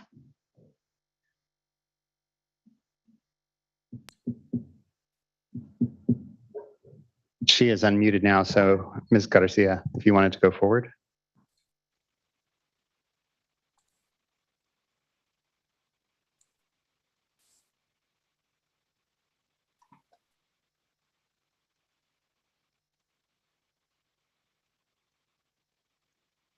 It appears that she's dropped off the platform. It could be that she got her comments in sufficiently. So, all right.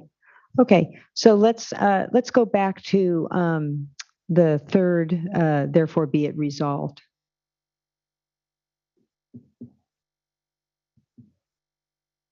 And unless there's an objection, I concur with Board Member Morgan to go ahead and remove that 20%. And I'd like to, if I could make a comment on that. Yes.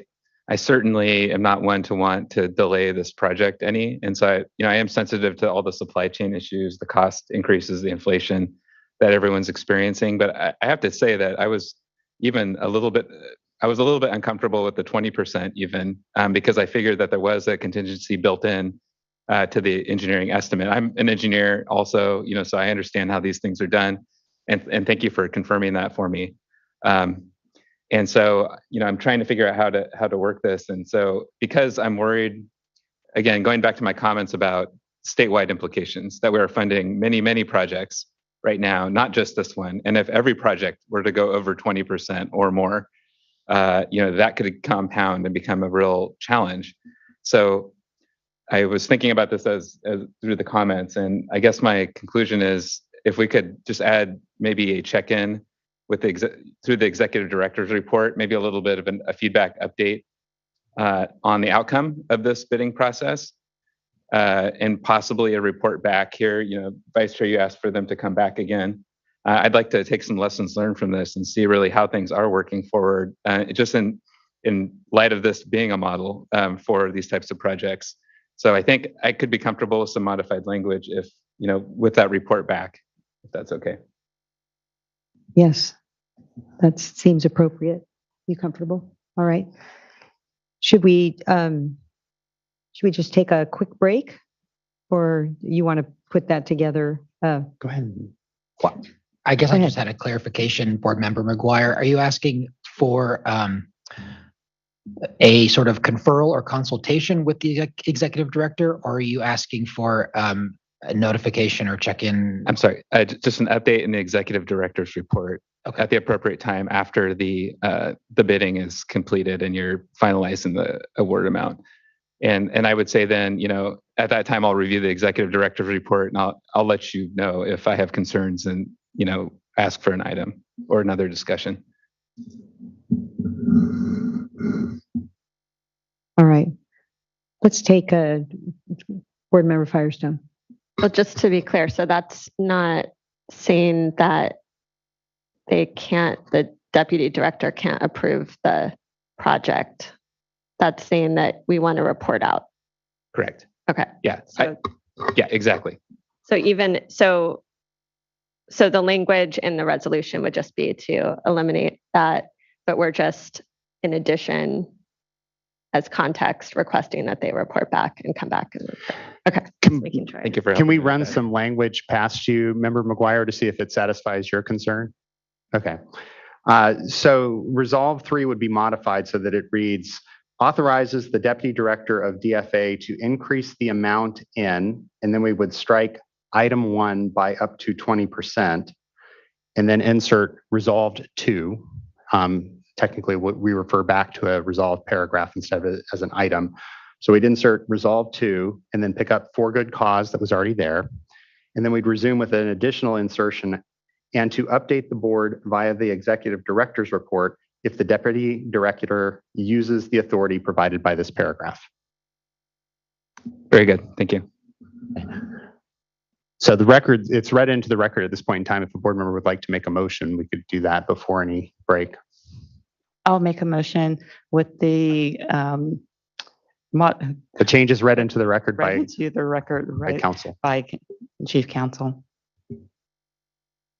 We have a motion. I'll second. Ms. Townsend, please call the roll. Board Member Morgan.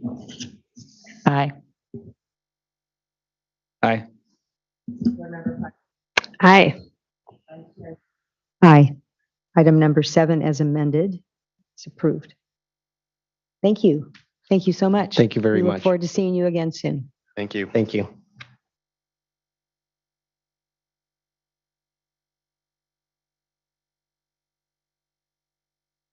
You know what? Instead of taking a break, I see we have folks here on the next item. So, right, on item 8. So, What they would. Vice Chair Diadamo, for item 8, we're going to forego the staff presentation. I understand we only have maybe one commenter if necessary. In fact, on item 8, we do not have a commenter. So unless the board wanted the presentation, we could proceed on item 8 with the record as it stands. right. Okay. I thought that there were some folks in the audience that wanted to speak. Let's go ahead and proceed with it if we have a motion. I'll move to adopt item 8. I'll second. Ms. Townsend, can you please call the roll on item 8? Board Member McGuire. Aye. Board Member Morgan. Aye. Board Member Firestone. Aye. Aye. Item 8's approved. Okay, so we will take, thank you. Okay, we will take a 10-minute break and then come back and proceed with item 9, which is the construction general permit reissuance.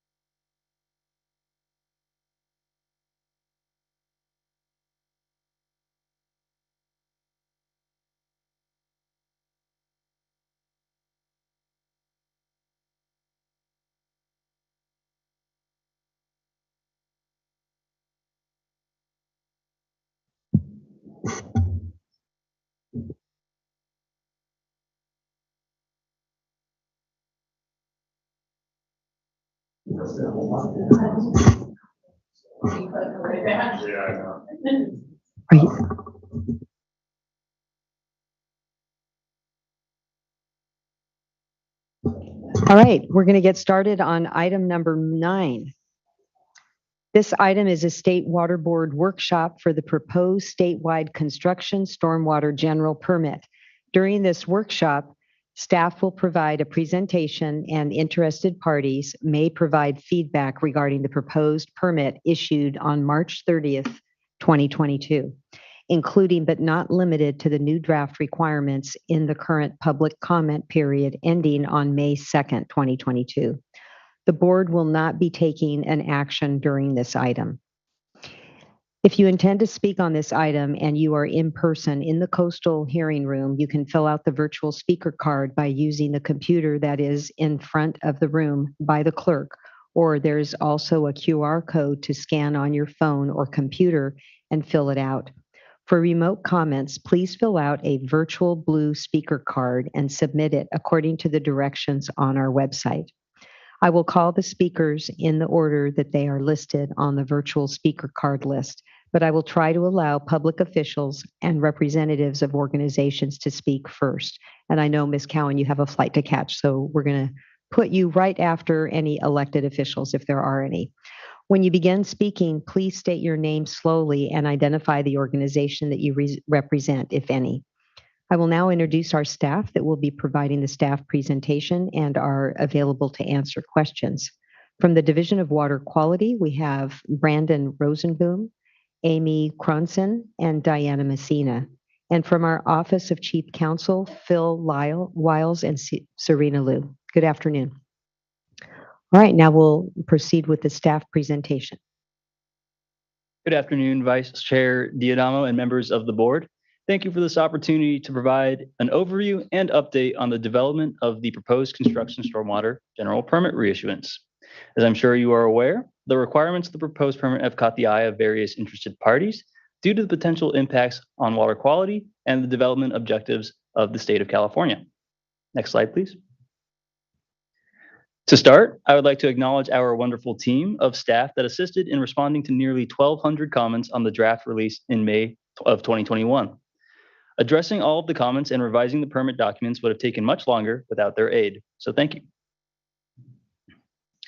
That said, the development of the construction stormwater general permit reissuance has not been a short process, having started back in 2017. Oh, next slide, please. Throughout the years, staff has conducted stakeholder outreach, held focus meetings, and hosted public workshops to provide information and seek feedback on the proposed permit requirements. Staff released an informal draft in late 2020, which helped to improve the formal draft that was released in May of 2021, initiating the public comment period. Staff continued to hold focus stakeholder meetings while responding to comments and developing the proposed permit. On March 30th, 2022, oh, next slide, please, sorry. On March 30th, 2022, the State Water Board publicly issued a notice which included the response to comments received on the May 2021 draft and the proposed permit documents. The public notice also initiated a limited scope public comment period for 4 items that we will be discussing shortly. The State Water Board will stop accepting written comments on the limited scope items at noon on May 2nd, 2022. Staff will respond to the comment letters and prepare a final draft in response to comments 30 days prior to a tentative July 19th, 2022 board meeting to consider adoption of the permit. Staff have proposed an effective date of July 1st, 2023, roughly 1 year after the tentative adoption date. Next slide, please. To provide a little bit of regulatory background on the construction stormwater permit, the Federal Clean Water Act prohibits certain discharges of stormwater to waters of the United States, except those that are in compliance with a National Pollutant Discharge Elimination System permit. The State Water Resources Control Board adopted the existing NPDES Construction Stormwater General Permit in 2009 to regulate stormwater discharges associated with the construction activities disturbing 1 or more acres of land. The 2009 Construction Stormwater General Permit expiration date was September 2nd, 2014, but it has been administratively extended until the effective date of a reissued Construction Stormwater General Permit. Next slide, please. The proposed permit serves to implement regulatory requirements such as statewide and regional water board basin plans, including existing adopted total maximum daily loads that identify construction stormwater discharges as a source, as well as federal and state regulations, including the reissued Federal Construction Stormwater General Permit, effluent limitation guidelines, the sufficiently sensitive test methods rule, and the Environmental Laboratory Accreditation Program. Next slide, please. Next, I kind of wanted to outline how the permit is currently implemented. Dischargers start by submitting a notice of termination or application through our, notice of intent or application through SMARTS, which is our stormwater multiple application and report tracking system. The notice of intent includes a risk determination where the dischargers calculate the amount of sediments expected to be discharged off the site via the revised universal soil loss equation, and whether the discharges are to high-risk waters. The notice of intent also includes a stormwater pollution prevention plan that is prepared by a qualified stormwater pollution prevention plan developer based on the risk determination. After the application is accepted and a fee is paid, a waste discharge identification number is issued to the discharger, indicating that the discharger is now covered under the Construction Stormwater General Permit and must comply with its requirements.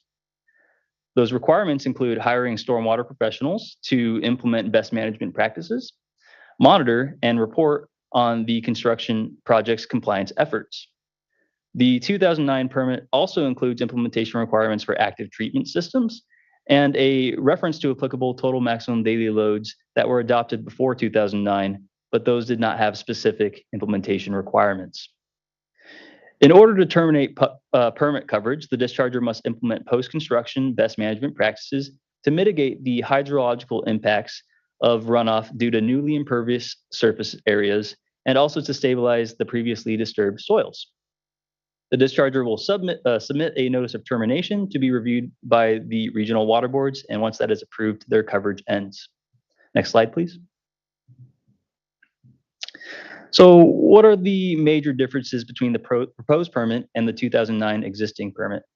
The primary differences between the proposed permit and the 2009 permit include specific total maximum daily load implementation requirements, the addition of passive treatment technology requirements, the addition of notice of non-applicability process in the permit, a revised notice of termination process, updated implementation of statewide water quality control plans, and new requirements for discharges from dewatering activities. Next slide, please. Other differences include added demolition activity requirements, implementation of the new federal sufficiently sensitive test methods rule, revised monitoring and reporting requirements, the removal of rain event action plans, the removal of bioassessment monitoring requirements, and yeah, that's it. Next slide, please. All right. So considering the changes made to the permit, staff recommends that the board consider an effective date of July 1st, 2023 for the construction stormwater general permit reissuance. The effective date will rescind the administrative extension of the 2009 permit, except for enforcement actions and existing projects, as we will discuss in the next slide. Staff selected this date to allow for ample time to enhance smarts to accommodate electronic submittals and provide the regulated community and stormwater professionals with roughly a year to prepare for the new permit requirements. That is, if the anticipated reissuance timeline holds. Additionally, the regulated community requested that the effective date be set for sometime during the drier period of the year, which July typically meets. Next slide, please. Somewhat tangential to the proposed effective date of the permit is the proposed regulatory transition period for existing projects, which is the first of the 4 items included in the limited scope public comment period. Staff received many comments regarding how the numerous changes to the permitting requirements will impact projects that have already been planned and are operating under established or fixed budgets. Thus, staff included a regulatory transition period for dischargers with active enrollment in the 2009 permit. Or in other words, they have an active waste discharge identification number already issued to them. These dischargers may continue coverage under the 2009 permit for up to 3 years after the effective date of the reissued permit, which as proposed is June 30th, 2026. 3 years after the effective date of the reissued permit, all notices of intent for the regulatory coverage under the 2009 permit will be administratively terminated. Any projects that have not been completed will need to obtain coverage under the new permit to continue their construction activities. Staff determines that 3 years was an appropriate transition period based on the average and median project durations recorded in SMARTs. This provision should allow dischargers to adhere to their contractual obligations while ensuring that all new or stagnating notices of intent obtain regulatory coverage under the reissued construction stormwater general permit. Next slide, please. The second limited scope public comment item is the inclusion of anti-degradation findings in the proposed order of the general permit. The findings discuss how the proposed construction stormwater general permit complies with both federal and state anti-degradation policy. The construction stormwater general permit applies statewide to discharges for discharges into waters of the United States. Thus, it can be reasonably assumed that authorized discharges may be both to high quality waters and waters that are not high quality. Staff finds that the reissued permit protects the water quality level necessary to maintain existing and anticipated beneficial uses through the inclusion of best management practices and monitoring and reporting requirements. Furthermore, the permit requirements are designed to be protective of waters that are not high quality through requirements for dischargers to comply with discharge prohibitions, receiving water limitations, new TMDL related requirements, and the additional requirements for dischargers proposing to discharge into water bodies impaired for sediment. Many of these same requirements are also intended to be protective of high quality waters, as we anticipate that authorized discharges will not degrade high quality waters. However, if degradation were to occur, the findings discuss that discharges would comply with the state and federal anti-degradation policy, as construction projects are considered essential to support the economic and social development goals of our state. Complete retention of stormwater or ceasing stormwater discharges altogether is not always technologically feasible, and requirements to fully contain stormwater would have negative impacts on necessary construction projects or halt them entirely. Ultimately, this permit requires compliance with a wide range of pre-existing, new, and improved requirements that are expected to result in the best practicable treatment or control of regulated discharges intended to maintain the highest quality waters with the maximum benefit to the people of California, or to the state. Next slide, please. As alluded to in previous slides, a major proposed change to the construction stormwater general permit is the inclusion of specific total maximum daily load implementation requirements. In total, the proposed permit implements 69 existing total maximum daily loads. However, these requirements do not apply to all dischargers universally. Total maximum daily load implementation requirements only apply to dischargers with the potential to discharge a TMDL listed pollutant to a specific TMDL listed water body or watershed. The total maximum daily load implementation requirements fit into 4 primary implementation categories. The first is compliance with the general permit requirements, where those are sufficient to comply with the assumptions of the total maximum daily load. The second is to comply with the permit's erosion and sediment controls and pair that with soil loss modeling using version 2 of the revised universal soil loss equation. The third and fourth are numeric action levels and numeric effluent limitations assigned to specific wastewater allocations for specific pollutants in specific water bodies or watersheds. Numeric action levels and numeric effluent limitations are assessed through non-visible pollutant monitoring if the pollutant is present on site and has the potential to discharge, and if there's a failure to implement best management practices, or if there's a breach, failure, or malfunction of the best management practices, or if there's a spill that results in the potential to discharge that specific pollutant. If the discharge, if the spill or breach is not addressed or cleaned up prior to discharge, then that would trigger the non-visible pollutant monitoring. Next slide, please. The total maximum daily load implementation requirements have changed throughout the permit development process and were revised again during the most recent public comment period. Staff sought to clarify total maximum daily load related sampling, how a discharger exceeds a total maximum daily load related numeric action level or numeric effluent limitation, as well as the reporting requirements for that sampling. A few comments requested that staff consider adding total maximum daily loads for implementation through the permit, adding additional ones that had not been considered previously, of which staff determined that only the Santa Monica Bay Beaches bacteria total maximum daily load applies to construction stormwater dischargers. And that is one that falls under the category of comply with the general permit and to install minimum best management practices aimed at addressing bacteria sources. The third limited scope, no worries. The third limited scope public comment item is the modification of nitrogen-based numeric effluent limitations into numeric action levels.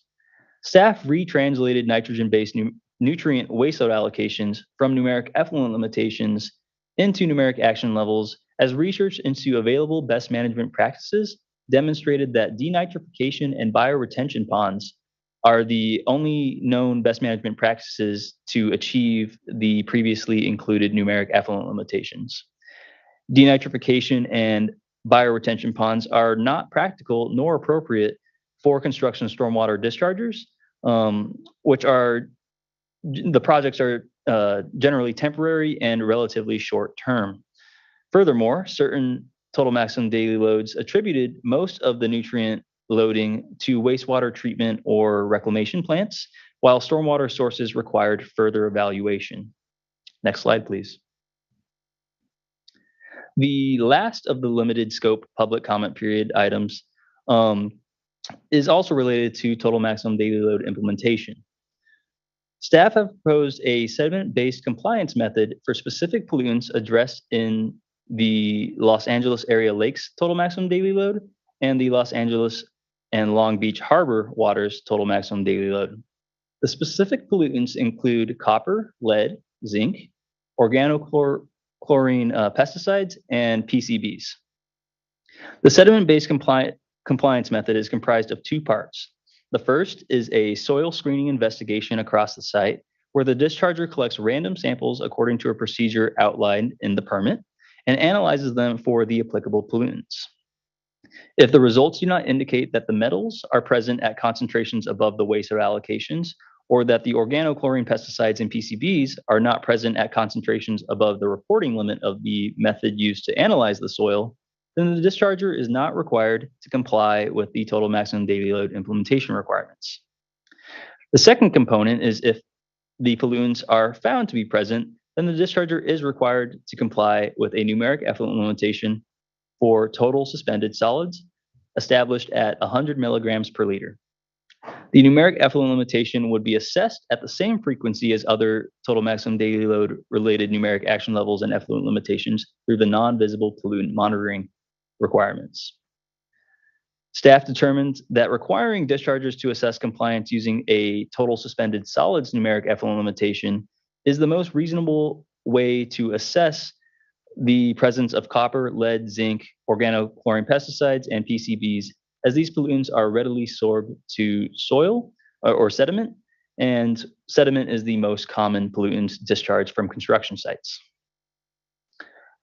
100 milligrams per liter of total suspended solids was determined to be an appropriate proxy numeric effluent limitation for these pollutants, as the concentration of organochlorines and pesticides and PCBs are expected to be below the reporting limit of the standard EPA methods used to analyze these constituents, and the concentration of metals at 100 milligrams of total suspended solids is expected to be lower than the waste oil allocation set forth in the TMDLs.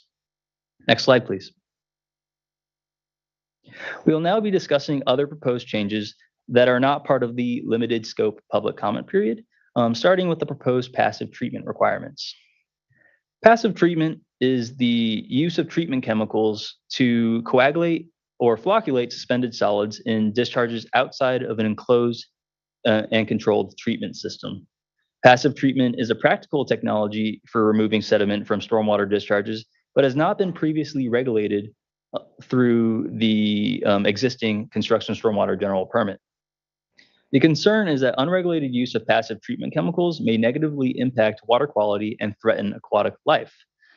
Thus, the general permit requires that dischargers prepare a plan to properly dose and apply treatment chemicals and prohibits specific types of chemicals for use.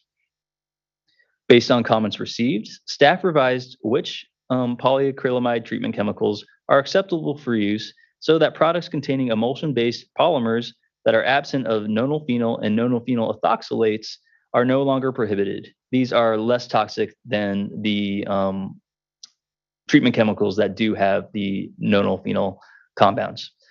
Additionally, cationic or positively charged polyacrylamides are still prohibited due to the risk of toxicity to aquatic life. Staff also revised language regarding who is required to implement these requirements. Previously, the discharger had to employ a contractor, and we redefined that to be a trained person who's knowledgeable in the principles of passive treatment technologies. The State Water Board has contracted with the Office of Water Programs at Sacramento State University to conduct a literature review and report their findings and recommendations for the use of passive treatment at construction sites. Additionally, the Office of Water Programs prepared guidance and is validating dosing calculators and residual chemical testing protocols that dischargers may use when implementing passive treatment.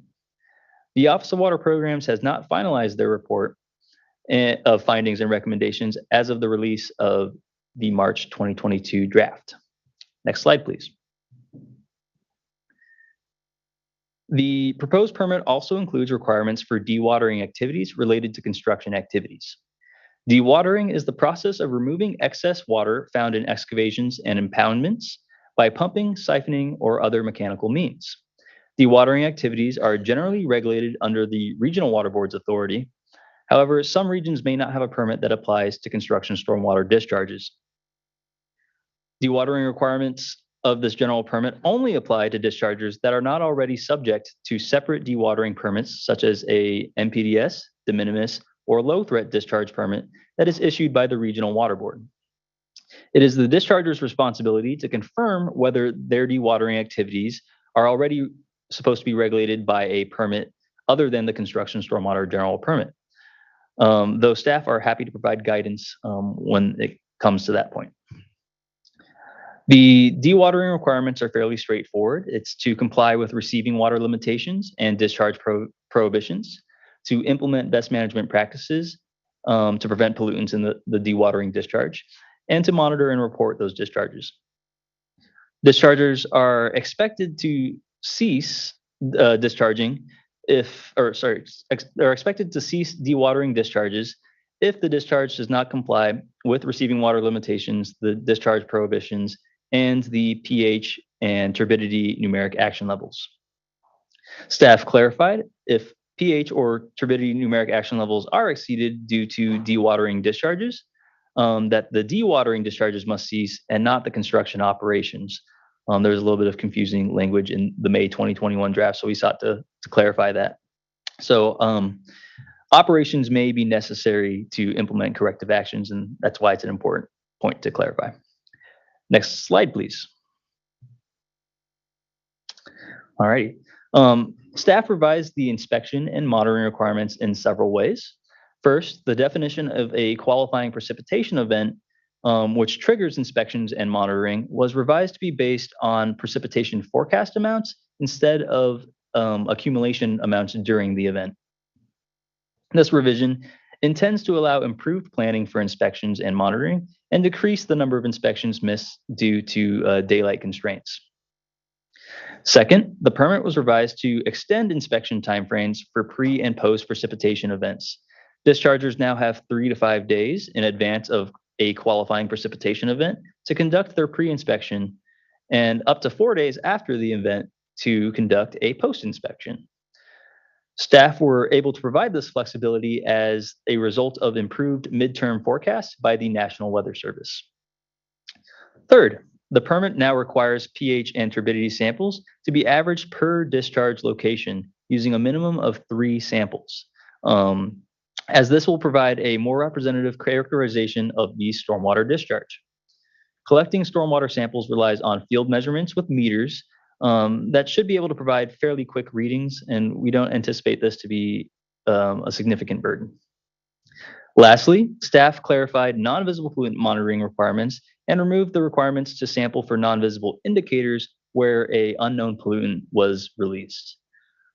All pollutant sources must now be identified in the Stormwater Pollution Prevention Plan prior to construction activities, so that requirement was removed.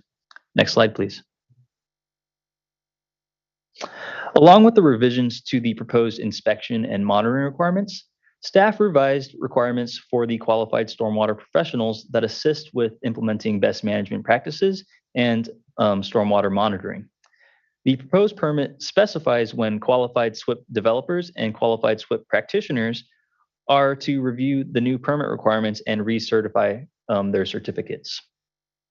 The qualified SWIP developers and practitioners certified through the California Stormwater Quality Association will have to recertify prior to the expiration of their certificate, while qualified SWIP developers and practitioners who self-certified through the State Water Board will recertify within 1 year of the effective date of the construction stormwater general permit.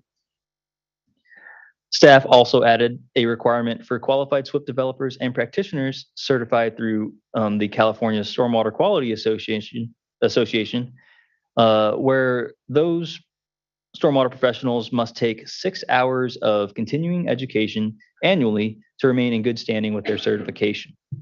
Staff agreed that continuing education is important, especially considering how best management practices continually evolve, and that the 6 hours of continuing education can be filled by professional development units required by their underlying certificates that many qualified SWIP developers and practitioners certified through CASQA already have.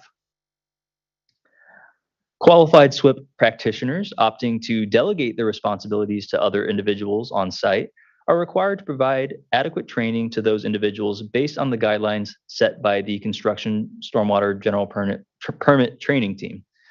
The proposed permit includes foundational training courses such as, guidelines for foundational training courses, such as roles and responsibilities, forecast information and reporting, as well as site-specific training for visual inspections, sampling procedures, and implementation of the SWIP and best management practices.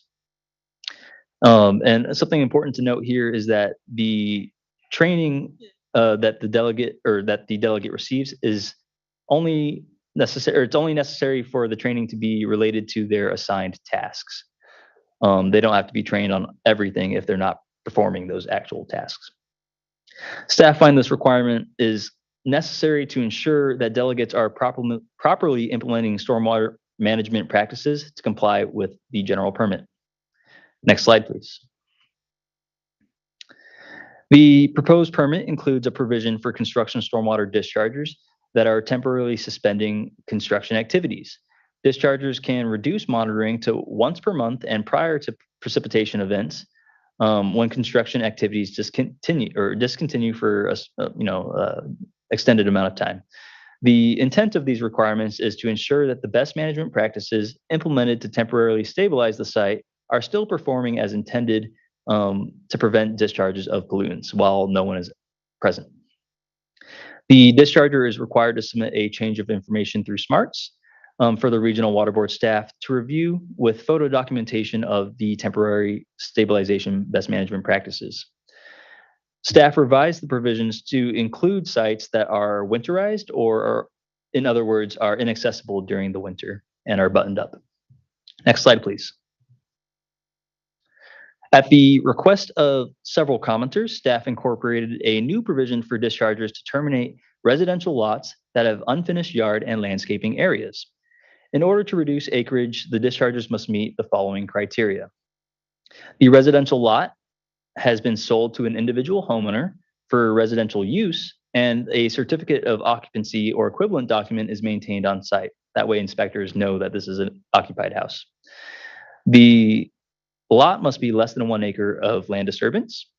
All construction activity conducted on the lot by the discharger is complete, and the discharger has installed temporary best management practices to stabilize the unfinished yard and landscaping areas. And then the discharger shall upload as an attachment in SMARTS documentation of a contract such as a CC&Rs, which I believe is code, covenants, and requirements, and restrictions, requiring the individual homeowner to stabilize the yard and landscaping within 1 year and to maintain those temporary best management practices until stabilization is met. These new requirements may not actually be new for some dischargers in areas where the regional water boards already require this information. The existing 2009 permit technically requires that dischargers completely stabilize all disturbed areas prior to terminating coverage over completed portions of the project. So this provision allows for dischargers to reduce acreage where they have completed construction activities and installed temporary stabilization BMPs by including a mechanism for homeowners to maintain those best management practices to protect water quality. Next slide, please. As with any permit reissuance, staff seeks to improve efficiency in our administrative processes. Staff revised the notice of termination requirements to include information in hopes of expediting regional water board staff's review and approval of the notices of termination. Recent revisions include the removal of the elevation contour requirement from the final site map to alleviate the financial burden of hiring a surveyor to generate this information that does not necessarily add to the protection of water quality in a meaningful way. The revisions also include a revised final stabilization definition in the glossary to include vegetative and non-vegetative methods of stabilization. It also includes clarification that in areas where there is naturally low vegetation, 70% of natural conditions of the local undisturbed areas is also acceptable. So in more arid regions like Region 7, Region 6, and 8, 9, and pretty much everywhere in SoCal, 70% of the natural conditions is acceptable. Next slide, please. Okay. The proposed permit also includes provisions for dischargers to submit a notice of non-applicability demonstrating that the construction site is not hydrologically connected to waters of the United States and therefore does not require coverage under the construction stormwater general permit. Staff revised the language to state that the notice of non-applicability is now only available when the site's physical location is not hydrologically connected to waters of the United States. The previous notice of non-applicability eligibility requirements stated that there had to be no stormwater or non-stormwater discharges to waters of the U.S. in order to qualify. So there's a slight nuance there. Staff updated the written determination language and updated the written determination into the no discharge technical report and also permits California licensed professional engineers and geologists, professional geologists with relevant hydrologic expertise to prepare that technical report. Staff removed the requirement mandating that the applicable regional water board executive officer sign written documentation that concurs with the discharger's determination that their site does not discharge to waters of the U.S. and subsequently qualify for the notice of non-applicability. The requirement was an unnecessary burden on both the discharger and the regional water board executive officers. Staff acknowledges that SMARTs will need to be updated in order to accommodate the notice of non-applicability and shall be updated to accept all necessary submissions by the effective date of the construction stormwater general permit. Next slide, please. Oops. Okay. Some of the larger and most complex projects that are regulated under this permit fall under a subset of dischargers called the linear underground and overhead projects. These projects often consist of narrow but lengthy corridors for utility transmission infrastructure. So that could be electrical transmission lines, that could be gas pipelines, etc. This differs from traditional construction where those are generally a larger land disturbance that occur over the majority of a given site, whereas linear disturbances usually have smaller footprints that are extended over large swaths of land. Linear projects typically provide essential services for the people of California. Thus, staff sought to improve administrative efficiencies for the subset of dischargers in the following ways. Programmatic permitting, which allows linear underground and overhead project dischargers to submit a single notice of intent to obtain permit coverage for multiple non-contiguous projects if they are located within a single regional water board, consist of similar scope and activities, and have the same legally responsible person. In the May 2021 draft, programmatic permitting was limited to the lowest risk level linear projects. Staff are now proposing to extend programmatic permitting to all risk levels or risk types of the linear projects, which is expected to reduce the administrative inefficiencies for utility companies. Staff have also clarified how linear projects segments can be defined, including logical delineators, such as the contractor that is working on that part of the site, the project phasing, topography, watersheds, and other jurisdictional boundaries, such as the county or city that these projects are occurring in. Following discussions with colleagues at the regional water boards, the construction of ancillary or support facilities for these types of projects that more closely resemble traditional construction projects may be better regulated through the traditional construction permit requirements.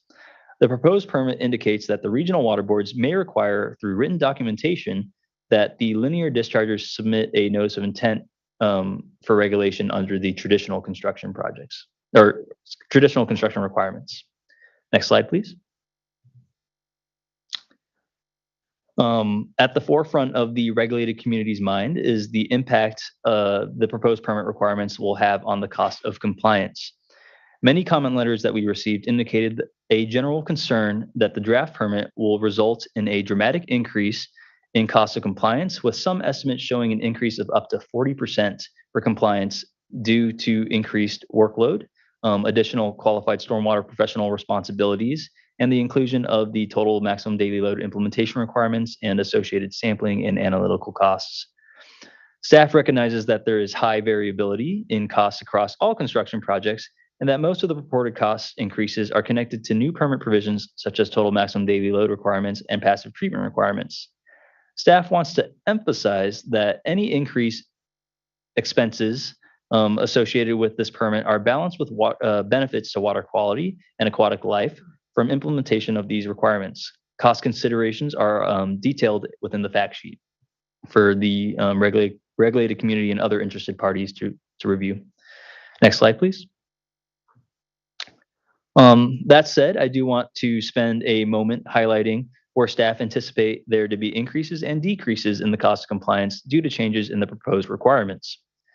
Staff expect total maximum daily load implementation, passive treatment, and dewatering requirements to increase the cost of compliance for dischargers to which those requirements apply. Meaning we do not expect every discharger to experience an increase in the cost of compliance, as not every discharger will be responsible for complying with total maximum daily loads, and not every discharger uses passive treatment or dewatering in areas that don't have separate dewatering permits. Staff does expect every discharger to experience a modest increase in the cost of compliance associated with hiring the qualified stormwater professionals to perform some mandatory inspections. However, these costs are partially offset by the removal of the existing permits rain event action plans and hopefully improve the compliance with the permits requirements, reducing other costs associated with implementing and complying with the permit. Staff anticipate decreases in the costs for some dischargers that are eligible for the notice of non-applicability requirements, in which they will not need to enroll in the permit. We are also seeking to improve permitting administrative efficiency through the notice of termination revisions, programmatic permitting, and allowing developers to reduce their acreage for individual residential lots with unfinished and temporarily stabilized yards to homeowners. Other decreases in cost of compliance include the removal of existing permits, of the existing permits rain event action plans, and the existing permits bioassessment monitoring for risk level 3 sites. Next slide, please. Okay. The following table is a comparison of cost estimates regarding best management practice implementation as provided by the State Water Board staff and multiple stakeholders and permittees. In general, staff expects the cost of compliance to be moderately increased as a result of the proposed permit requirements.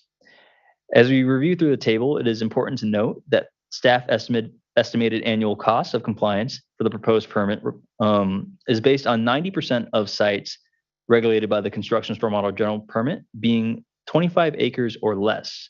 The annualized estimate for the Building Industry Association was based on data from a 4-year-long 110-acre housing development, while the annualized estimate for the Linear Utility Stakeholder Group was based on a multi-year project consisting of 400 electrical tower sites, all with applicable total maximum daily loads. The contrast between staff and stakeholder estimates is partly due to the scale and complexity of those larger sites, as well as different interpretations of the proposed permit requirements. So as you'll note, we have a moderate increase from the stormwater pollutant prevention plan development, and we don't expect too many or a significant increase in the cost of compliance related to best management practice installation and maintenance. And I think that's all I really wanted to, and then that we have total maximum daily load implementation requirements estimated at $3,500 to $6,000 per the smaller sites. And this could potentially increase as sites get more complex and cross into multiple total maximum daily watersheds or total maximum daily load watersheds. There we go. I want to better understand. And I was writing as quickly as I could. Mm-hmm. So you used 90% of the sites that are what size or less? 90% of the sites covered under the Construction Stormwater General Permit are 25 acres or less. Okay. And the cost estimates that we received from stakeholders were generally for larger sites. Do you have an acreage size? I mean, we can hear from the stakeholders, but what is your understanding of the difference on what the industry was using? Just to better understand what went into this chart. So I guess the main difference there was that their projects were longer and larger. So I believe, let's see, one of the projects was a 4-year-long 110-acre housing development, and the other was a large utility line that had 400 electrical tower sites, and that one crossed into multiple regions and total maximum daily load watersheds. Thank you. Whereas, a lot of sites will be kind of more isolated and less expansive.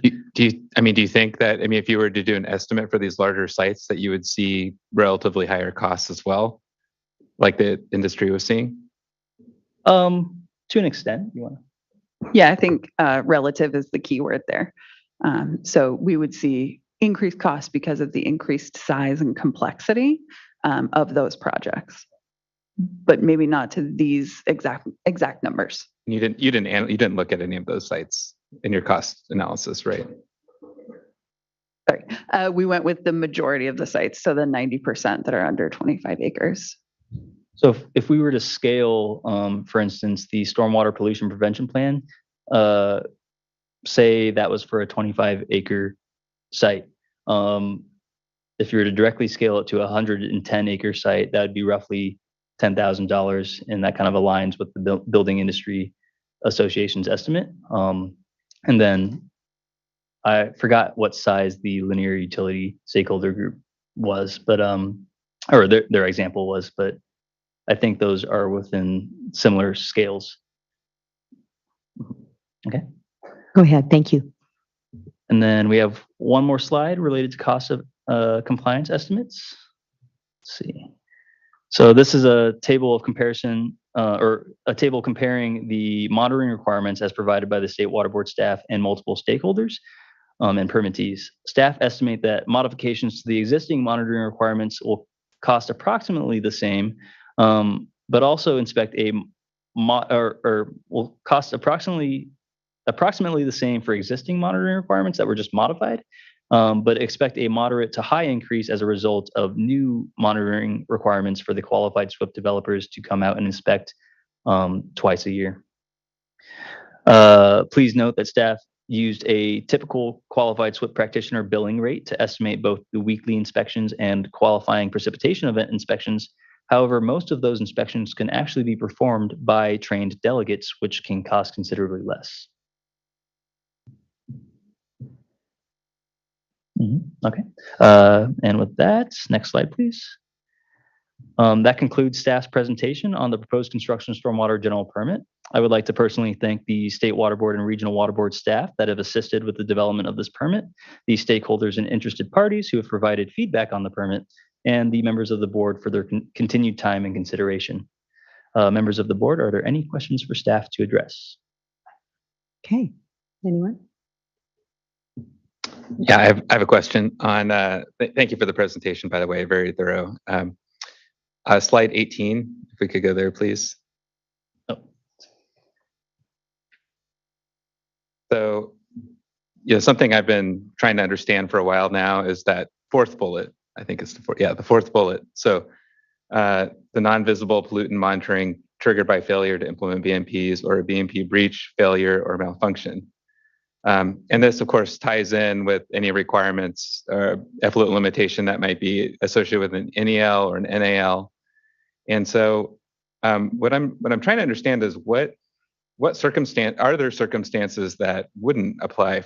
I'm thinking back to October and the atmospheric river level 5 storm event that we had. And if a construction site were to witness that, I would imagine that a number of their BMPs would fail under that type of rain event. So is there a design rainstorm, or are there other just constraints on how this is defined? I'm not really clear on exactly what if any, sideboards there are on this definition. That's a great question, Board Member McGuire. Thank you for asking it. So in that example of the atmospheric river that we had back in October, if there was a breach, malfunction, or spill of those best management practices under this proposed permit, they would be required to sample for any of the pollutants that they've listed in their pollutant source assessment that have a TMDL related numeric action level or effluent limit associated with them. So there is no compliance storm standard necessarily, under which they wouldn't be required to do the sampling for these TMDL related pollutants. And so I'd like to, this has been the standard that the construction industry has been operating under for 30 years, or whatever, that you you build your BMPs to contain the sediment on site, and you make a decision based on how big those BMPs are going to be. And if they're not big enough, then you face potential enforcement action. And that's has been the case that we've always used. We have never had a design storm to say at a certain level you are absolved from responsibility for maintaining control of your stormwater on your site. Well, yeah, I'm trying to think back to corollaries, and I don't know as much about the industrial stormwater general permit, but just thinking about municipal, the kind of the 85th percentile 24-hour storm event. So, I mean, there are instances, there's examples that I can think of where we do have. But those are not, they're not relieved from responsibility. They are deemed in compliance if they control the 85th percent. So it's a little bit different issue. And then just one addition that I was reminded about from my colleagues here. We also changed the definition of an exceedance of a numeric action level or a numeric effluent limitation so that it has to be 2 times exceeding that level for it to be deemed an exceedance of the numeric effluent limitation and carry with it a mandatory minimum penalty. So in the case of the October atmospheric river, they would have had to have had those BMPs fail or breach or spill, not once, but twice, and measure that at the same discharge location within the same reporting period, which is generally July 1st through June 30th. And so there's that sort of backstop built in as well for those non-typical storms that we see. All right. Well, thank you for that clarification. I'll be interested to hear some more input on that going forward here. Other questions? Anyone? Okay. First of all, I want to check, Ms. Townsend, do we have any elected officials that have signed up to speak?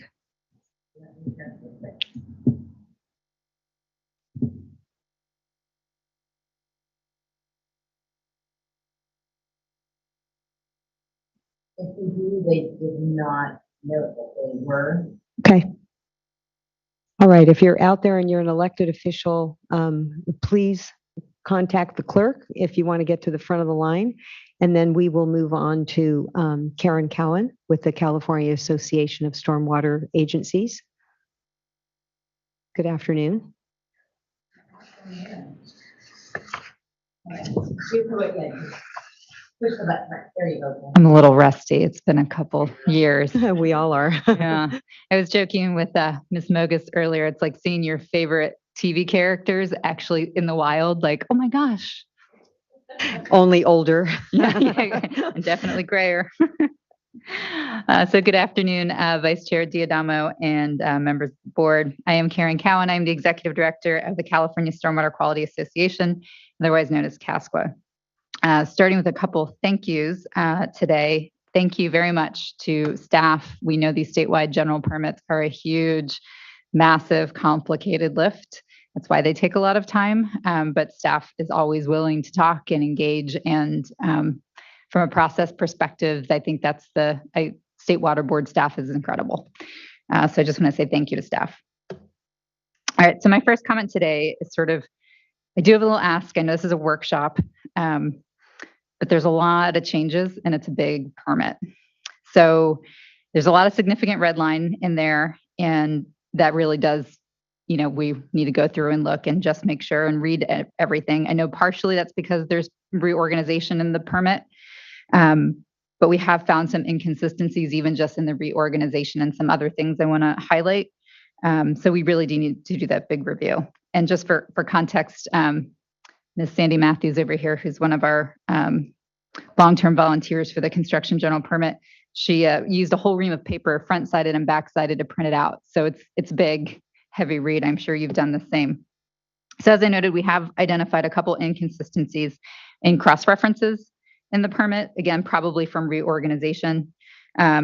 We've also found some inconsistencies for the same permit requirement. I mean, it's the same topic in 2 different places. So whether it's 2 different spots in the order or in an attachment or the order, And that's obviously something we need to make sure is clear. Some of those examples of those different topics are the daily averaging period for turbidity, post-construction requirements for the linear underground overhead projects, the regulatory transition requirements, and risk determination.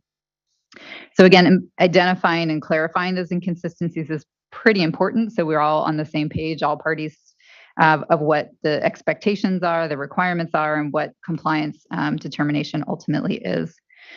And another thing I think we'd like to do from a timing perspective is going through the staff workshop that was last week, and then also the staff presentation today, and just making sure what staff has presented is what we read to be in the order as well. So again, that's sort of just another consistency. So that gets me sort of my little ask today.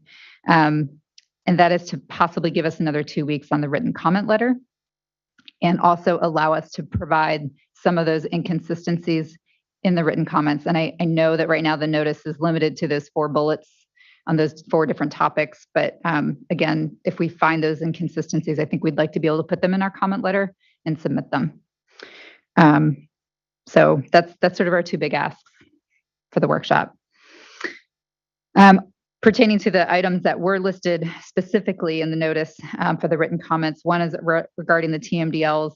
We've gone through initially, and so what we've been able to find is that there are a couple inconsistency issues in the TMDLs, which honestly, there's a lot of TMDLs across the whole state.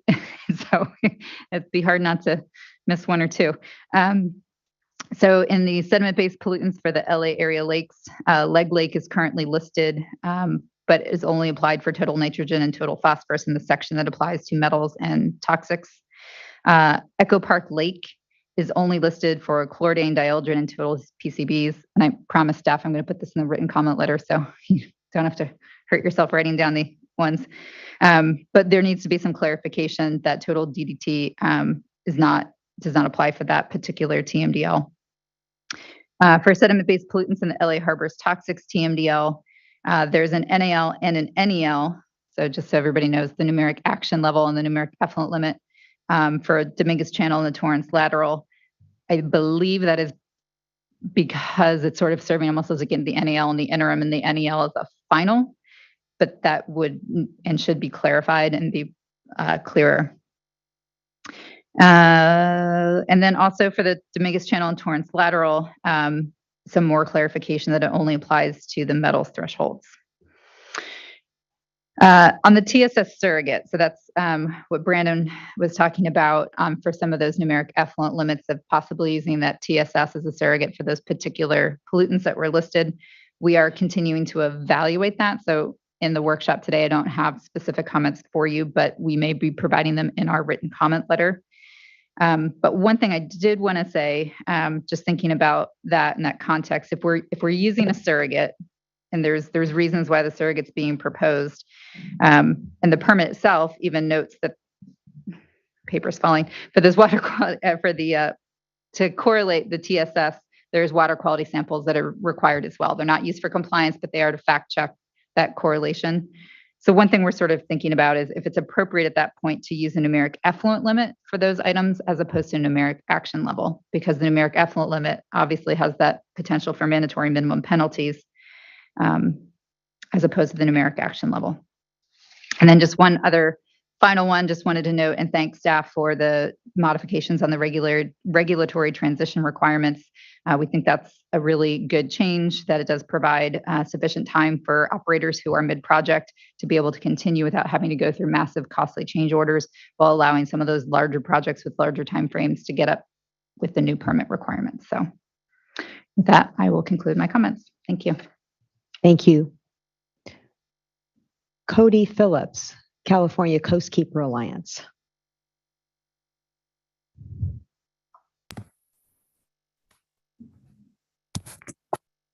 Hi, everybody. If you can hear me. Just one moment. I apologize. 1 minute. Oh, we have a panel. Okay. So we've got Cody Phillips, Sean Bothwell, and who's the third one? Benjamin Harris. Benjamin Harris.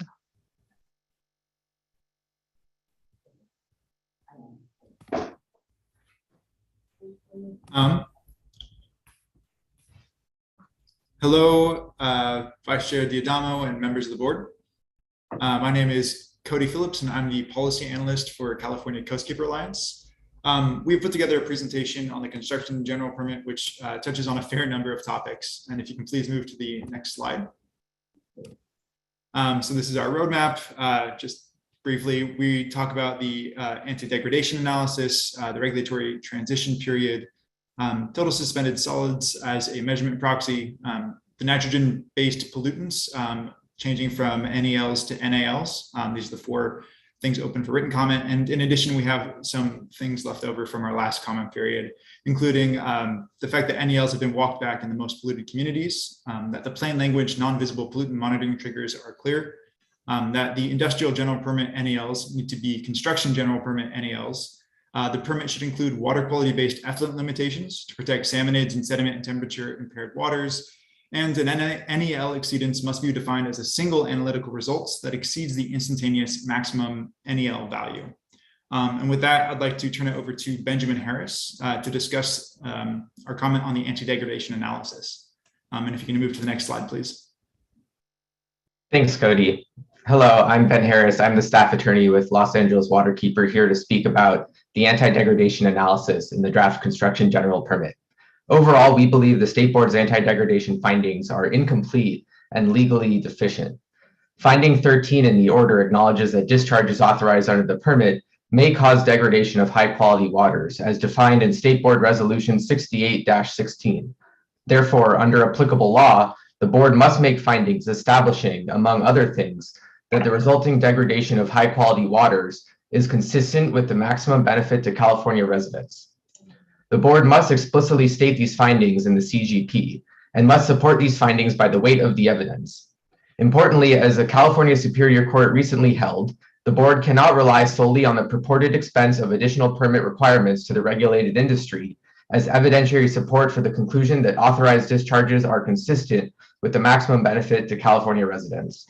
Next slide, please. The revised draft of the CGP is insufficient to meet the board's obligation to establish that authorizing degradation of high-quality waters is consistent with the maximum benefit to California residents. There are at least 3 reasons this is so.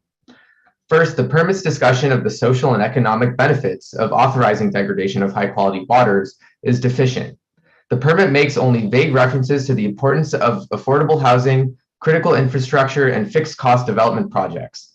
There is no specific analysis or explanation why requiring additional best management practices would render these projects economically untenable, or why there would be fewer of these projects completed if more stringent BMPs were required.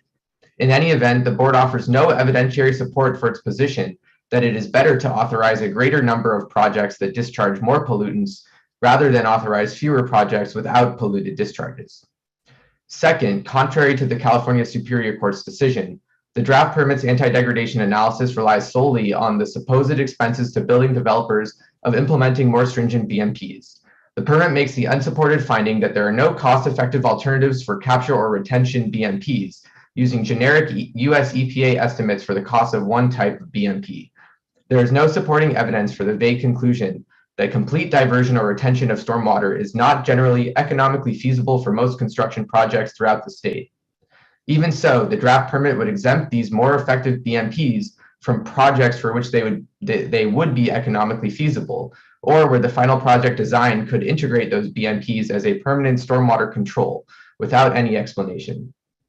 The board must include an expanded assessment of possible alternative regulatory requirements that would allow construction without polluted discharges. Lastly, the anti-degradation analysis lacks an assessment of the harms to California residents of polluted stormwater discharges and the corresponding benefits of clean water. Numerous studies have shown the significant public health, environmental, and economic costs of stormwater pollution, including to the recreation, tourism, and fishing industries that depend on clean waterways. The anti-degradation findings in the draft CGP fail to cite to any studies or other sources to quantify the benefits of preventing additional polluted discharges from construction sources, which could be achievable through other BMP alternatives. In summary, the board must revise the legally deficient anti-degradation analysis in the draft CGP to include specific analysis with specific factual support, establishing that authorizing degradation of high-quality waters is consistent with the maximum benefit to California residents. Now I'll turn it back to Cody. Thank you. Thank you, Ben. If we can move to the next slide, please. Thanks. So with this new regulatory transition period, parties that submit registration documents and receive a WDID up to the date of issuance, which is July 1st, 2023, will receive an additional 3 years where they only need to comply with the terms of the 2009 construction general permit, not this new order. So this transition period extends the effective date of the 2009 permit, which was set to expire in 2014, through July 2026. Now, while the purpose of this transition period is to provide consistency for large projects that obtain funding years before construction begins, that regulatory consistency must be weighed against the purpose of this permit, which is to protect California's waterways. If regulatory consistency was the end goal, we'd never update any permits once they'd been issued. So to that end, we have 3 requests to help narrow this provision and make the permit more effective. First, this provision can be narrowly tailored, so it only covers those most impacted, such as large public projects which have 4 to 5 years funding processes leading up to construction. Second, this provision does not need to extend up to the date of issuance and can be applied only up to the date that the permit is adopted. All parties will be on notice of the requirements of the updated permit once it is adopted, so removing the additional grace period between adoption and issuance should not lead to harm. And the 2009 permit did not contain this lengthy transition period and just terminated all NOIs on issuance, so we know that this is a viable option. Finally, if a relevant TMDL compliance schedule has passed, to not allow coverage under the outdated permit. Increasing the amount of time parties need to only follow the 2009 permit just increases the amount of time that California will be out of compliance with our water quality objectives. Next slide, please. So our next comment is about the use of total suspended solids, or TSS, as a proxy to measure 14 different pollutants. First, let me note that we are pleased to see numeric effluent limits, or NELs, included in this permit and fully support their use. However, we have 2 notes regarding the TSS NELs in this permit. First, TSS should be used as a measurement proxy and not an enforcement proxy. While using TSS to measure concentrations of different pollutants can be a helpful tool, if the NEL is exceeded, the structure of this NEL means that there would only be one exceedance, even if all the underlying pollutants also would exceed TMDL limits. If you look to the slide, you'll see that in certain areas, pollutants like copper, lead, and zinc are regulated under their own numeric action level threshold. In contrast, when TSS is used as a proxy to measure those pollutants, they no longer get an individual threshold, but are combined into a single NEL, eliminating the enforceability of the TMDL limits for those pollutants. Instead, if a soil sampling demonstrates that a site has, for example, both copper and lead, exceeding the TSS NEL for that site should count as an exceedance for both copper and lead, and not as a single exceedance for TSS. And second, we recommend that individual numeric action levels, or NALs, are added as a backstop to this TSS proxy. NALs and NELs serve 2 different functions. When NALs are exceeded, it does not violate the permit, but triggers a feedback loop to ensure that best management practices are iterated upon and improved upon to prevent further exceedances. Placing NALs as a backstop for each pollutant ensures that if exceedances of the underlying pollutances occur, even if there is no exceedance of the TSS proxy, then best management practices will be considered for each of the individual pollutants subject to the exceedance. This backstop will guarantee that the permit will not authorize exceedances of individual pollutants and will require site improvements in the event that the proxy is not accurate for certain construction sites. Now I'm going to pass this off to Sean Bothwell to discuss the next few points. And if you can move to the next slide, please. Good afternoon, Vice Chair Diadamo and board members. Again, Sean Bothwell, Executive Director for the California Coastkeeper Alliance. Before I get started, I just want to admit that I really wish I had actually been there attending in person day, because I can see my face on that big screen behind you all. And honestly, nobody should have to see my face that large. So I apologize in advance. I wanted to focus on the water quality rollbacks that have occurred since this draft order was first introduced, starting with the newest rollbacks of the nitrogen-based numeric limits. The newly revised staff report asserts that construction activities are not a significant source of nitrogen. We don't necessarily agree with that statement, and I'll circle back to that in a moment. But regardless, the fact remains that that construction activities was named as a responsible party under the TMDLs. The State Water Board's responsibility and authority is to translate waste load allocations to effluent limits within the permit, not effectively remove construction as a responsible party under the TMDL. If construction activities truly are not a contributor to nitrogen pollution, then what is the big concern over them being NELs? Nothing would get triggered, no enforcement would be set in motion by a nitrogen NEL if they truly aren't a contributor to the pollution in the watershed. But if they are a contributor, they need to be held accountable, just like everyone else under the TMDL, for achieving the waste load allocation. Instead, the draft order proposes to weaken the nitrogen numeric limits into action levels. The staff report defends this rollback by claiming that it's infeasible for construction permittees to meet the nitrogen numeric limit. And yet the draft order expects permittees to comply with the exact same number as an action level.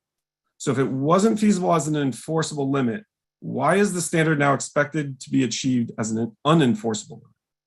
First, this just shows how weak and ineffective action levels can be. They act as an inconsequential deterrent for violating a standard.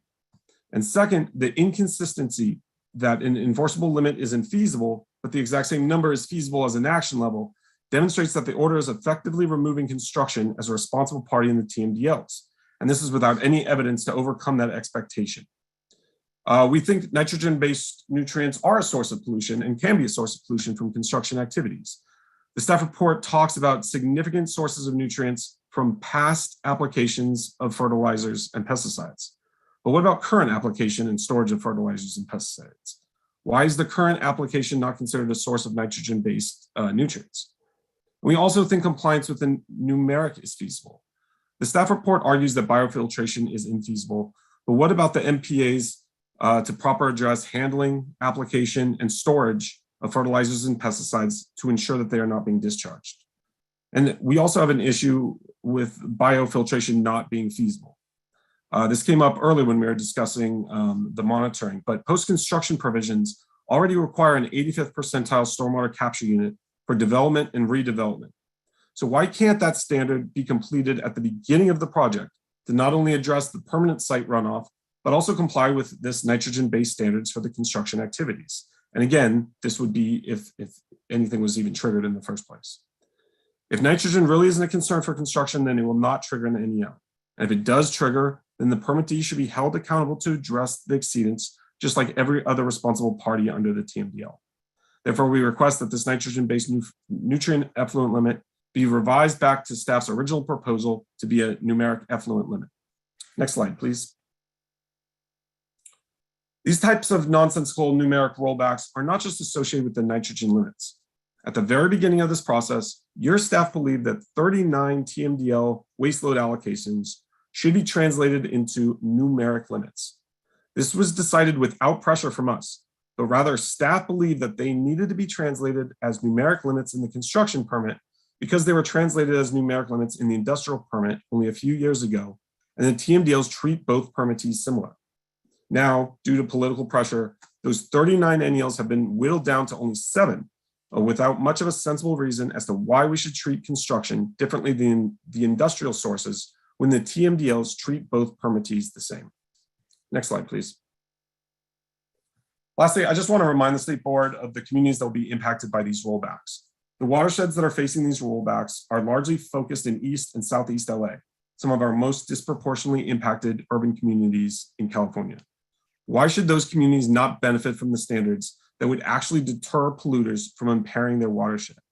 We can have affordable housing and we can have clean water in California. We should not be allowing building pressure to force the State Water Board to choose between the two. These communities deserve both. We request that the State Water Board reinstate the original numeric limits in the draft order, but if the state is unwilling to do so, we would ask that the State Water Board staff at least include an analysis in its staff report detailing the disproportionate impacts these rollbacks will have on environmental justice communities. At the very least, you, the decision makers, will be approving this order should be well informed as to the trade-offs you are making and the impacts your decisions will have on environmental justice communities. So thank you, and I'll pass it back to Cody. Next slide, please. Thank you, Sean. So our next comment has to do with the non-visible pollution monitoring triggers. We believe that the triggers for non-visible pollution monitoring are clear. The permit states that monitoring for non-visible pollutants is required at the site when the exposure of construction materials occurs and where potential discharge can cause or contribute to an exceedance of a water quality objective or standard. We believe that this definition is self-explanatory and that the inclusion of any extra technical language may have the unintended effect of constraining this requirement and limiting the effectiveness. Next slide, please.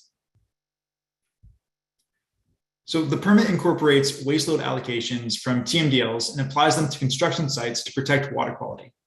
However, many TMDLs do not differentiate between construction sites and industrial sites and treat these two sources of pollution the same. This is important because it means that the TMDLs expect construction sites and industrial sites to be regulated the same. However, this slide shows a list of NELs in the Industrial General Permit, which are not incorporated as NELs in this draft construction permit. For consistency, these should be NELs in both the construction and industrial permits. In response to our previous comments on this issue, staff stated that NALs were used for concentration-based waste load allocations assigned in the receiving water and NALs for waste load allocations assigned at the point of discharge, an issue of receiving water versus point of discharge. However, staff's response does not go to the need for consistency between the industrial permit and the construction permit. The industrial permit previously adopted NELs that were derived from concentration-based waste load allocations assigned in the receiving waters, not the point of discharge. If staff was able to convert those waste load allocations to NELs for the industrial permit, there is no legitimate explanation why staff cannot do the same for the construction permit. Especially when doing so will promote consistency between the permits and will better guarantee that discharges into impaired waters will not cause or contribute to exceedances. If the TMDLs expect these two pollution sources to be regulated in the same way, and concentration-based waste load allocations assigned in receiving waters can be incorporated as NELs, like they are in the industrial permit, then there is no reason why these waste load allocations cannot also be incorporated as NELs in the construction permit. Next slide, please. So virtually all major fish-bearing waterways on California's north coast are listed as impaired for sediment and temperature, which can prevent spawning and impair the health of these important fish populations. On this slide, there are a list of TMDLs that are not represented in Attachment H of the Construction General Permit. These water bodies are all important salmonid habitat and need water quality protections. The TMDLs for these stretches of water note that there are no point sources for these waterways and accordingly assign a waste load allocation for all point sources as 0. Given the potential for construction to cause or contribute to sedimentation and increases in temperature, these 0 waste load allocations should be reflected in Attachment 0 of the Construction General Permit in order to protect salmonids from potential future construction activities in those regions. Next slide, please. Finally, we recommend that an NEL exceedance should be defined as a single analytical result that exceeds the instantaneous maximum NEL value. Currently, an NEL must be violated twice before it is exceeded, and this is inconsistent, we believe, with the purpose of a numeric effluent limit. The purpose of an NEL is to set a clear, transparent, and objective requirement to protect and restore an impaired water body. Denying liability for an exceedance goes contrary to the purpose of such a clear standard. Imagine if the law required that drunk drivers needed to exceed a breathalyzer test on 2 separate occasions before they violated the law. This just changes the risk versus reward calculus, and many more people would like to get behind the wheel while impaired. This goes against the purpose of setting such a clear legal limit. And construction sites are temporary in nature, which is often an argument for why certain stormwater controls are infeasible. But this temporary nature makes it even more important that no exceedances are allowed during a construction site's tenure. Otherwise, the regulatory structure seems to encourage permittees to toe the line as close as possible, rather than work to avoid exceedances altogether. Next slide, please. Thank you, and we appreciate the opportunity to express our comments and concerns for the Construction General Permit. We are happy to take any questions, and please feel free to contact us. Our information is on the slide. Thank you for your comments and for the PowerPoint. All right, now Ruth Kolb, City of San Diego.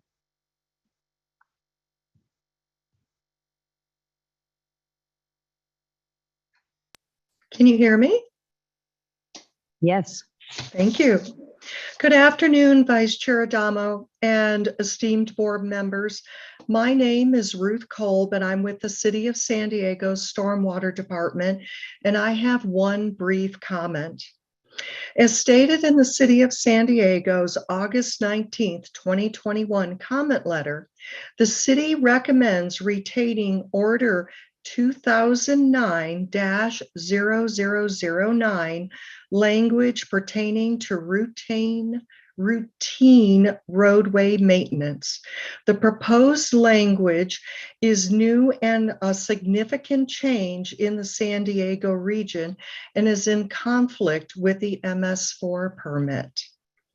We thank you for your time and consideration of this comment and would also like to thank your staff for their great customer service, listening to all stakeholders' concerns. Thank you. Thank you, Ms. Kolb. Next, Mary Alyssa Rancier, Associated General Contractors of California. Hello, can everyone hear me? Yes. Hi. Hello, Vice Chair, members of the board and staff. Good afternoon. My name is Mary Alyssa Rancier, and I'm speaking on behalf of Associated General Contractors of California. AGC is a member-driven organization with over 900 members, specializing in commercial construction. While we see there were many changes made to the construction stormwater general permit draft language released on March 30th, there still appears to be many problematic issues as language is currently written. Numeric effluent limits, or NELs, are still considered as a means of compliance for certain impaired water bodies. This is problematic because the NELs are so low that they cannot be achieved through current best management practices, or BMPs, or technologies. Implementing NELs provides a difficult path to compliance and opens unnecessary liability for contractors, which could risk dissuading work or bids on projects in the near future. It may also result in permit violations and enforcement that could shut down essential construction projects and/or substantially increase costs. In a time when projects are surrounded with so much uncertainty, many of these requirements add additional difficulty to complete essential projects on time and under budget. Another major concern is that this permit would substantially increase costs for public works, infrastructure, and private economic development projects by hundreds of millions of dollars. A Caltrans analysis found that complying with this mandate would nearly double compliance costs by 95%, a total cost of between $325 and $348 million every year. This substantial cost would be detrimental to small and minority-owned businesses. We want to stress the desire to have an open process and the ability to engage and provide constructive feedback with the board and board staff. We want to commend and thank the board and staff for their efforts and inclusiveness in the development of this permit. Lastly, we encourage the board to consider changes to the permit that would decrease the financial burden on these essential businesses. Thank you for your time and your consideration. Thank you. Next is Jamie Azevedo.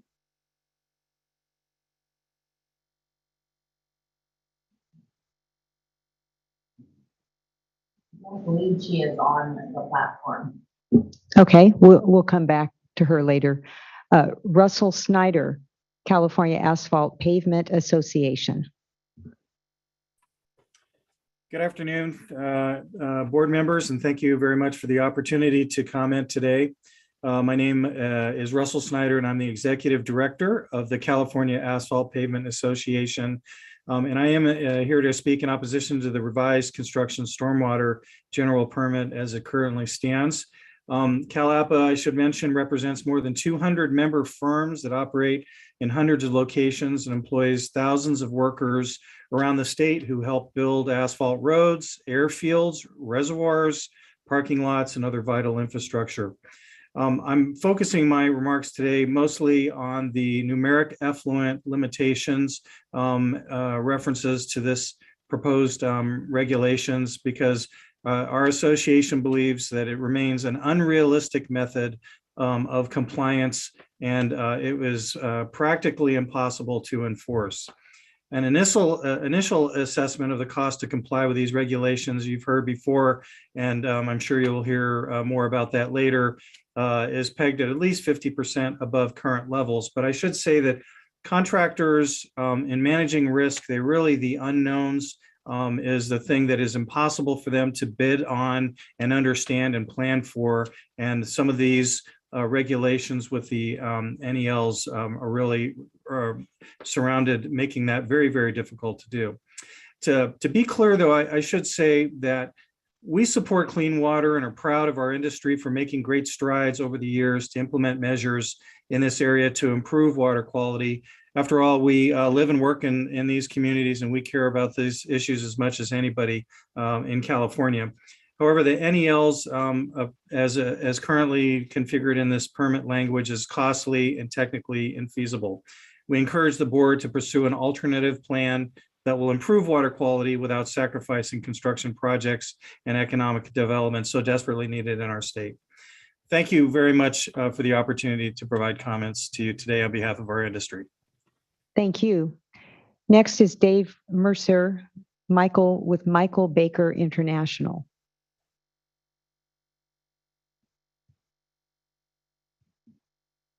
Not on the platform? Okay. We'll come back to those who missed at the end. Next is Alicia Brenner, Pacific Gas and Electric. Good afternoon. Good afternoon. Can you hear me okay? Yes. Okay. Thank you. Good afternoon, Vice Chair D'Adamo and members of the board. My name is Alicia Brenner and I'm presenting on behalf of Pacific Gas and Electric Company. I want to be sure to keep this presentation short, but I do want to at least take a moment to thank the board for your time and your attention, but also want to thank board staff for their hard work, dedication, time, and attentiveness as well. You may already be aware, but PG&E constructs around 100 projects per year that require CGP coverage. Therefore, usability, practicality, and clarity in this permit is of significant interest to PG&E's water quality group. We appreciate the response to our comments, and we have just a few remaining clarifications, questions, and feedback. Firstly, the proposed draft requires pre-precipitation inspections to be conducted by a certified QSP, while all other inspections can be conducted by the QSP's delegate.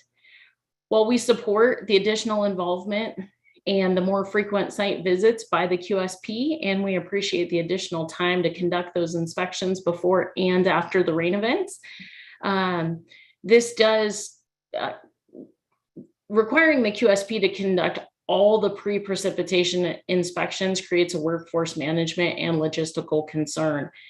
We would like to suggest balancing the workload of the QSPs and their delegates so that the QSPs are not overwhelmed with all the pre-precipitation inspections while the delegates are left without any inspection work prior to the storms.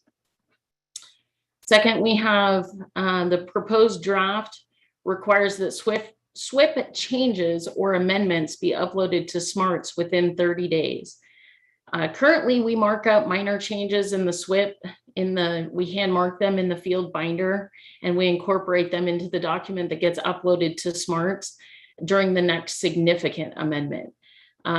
So we're curious that under the draft, would there be any changes that are considered minor enough that they would just warrant a hand marked up change in the field binder, or does any change to BMPs, contacts, any minor changes require that amendment to be uploaded to SMARTS?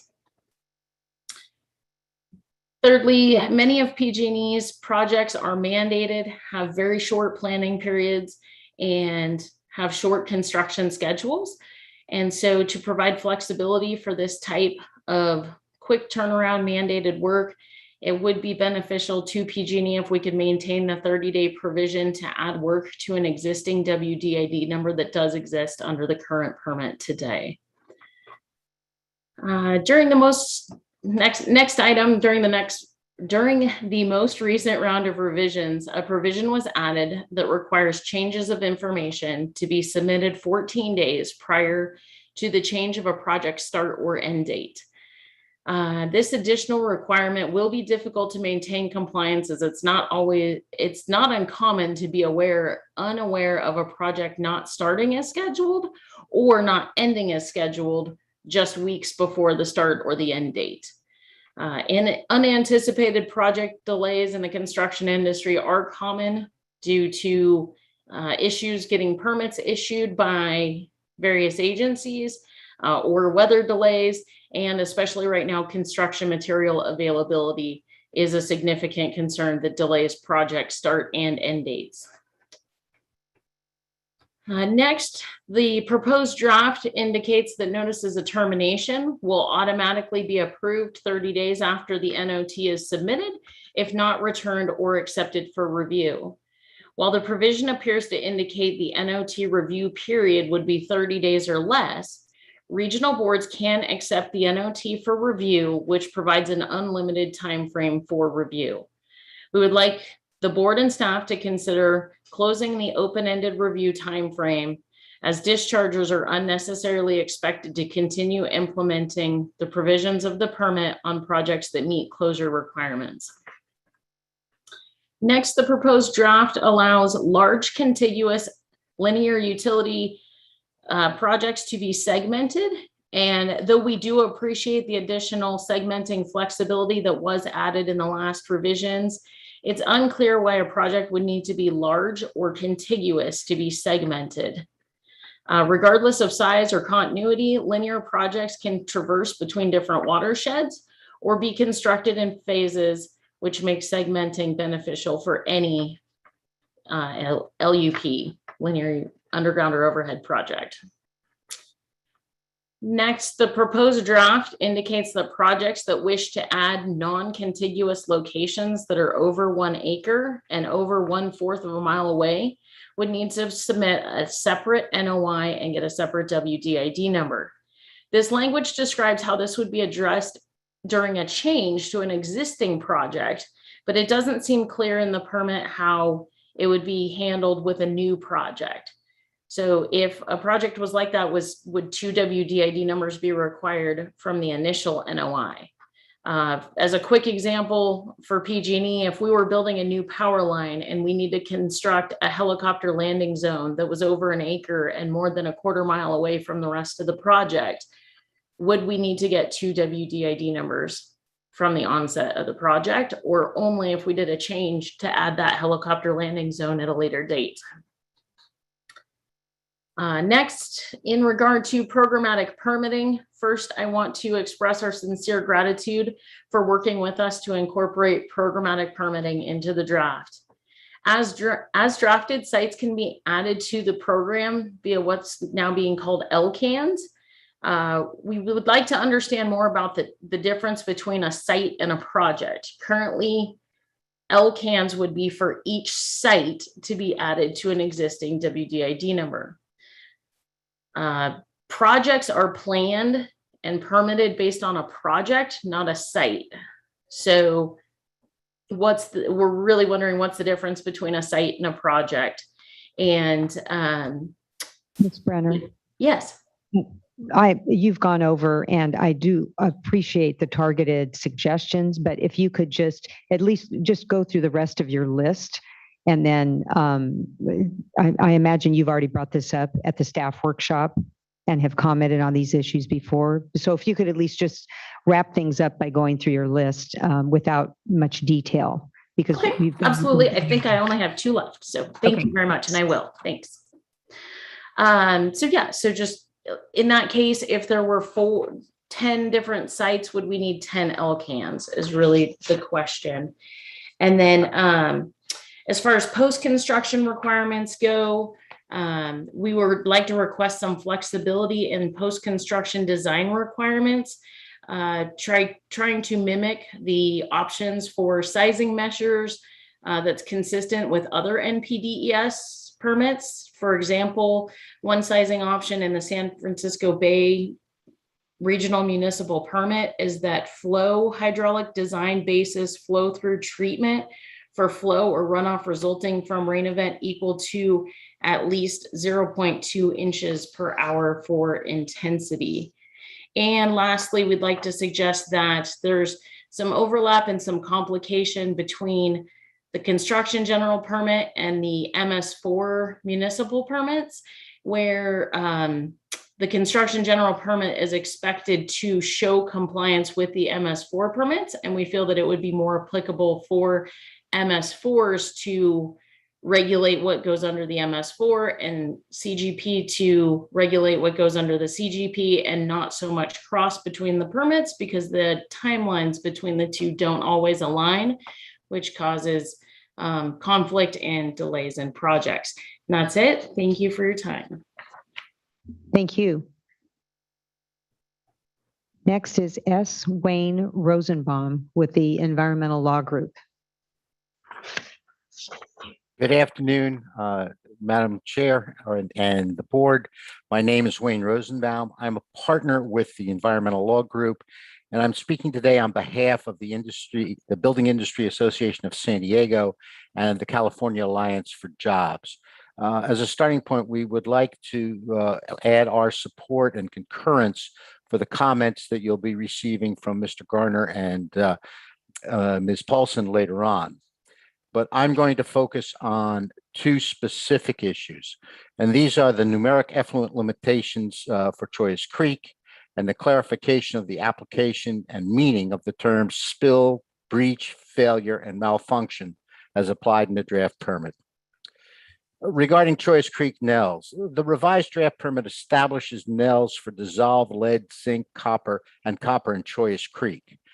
The same analysis that led staff to revise nitrogen NELs to NALs also applies to the Choice Creek metals NELs.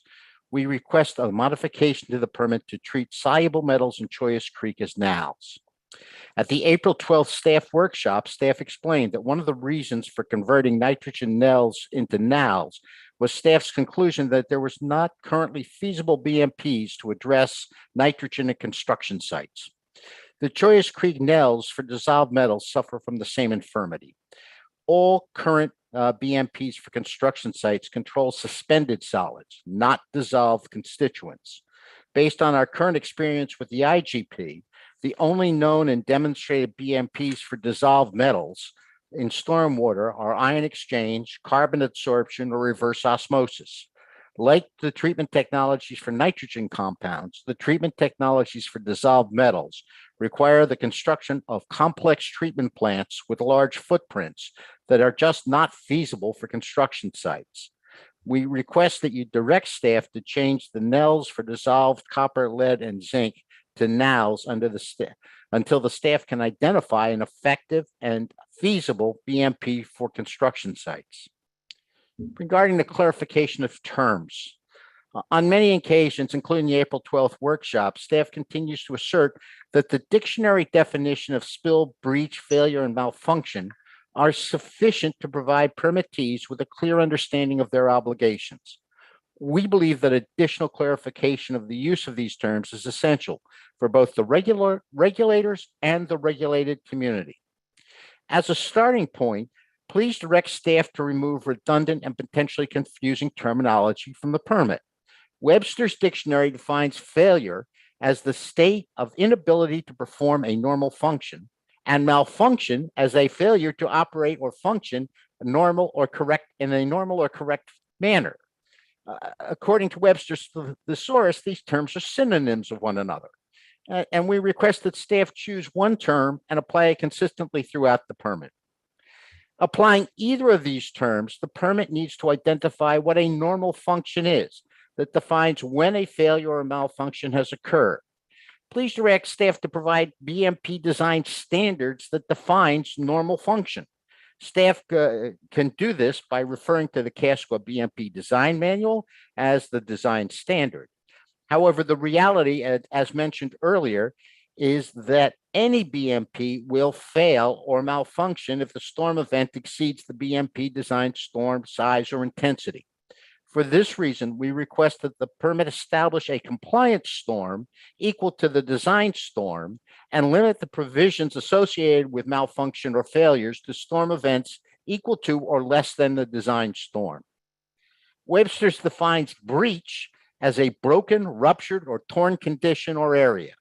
If this word is to have any meaning in interpreting the permit, staff needs to identify a standard against which the BMP can be compared.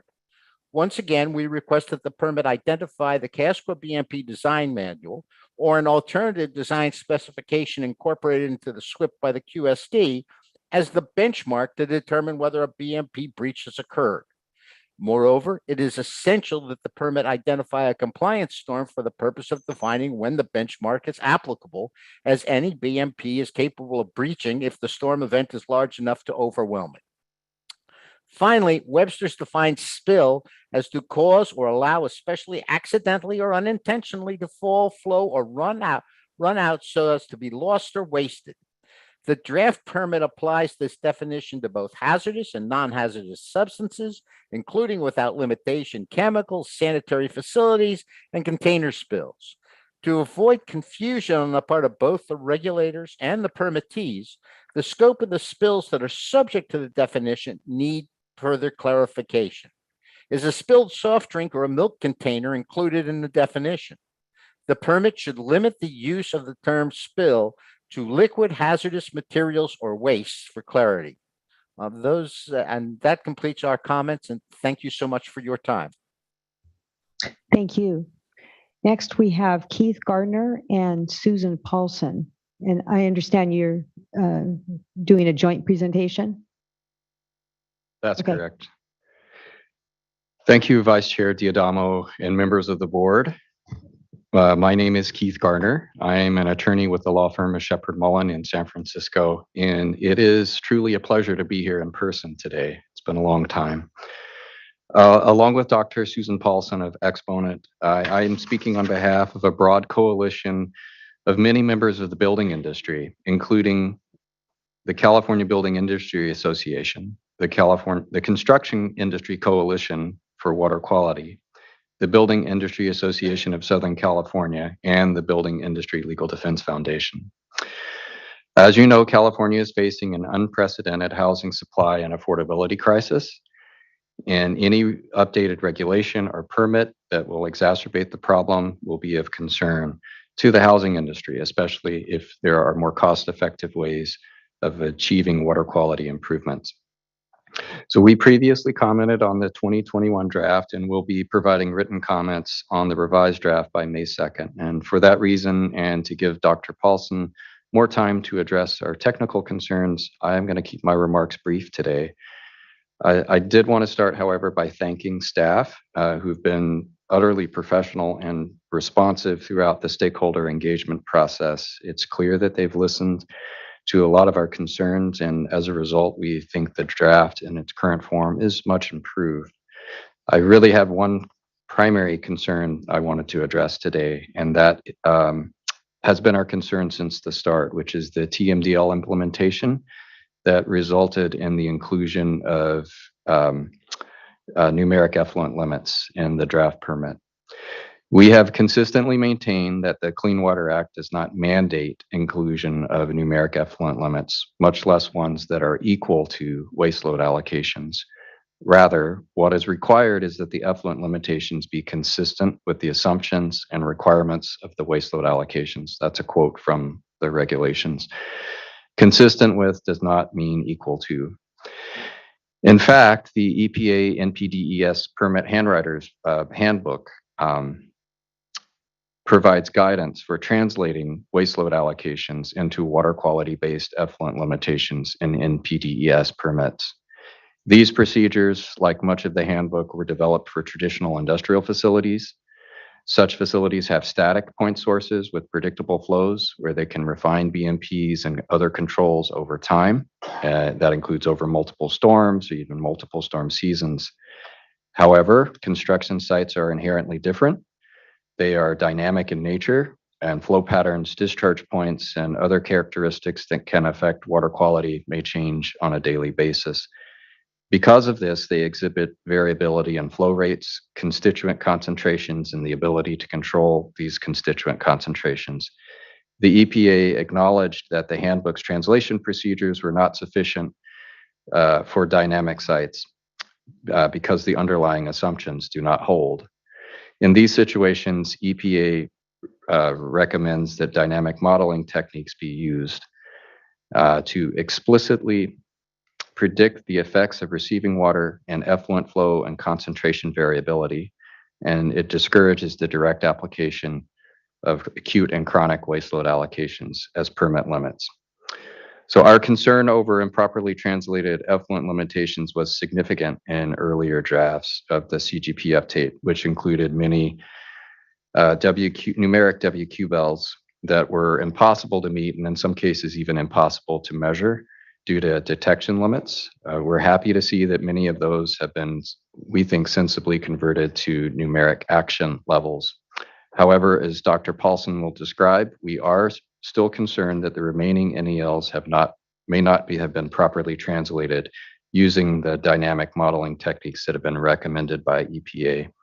And for this reason, we again urge the board to convert the remaining numeric effluent limits into numeric action levels. And with that, I will turn it over to Dr. Paulson.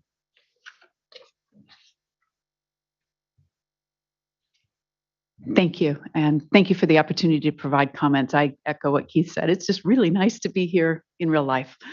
Could we go to the next slide, please? I will echo what so many other people have said. It's been really nice to work with staff, and there's been a very good exchange. So we do support select changes that have been made in this version of the draft permit. Specifically, we agree with staff that, well, the first point, I'm starting with number 2. We appreciate staff's efforts to look at the underlying TMDLs. And early in the comment process, we went to staff and pointed out that there was language that allowed flexibility in specific of the TMDLs. And I think staff went and did their own independent review and saw that language. And I think that that's one really good reason that the NELs and NALs that are in this permit look different than what's in the IGP. The other reason, of course, is just that construction sites are very different than industrial sites. And I think that there's an acknowledgement of that in the way the TMDLs are handled in both of those permits. So I think it's both those things. We do continue to have concerns. We'll talk about a few of them today, and of course, we will submit written comments.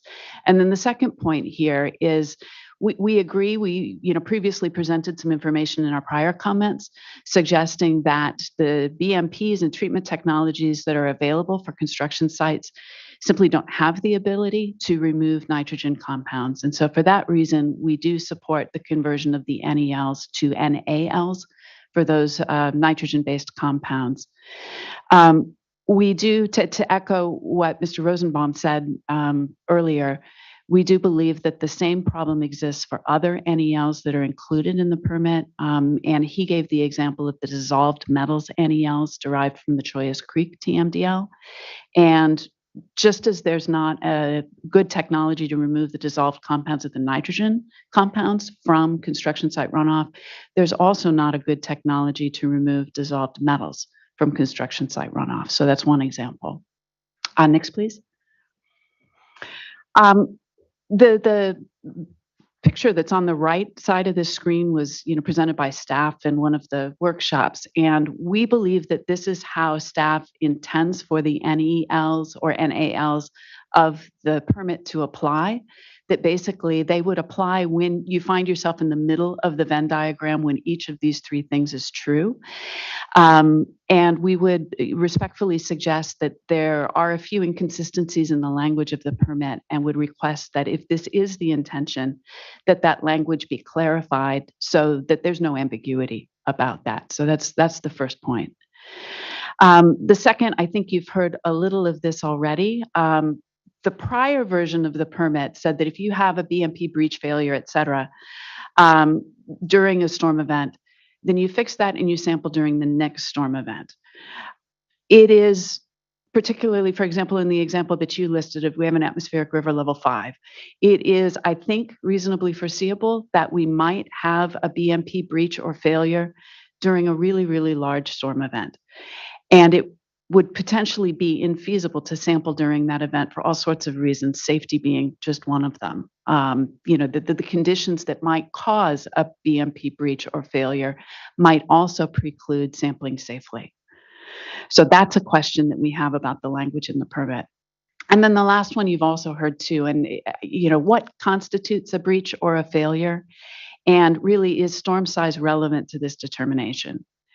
And one of the things here, I didn't put it in the words on the slide, but storm size is really also important to the idea of the cost of compliance.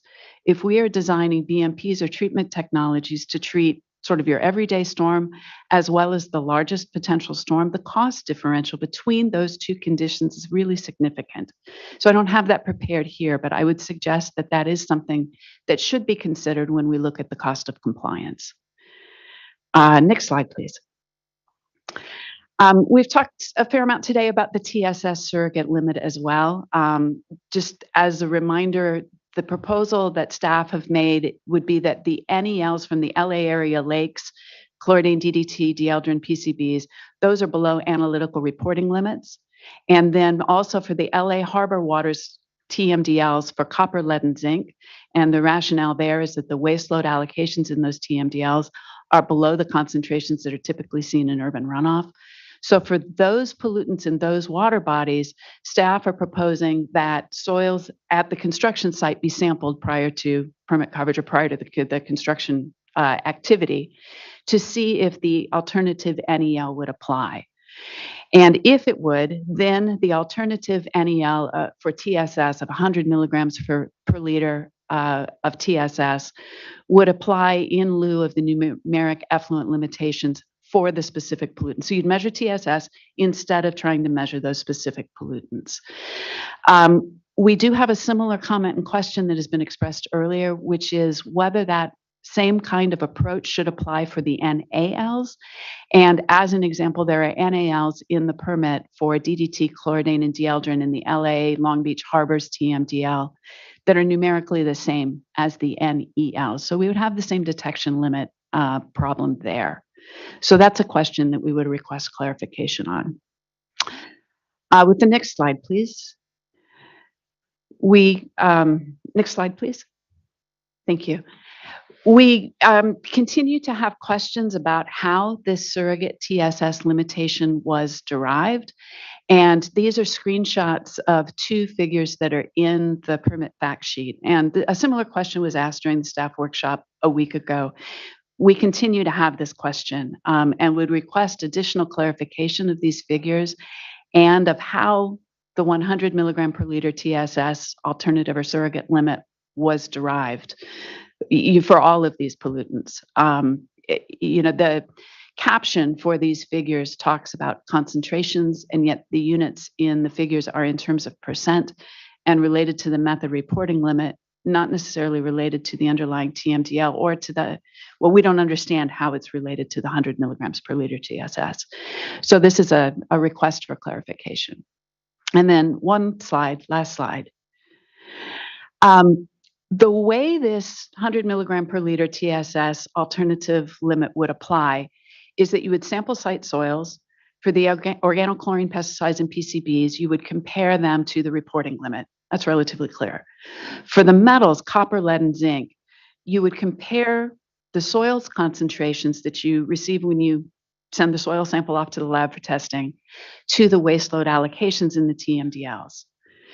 But the soils metals concentrations would be reported by the laboratory in the units of milligrams of copper, say, per kilogram of soil. Whereas the waste load allocations that are provided in the TMDL are in the form of milligrams of copper per liter of water. And so there's a fundamental mismatch in the units, and it's unclear how one quantity relates to the other and how you would trigger the application of the alternative NEL. The last two have to do again with feasibility. Specifically, we would be interested in seeing staff's analysis of specifically which construction site BMPs can consistently achieve the TSS limit of 100 milligrams per liter and what the basis is for that conclusion. And more specifically, will it require the use of ATS, which imposes a different level of risk, certainly a different level of cost. We've done some reviews of the data out there. Frankly, it's very difficult to assess these NELs, the NALs, or even the TSS NEL because the data simply aren't there for either the influent runoff, the concentrations of these constituents in runoff from construction sites, or the treatment efficacy. What if you have an influent concentration of X, you run it through a BMP or a treatment technology, what is the effluent concentration? There are very, very few data out there. And there's tremendous variability in those data. And I think staff have acknowledged that. So this goes again to the idea of feasibility. And then I believe in the staff workshop, staff asserted that they believed construction sites would be able to comply with the TSS limit of 100 milligrams per liter based on monitoring data for turbidity reported as NTU under the current permit. And we're unclear on the basis for relating the turbidity measurements to TSS. because in our experience, in our review of the literature, that's not a consistent relationship. It's very site specific. It's dependent upon the soil grain size, the soil type, even the refractive index of soils. So again, this goes to the feasibility of compliance. And I think those are the main questions that we have at this point, requests for clarification. Again, really nice to see people in person and appreciate the ability to work with you and work with staff. Thank you. Thank you. Next is Mark Greenwood with Granite Construction.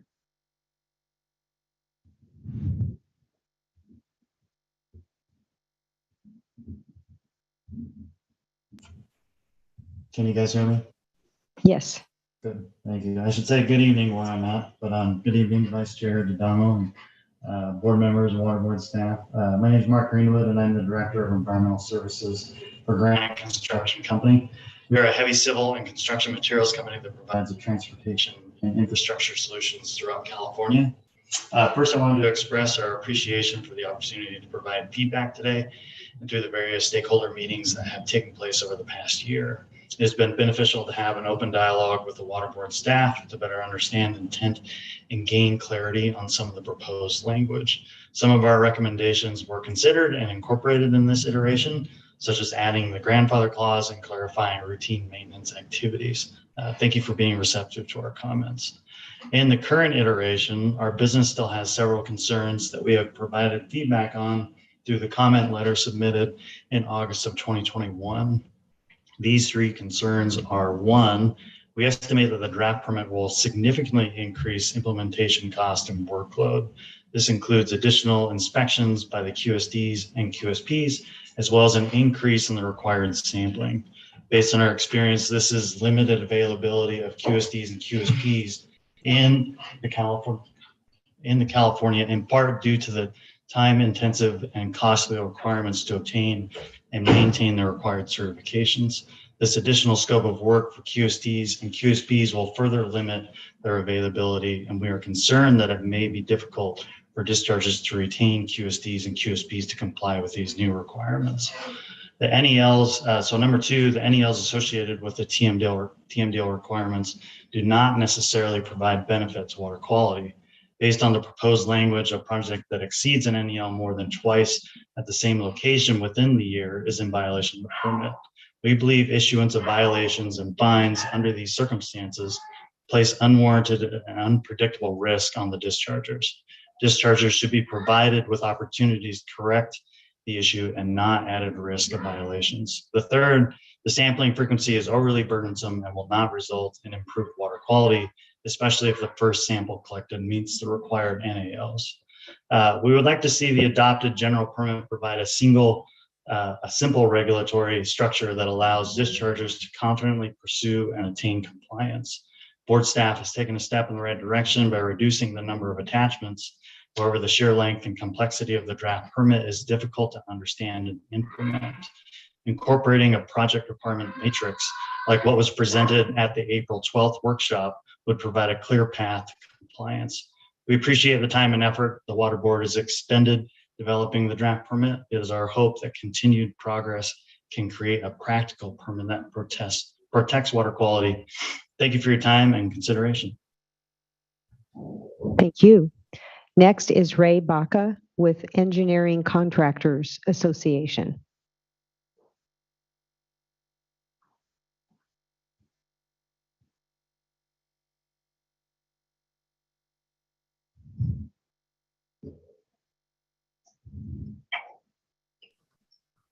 Good afternoon. Can you hear me?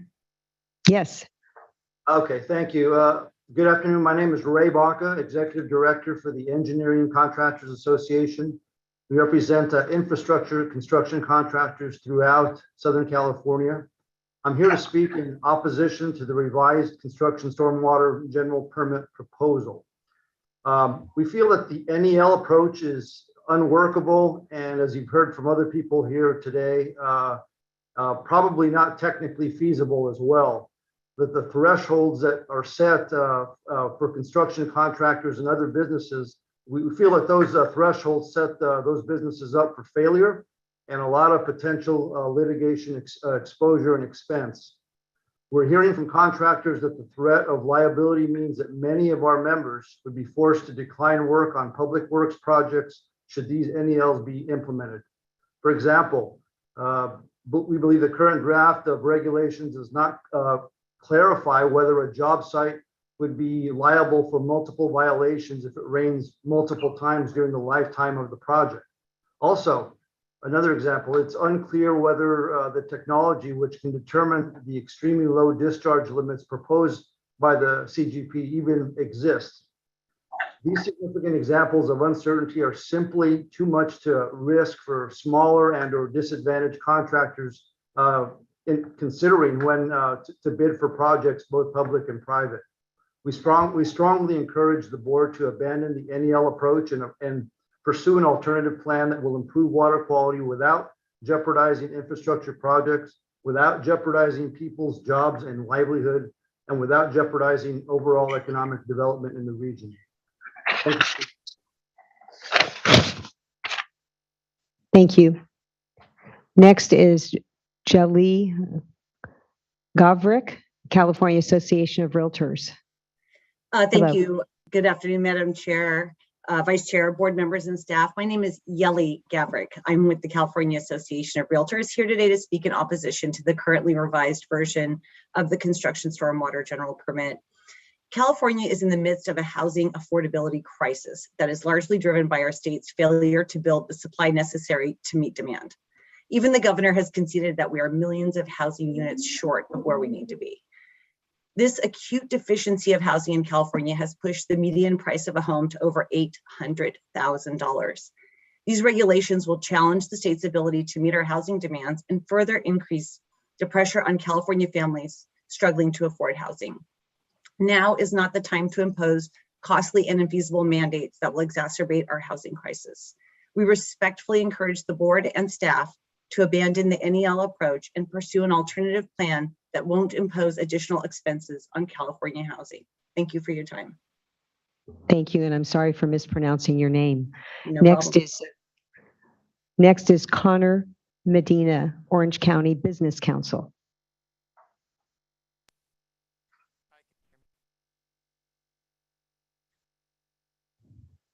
You're muted.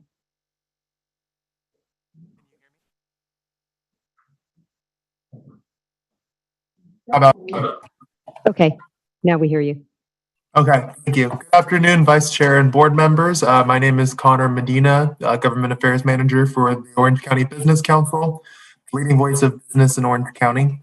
We represent over 200 Orange County businesses and other organizations, including numerous water districts in Orange County, with a mission to enhance the economic development and quality of life for California's third largest county. I'm here to speak in firm opposition to the revised Construction Stormwater General Permit proposal. The permit as currently proposed is unworkable and would significantly drive up the cost of and jeopardize the completion of a myriad of private and public work projects throughout the state and here in Orange County. The NEL approach in particular is unworkable and technically infeasible. Adopting this standard would lead to a dramatic increase in costs for public works, infrastructure, and private economic development projects by hundreds of millions of dollars.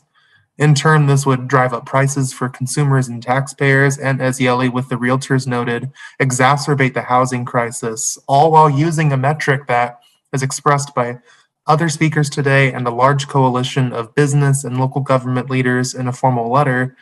It's technically infeasible for project developers to satisfy. The permit also opens the door to frivolous bounty hunter lawsuits like the Private Attorneys General Act, in the sense that the threat of unwanted lawsuits will alone discourage some contractors and private developers from taking on future projects. The Business Council strongly encourages the board to abandon the NEL approach and pursue an alternative plan that will actually improve water quality without significantly driving up compliance costs for California businesses and residents. Adding to the housing stock to alleviate homelessness and housing insecurity, and improving infrastructure for communities are high priority goals for the state, for local business leaders alike. The current proposal is entirely inconsistent with these important goals. Thank you, members of the board and staff, for the opportunity to comment. We appreciate your time and your consideration. Thank you. Thank you. Next is Kiana Valentine with the Transportation California. Good afternoon, Madam Vice Chair and board members. This is Kiana Valentine with Transportation California. Just confirming you can hear me. I think so. Yes. Great. Thank you so much. Transportation California represents the transportation, construction industry, and workforce that builds, repairs, and maintains California's statewide multimodal transportation system. And I'm here this afternoon to speak in opposition to the revised construction stormwater general permit proposal. As many of my colleagues have already testified, the NEL approach is unworkable and technically infeasible. The proposed thresholds are so low, they cannot be achieved through the use of any existing best management practices or BMPs, triggering immediate permit violations and enforcement. Adopting the standard would lead to significant increased costs for public works, infrastructure projects, and private economic development projects by hundreds of millions of dollars. As an alternate to the NEL standard, we encourage the board to adopt a permit that improves water quality by relying on a BMP approach that builds off what occurs today and includes numeric action levels. A BMP approach would still require permittees to address problems that arise through the course of the project, however, would eliminate the fear of fines, penalties, and increased legal exposure. We strongly encourage the board to pursue an alternative plan that will improve water quality without jeopardizing infrastructure and economic development projects. Thank you for your time. Thank you. And then I missed a few that were speak only if necessary, so I'm going to go back a few. Andrew Sidor. Mr. Sidor. Good afternoon, Vice Chair Diadamo and members of the board. My name is Andrew Sidor, and I'm a civil engineer and technical manager with Michael Baker International with over 10 years of focused experience on erosion and sediment control and construction stormwater compliance. I just briefly wanted to address the cost of compliance that board staff presented earlier, and I appreciate Board Member McGuire. And I believe there was another board member that brought it up. I'm sorry, I didn't catch your name, but bringing up initial questions on the cost comparisons that were provided. I just want to say I think the disparity in the cost comparisons amongst the various discharges that was provided clearly shows the variability in the interpretations of implementation with the proposed permit requirements.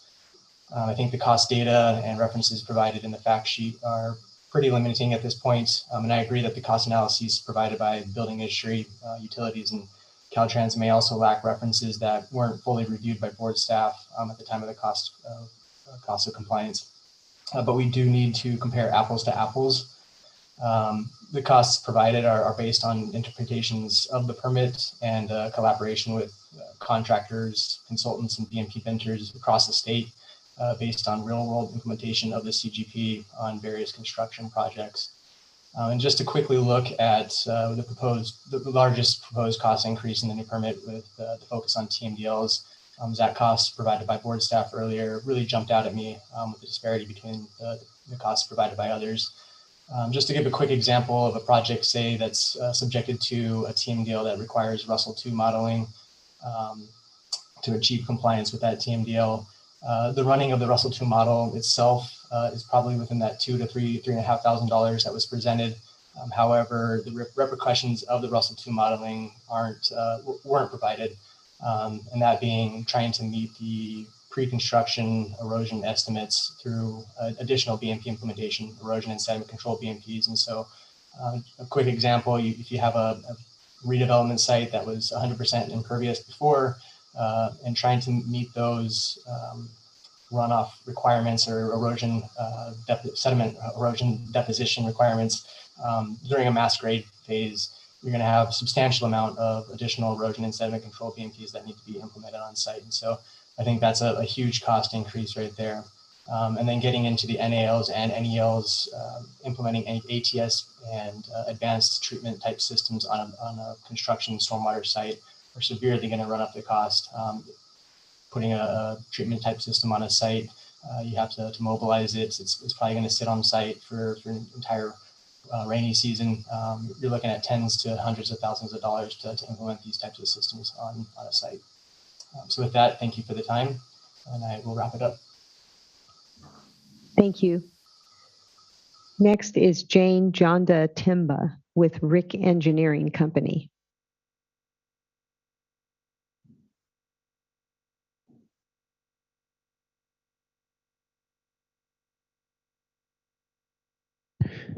And we have again given Ms. Jonda Timba a couple opportunities to unmute, and she has chosen not to so far. Okay. We'll come back at the end. And then I'd like to just check in with my colleagues here to see, we've got, looks like about 15, well, we're close actually. 6 more? Oh, okay. We'll keep rolling then. Next is John Switalski with Rebuild Southern California Partnership.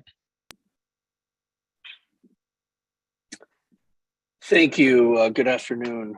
John Switalski, Rebuild SoCal Partnerships board members. It's a pleasure to address you today, and I'm here to speak in opposition to the revised construction stormwater general permit on behalf of over 2,750 contractors and their 90,000 unionized workers.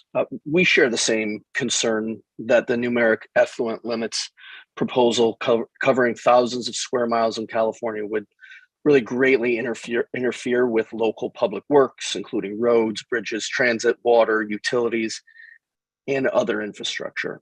These proposed thresholds are entirely too low. Complying with them simply cannot be achieved, and they will trigger immediate permit violations and enforcement. This sounds like stagnation and confusion in project development, and certainly on the job site.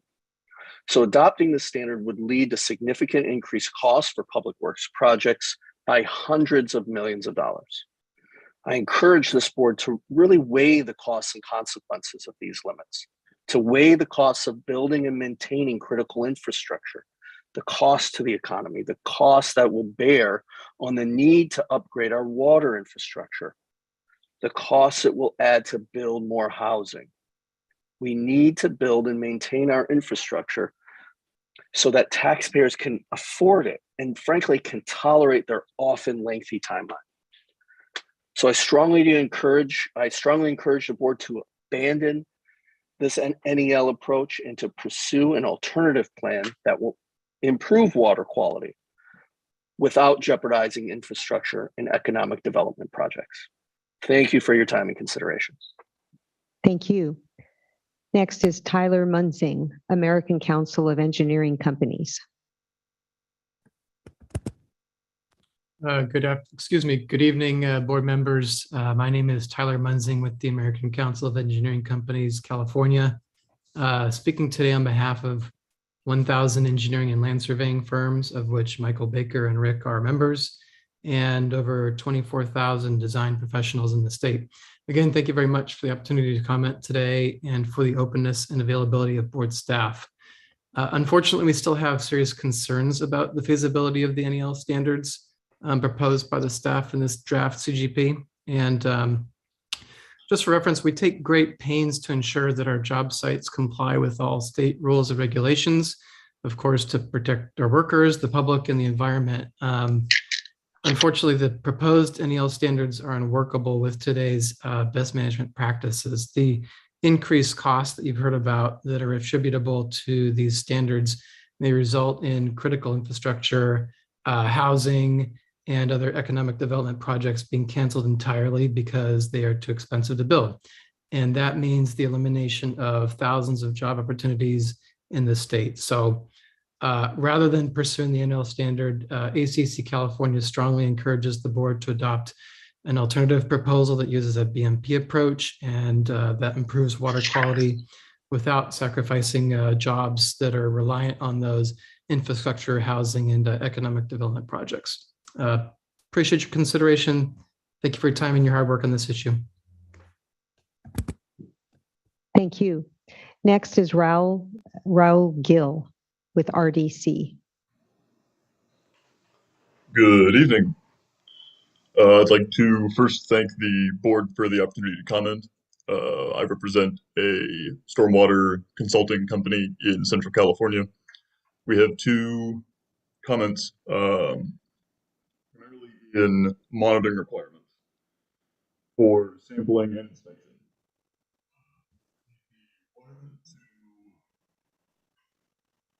Sounds like we may have lost you. Am I heard now? We were only able to catch maybe your first sentence. Maybe if you could start over again. Absolutely. Okay. We have two comments on monitoring requirements.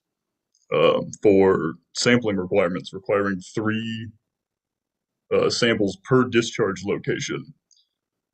Typically on construction sites where there can be as many as 20 discharge locations, this requires up to 60 samples, which is an enormous increase in workload and cost. And the atmospheric river that came through in October has been referenced a couple times, but the important thing about that was that we documented that NOAA forecasted substantially less than what actually fell on site. And if the board is choosing to require inspections to be based almost only off of rain event forecasting, then if a QSP, for example, does not or is not required.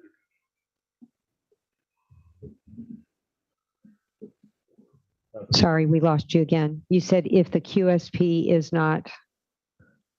If inspections aren't completed because they don't qualify as a anticipated precipitation event, then this presents the opportunity for dischargers to be out of compliance purely based on a incorrect NOAA prediction.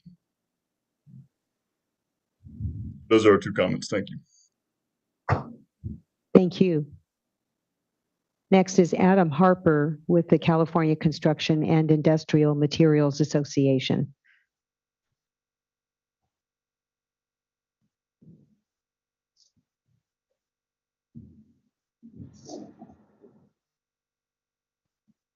And Mr. Harper, it appears you're calling in. You should be able to hit *6 on your phone if you'd like to comment. Okay. Chair members, this is Adam Harper with the California Construction and Industrial Materials Association. Can you hear me? Yes. Apologize for not being able to be there in person. I had been looking forward to it. I appreciate the opportunity to testify today.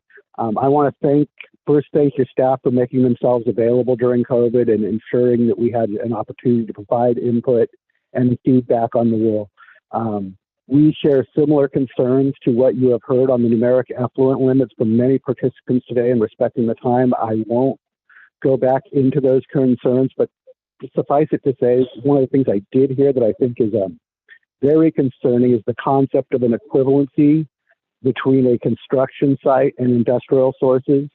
Our membership operates both construction sites and industrial sources, and they're very different types of challenges. A industrial source, you are managing the exposure of the industrial material to the stormwater and its potential flowing off site. You have the potential to have buildings and infrastructure and cover. You may also be operating in the natural environment. Where you're operating in a construction environment, it's often open territory, fully exposed.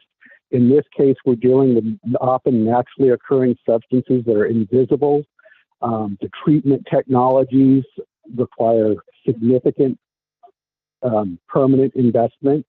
The types of things that can potentially happen on an industrial site, but on a temporary construction site would be exceedingly challenging, and how you would do that and whether you would want to index that into your cost of housing and your cost of infrastructure All of those items are potentially implicated as you can decide whether you're going to add those costs via numeric effluent limits into the permit.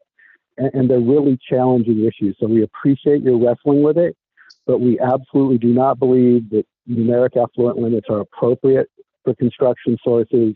And we think, lots of people have argued that effectively. And construction sites are nothing like industrial sites. And we point out, even within the industrial permit, your groups are managed as sector groups because of the significant differences between industrial discharges than one another. So with that, that's what I'd like to end with today. And thank you to the board for operating the workshop. And thank you to staff for reaching out to us and all of the other changes and other, facilitations they made. Perhaps one other thing is the concerns about technical staff are real. How we have enough professionals to implement is challenging, and have enough professionals to manage and plan and implement. So the more they're doing inspections, the less they are doing, potential other things for us. So please take those considerations to heart as you consider what you may adopt. Thank you. Thank you, Mr. Harper. Next is James Thurwachter with the California State Council of Laborers.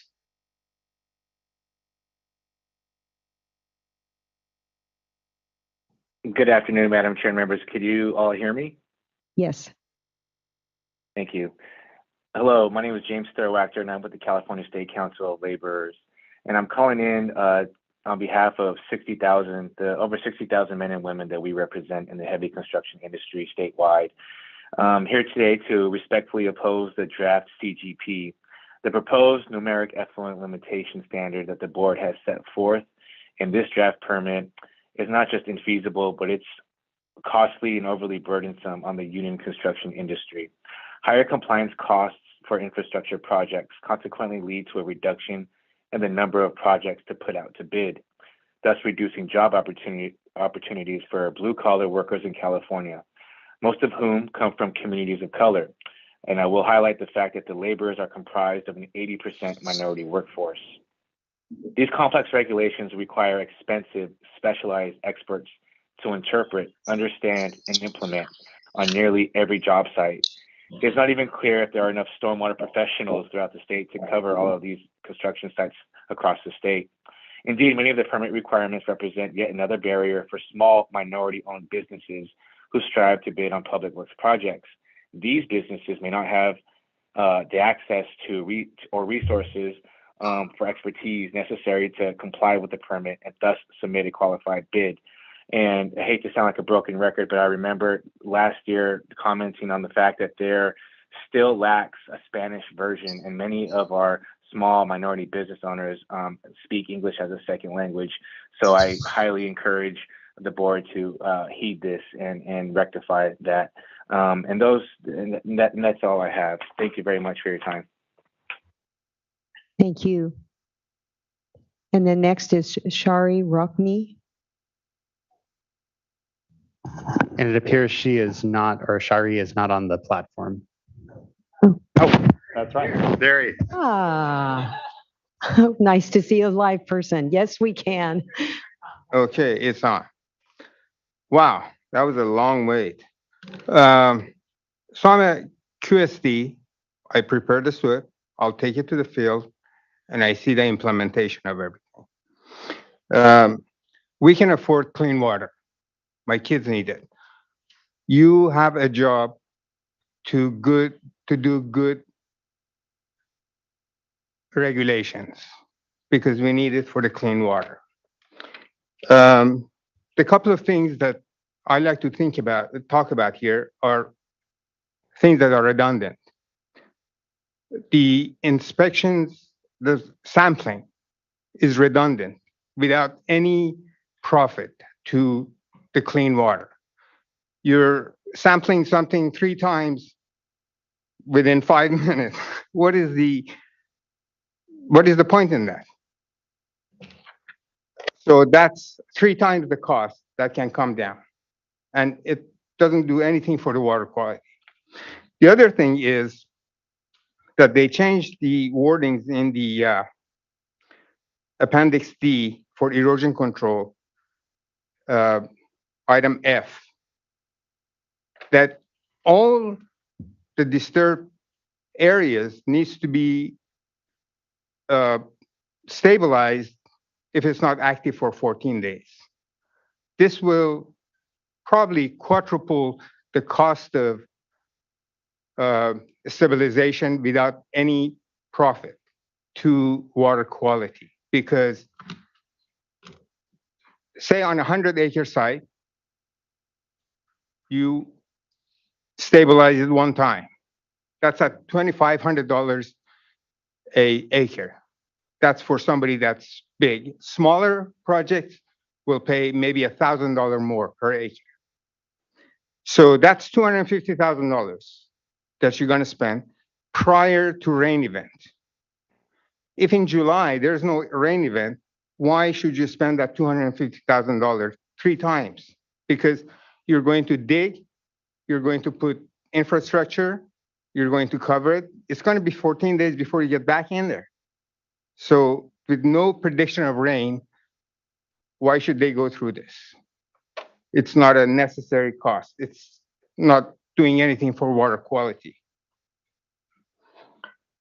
The other thing is that post-construction water calculation, that doesn't belong to this permit. It should be with the municipality where they design the project, because we have no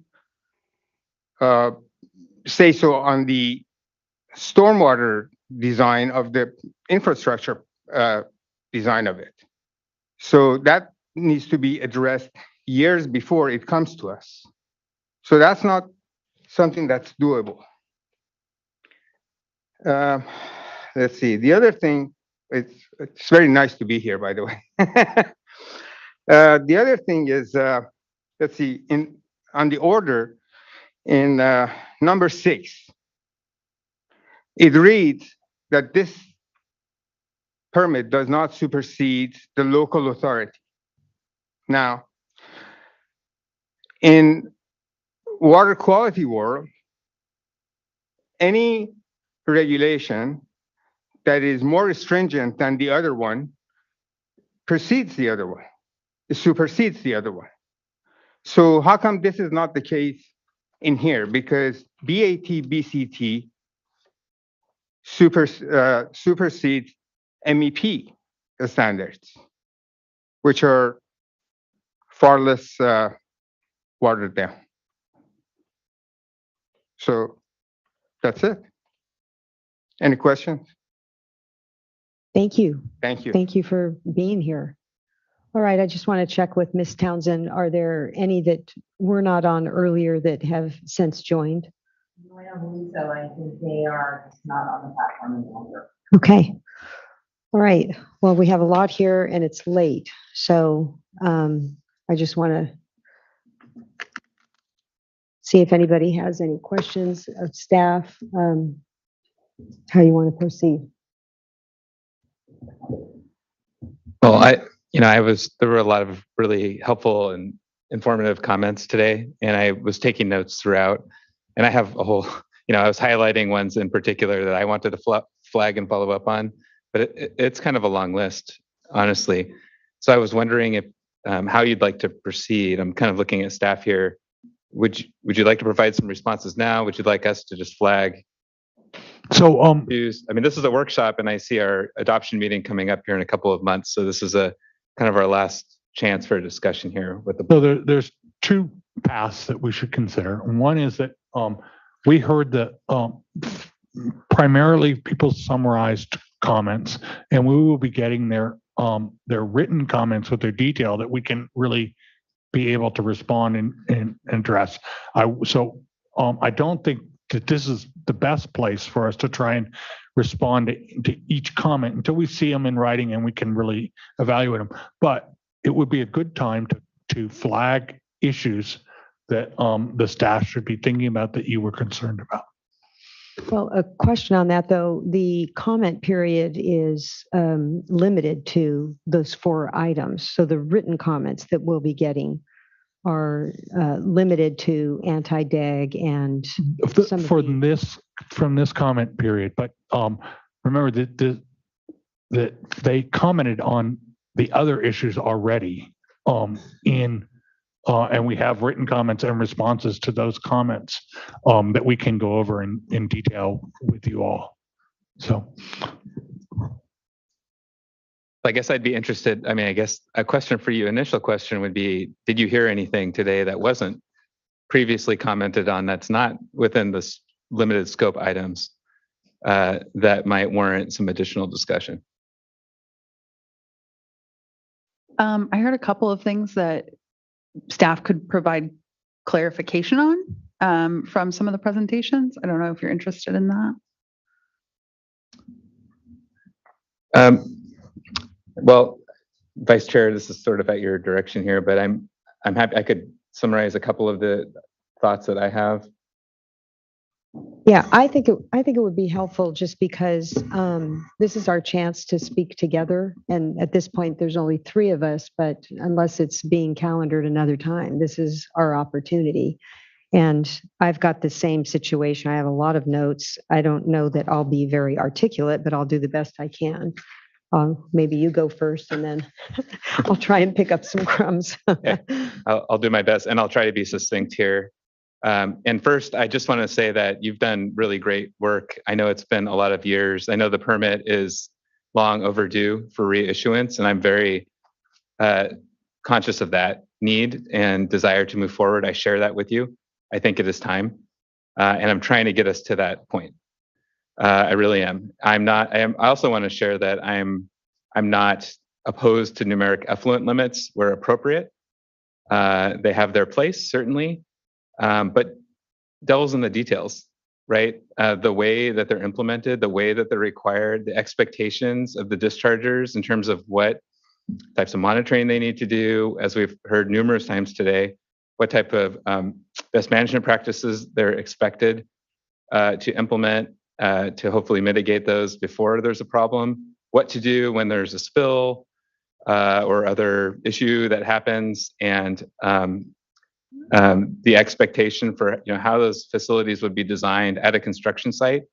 I think we heard it's a very dynamic situation, and there were lots of lines drawn between industrial general permit and MS4s and who's responsible for what and when, and if those are truly apples to apples comparisons. And so for me, I just still have questions on that area, and not looking for expecting maybe all the answers today. But I do wonder, are our expectations reasoned? When we look at things like the TSS, which came up a bunch of times, are we expecting each construction site that is subject to that, has the metals, is in the appropriate TMDL watershed, all those things, to have best management practices in place to address, potential discharges? And if so, how would those be sized? And if they aren't sized to that AR5 storm event, then should they be subject to numeric effluent limit exceedance? I'm just not sure. And those are the types of issues where, on principle, if a facility was designed, a site were designed to a certain level, to a certain design storm, for example, for me, if there's an exceedance, it's very clear. I get that. I think about PHWs, wastewater treatment plants. It's a fairly clear connection for me in terms of an exceedance. When there's a limit in a permit. Here, it is, the gentleman was saying could be 20 different discharge locations on a single site. And what are the expectations for that? So it's an area where it's been a concern all along, and I continue just to want to understand how that will work in reality for those types of folks. So that's sort of my overarching NEL comment. I want to go back to also what Ms. Cowan said, about the comment period and that. And I think we heard from a number of different folks today just about some confusion and maybe inconsistencies within the body of the permit itself. Just the whole visual, I have the visual of the REMA paper in my mind, and I'm having a hard time shaking that.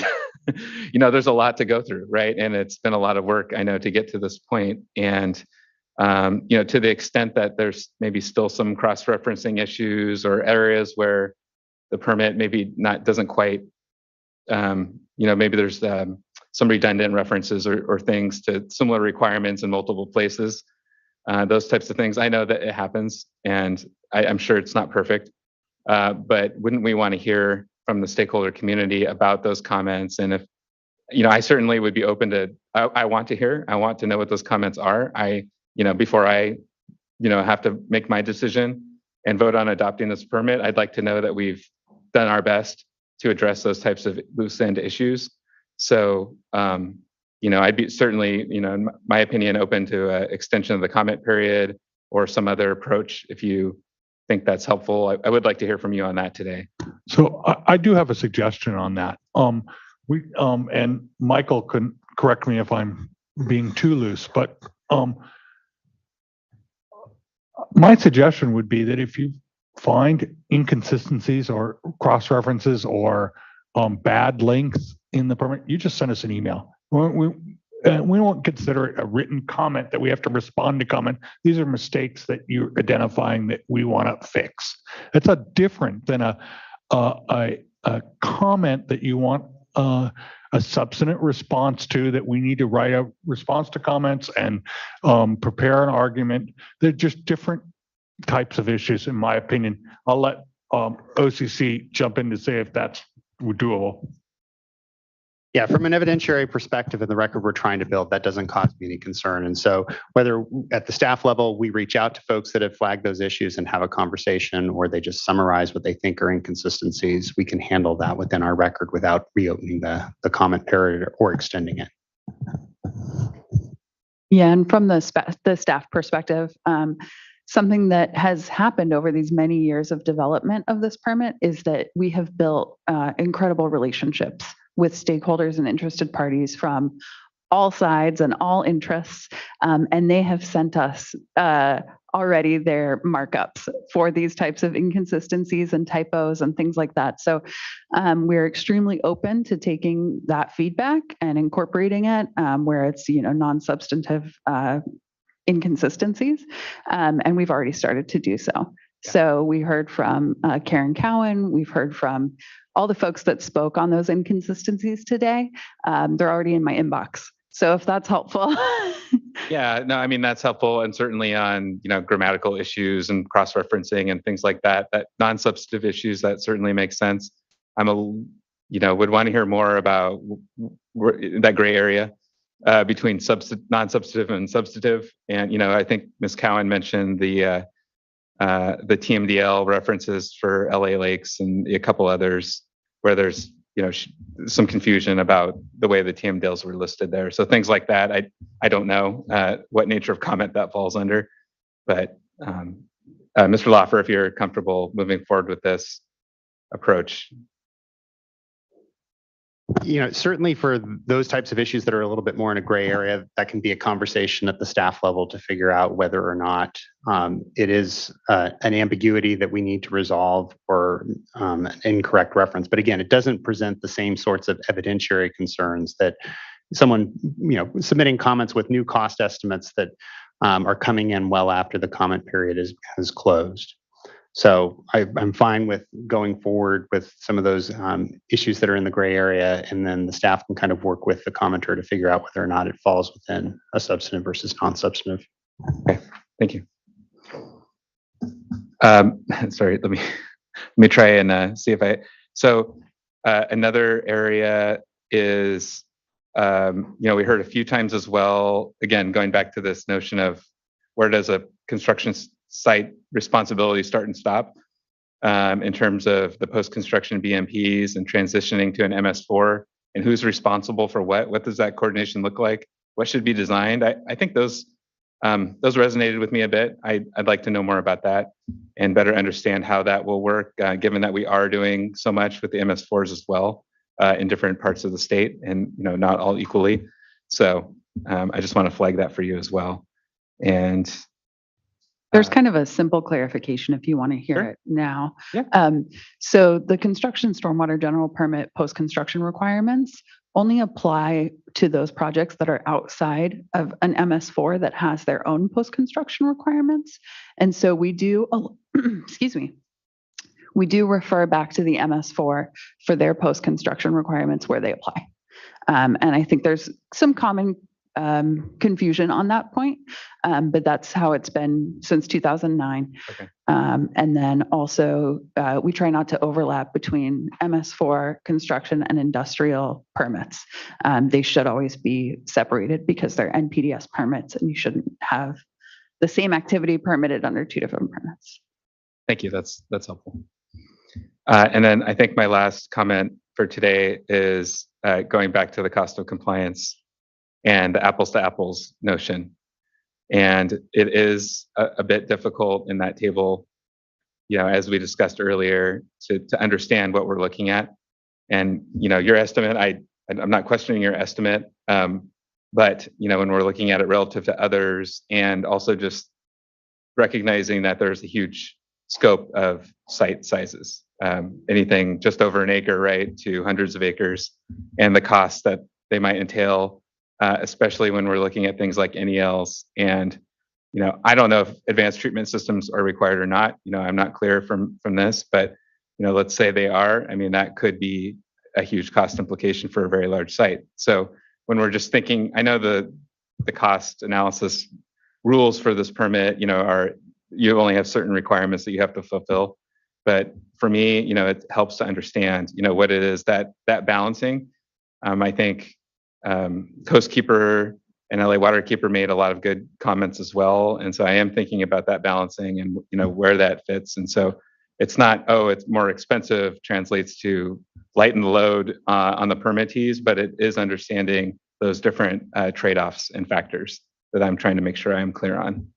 So what we'll try and do is look at the information that we have and document what size we're using in the estimates that we could develop, and see if we can document the sizes that we were given for the by the different commenters on their projects.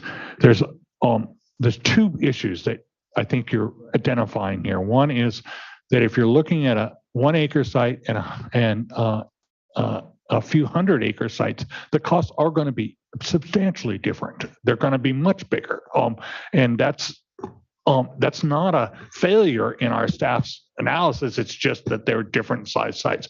The other issue is when you're then taking the example of one site, a large site or a small site, and multiplying it out by the 10,000 sites in the state, you compound that issue. And so we heard repeatedly hundreds of millions of dollars, because that is assuming a TMDL at a site and getting a cost and then multiplying that across the construction sites of the state. So there are two different errors that are introduced there that it's hard for us to always tease those apart, but we will try.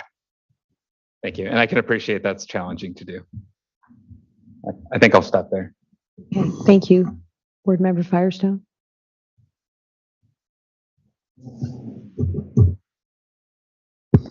Let's see if there's things to add to that from my notes that I wanted to flag now. I'm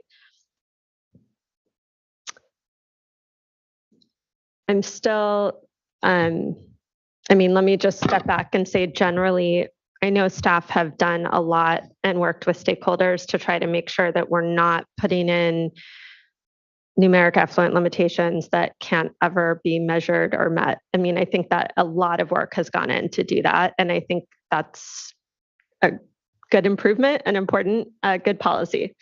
There are TMDLs for a reason because there's an impaired water body. And if these are sources of that pollutant, it is important that we have numeric standards that are consistent with what the region's adopted. And so, that's the tension here, obviously, that the permit's trying to strike. I would like to understand I know most of the numeric effluent limitations are in the LA region. I'm interested to understand the kind of racial equity and Colin-Virus screen analysis. So if there's ways of helping to pull that out, that would be helpful. You know, I don't, it's again, also within the context of there's, if it's within that context of there's some things that we can't measure. So I don't think that's necessarily a disproportionate impact, right? It's really where there are things that that cumulatively are going to be impacting impaired water bodies in, you know, communities of color and disproportionately burdened communities. Oh, can I jump in? Because I totally agree with you. And I think this might come back to a comment that you had made, Sean, now that I reflect on what you're saying, is that by using a surrogate of 100 milligrams per liter of solid solids, that will, I think, require active treatment. So it is meaning that we're putting in a system to actually settle out the solids in active treatment. We use active treatments at high risk sites around the state when they're high risk sites. That's part of the calculation. Another way of thinking about this is that these areas are translated to high risk sites. They're TMDLs in an impaired water body for a toxic contaminant, and that becomes a high risk site, and it requires an active treatment and will cost more money. And I totally agree that that's what it will do. But we do that in areas with steep slopes. We do that in areas with erodible soil. So it's not like it's unheard of to require active treatment. It's just a different criteria for a requirement. And I guess that also goes to just, you know, you already had a good conversation on the cost of compliance. And I do think helping, one of the things for me is just understanding better the, you know, the avoided cost or benefit side of these things, just to help provide that context. I do know, you know, that there's been some studies in the municipal stormwater sector around cost savings and benefits to communities from stormwater projects. And it'd be helpful just to understand to what extent that context can be provided here, just to understand cost of compliance. I understand this isn't a cost benefit analysis. You don't need to quantify everything, but no, but remember the issue here is that these are temporary sites, and so the benefits that you usually get from stormwater projects are for multi-benefit projects, parks, floodable parks, things like that, which are permanent parts of the amenities to the community. The where that comes in construction sites is how the MS4 implements their post-construction activities, because the construction site's going to be there for a year, maybe two, very rarely much longer than that. And they're not going to have the permanent amenities going to come with the requirements that the MS4 imposes on the construction, on the development or redevelopment activity. After construction. And then I guess also, you know, which may be harder to get at, but the, you know, the avoided costs of preventing pollution, obviously. I don't know that to the extent that we can. We can talk internally. It's really hard with construction because it's limited term, small size. It's hard to you know, it's hard to defend any cost of pollution on one hand, because it's ephemeral. It happens and it's gone. But on the other hand, you know, during that time, there is an impact that is happening to the aquatic ecosystem, to the amenities that people are using for the rivers and streams. But it's hard to quantify because of it's happening during a storm event when there's already all sorts of things going on in the water. I just want to look if there's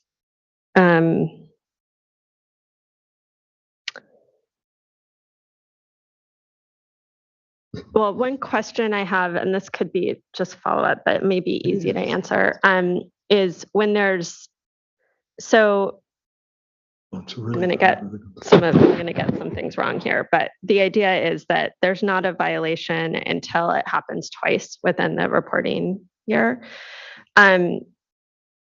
So what's the logic in that? It's that it might be is it a verification problem, or is it just? It is a combination of two things. One is a verification, but it's also a opportunity to fix the problem. It's the as you've heard repeatedly, construction sites are dynamic places. It's not like you design and build a treatment plant and you can know what's going to happen. And so it acknowledges that in this idea that if you've got a BMP and it fails, you should be out there fixing it. And so that the next storm event, you don't have that problem. And so it is in between. It is not exactly like what we do for a wastewater facility, because it's not like a wastewater facility. And so, yeah, it's a little bit different, and we're treating numeric effluent limits a little differently in it to recognize the difference in the way the site is, the way construction stormwater operates. Okay, and then once there is a violation, then there's mandatory minimum penalties, right? So that's sort of the, okay. And then I guess my last comment is just as Board Member McGuire, you were talking and some of the commenters were talking about extreme storm events and I think about dry periods. It does, it certainly makes me think about just trying to maybe understand better the framing of how this permit takes into account climate change and the fact that we do expect much more extreme events, longer, drier periods, and how that fits in, obviously harder to regulate when you have that. Maybe not. The construction stormwater permit from the beginning has incentivized mass grading during the dry season. If you can do all of your mass grading during the dry season so that you don't have your exposed soils in an unbuttoned down manner during the wet season, your compliance is easy. And so if the extreme events mean that it's more important to do your mass grading in the dry weather because of the extreme size of the storms that you might get, that doesn't make it impossible. It just makes it different. And so that's yes, that might make it more complicated to plan your construction project so that you do that. But we had on the other hand, we had October, the atmospheric river, but we also had January and February with no rain. Yeah, and if I can add a point of clarification in regard to that as well. We have heard a lot about the atmospheric river in October, right, as an example. And Dr. Paulson reminded me through her comment about safety, that in the permit, we have provisions about safety. We do not expect folks to be out sampling, maintaining BMPs, doing those activities when it's not safe. For their crews to do so. And that's written into the permit. So that's another sort of response to what happens in these storms where something's inevitably going to fail.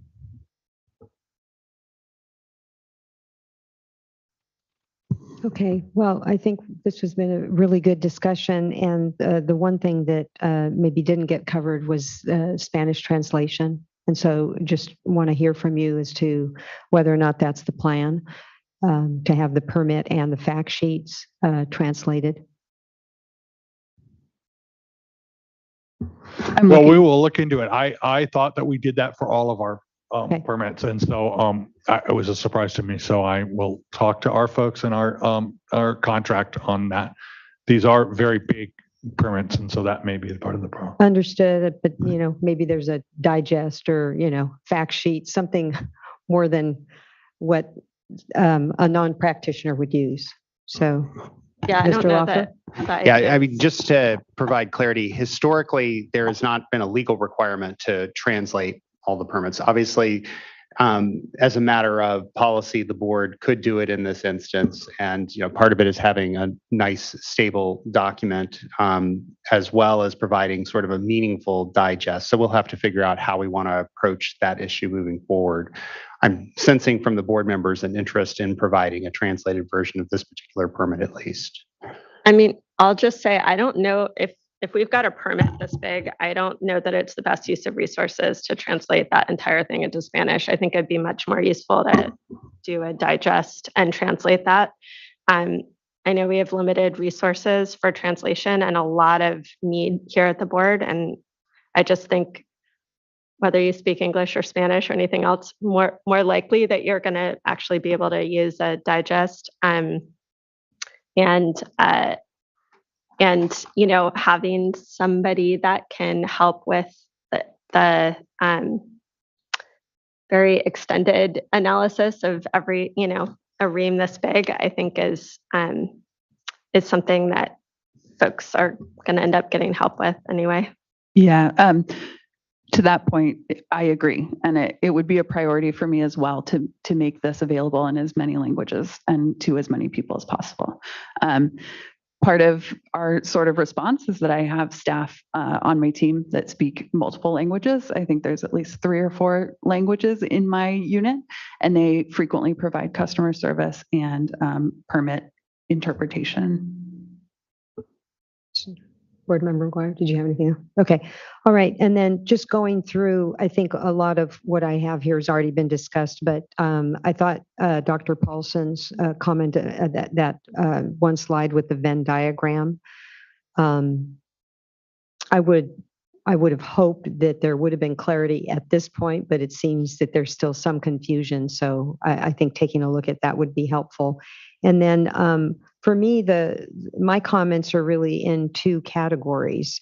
But before going into that, I just really want to thank you all because I've spent a lot of time with you and I've had a lot of questions and I still have more. And I know I'm going to be spending a lot more time with you. And I know that you will be responsive because you have been. And just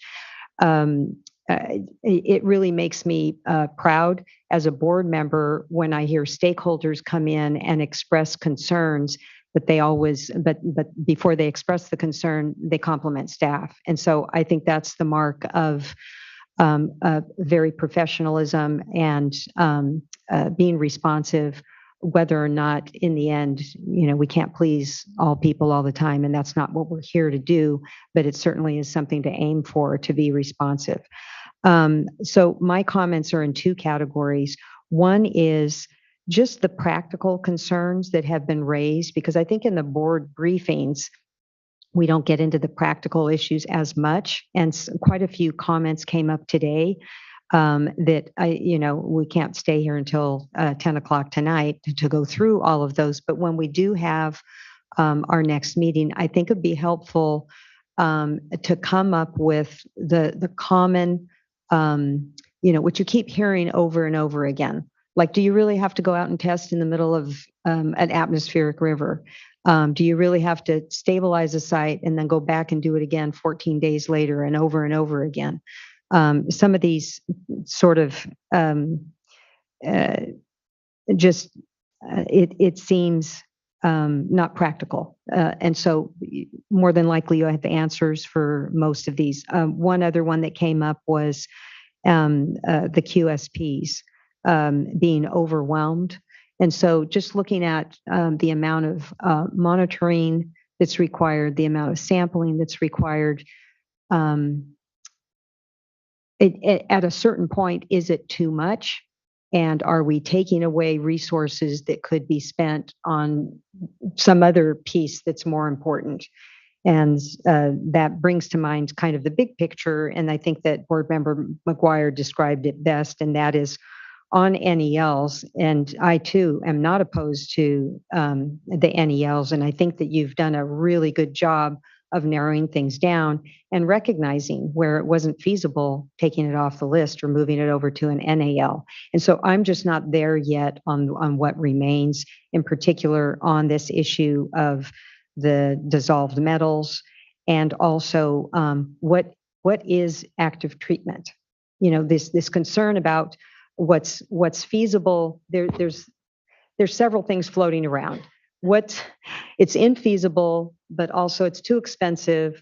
And what exactly are the BMPs? What's exactly required?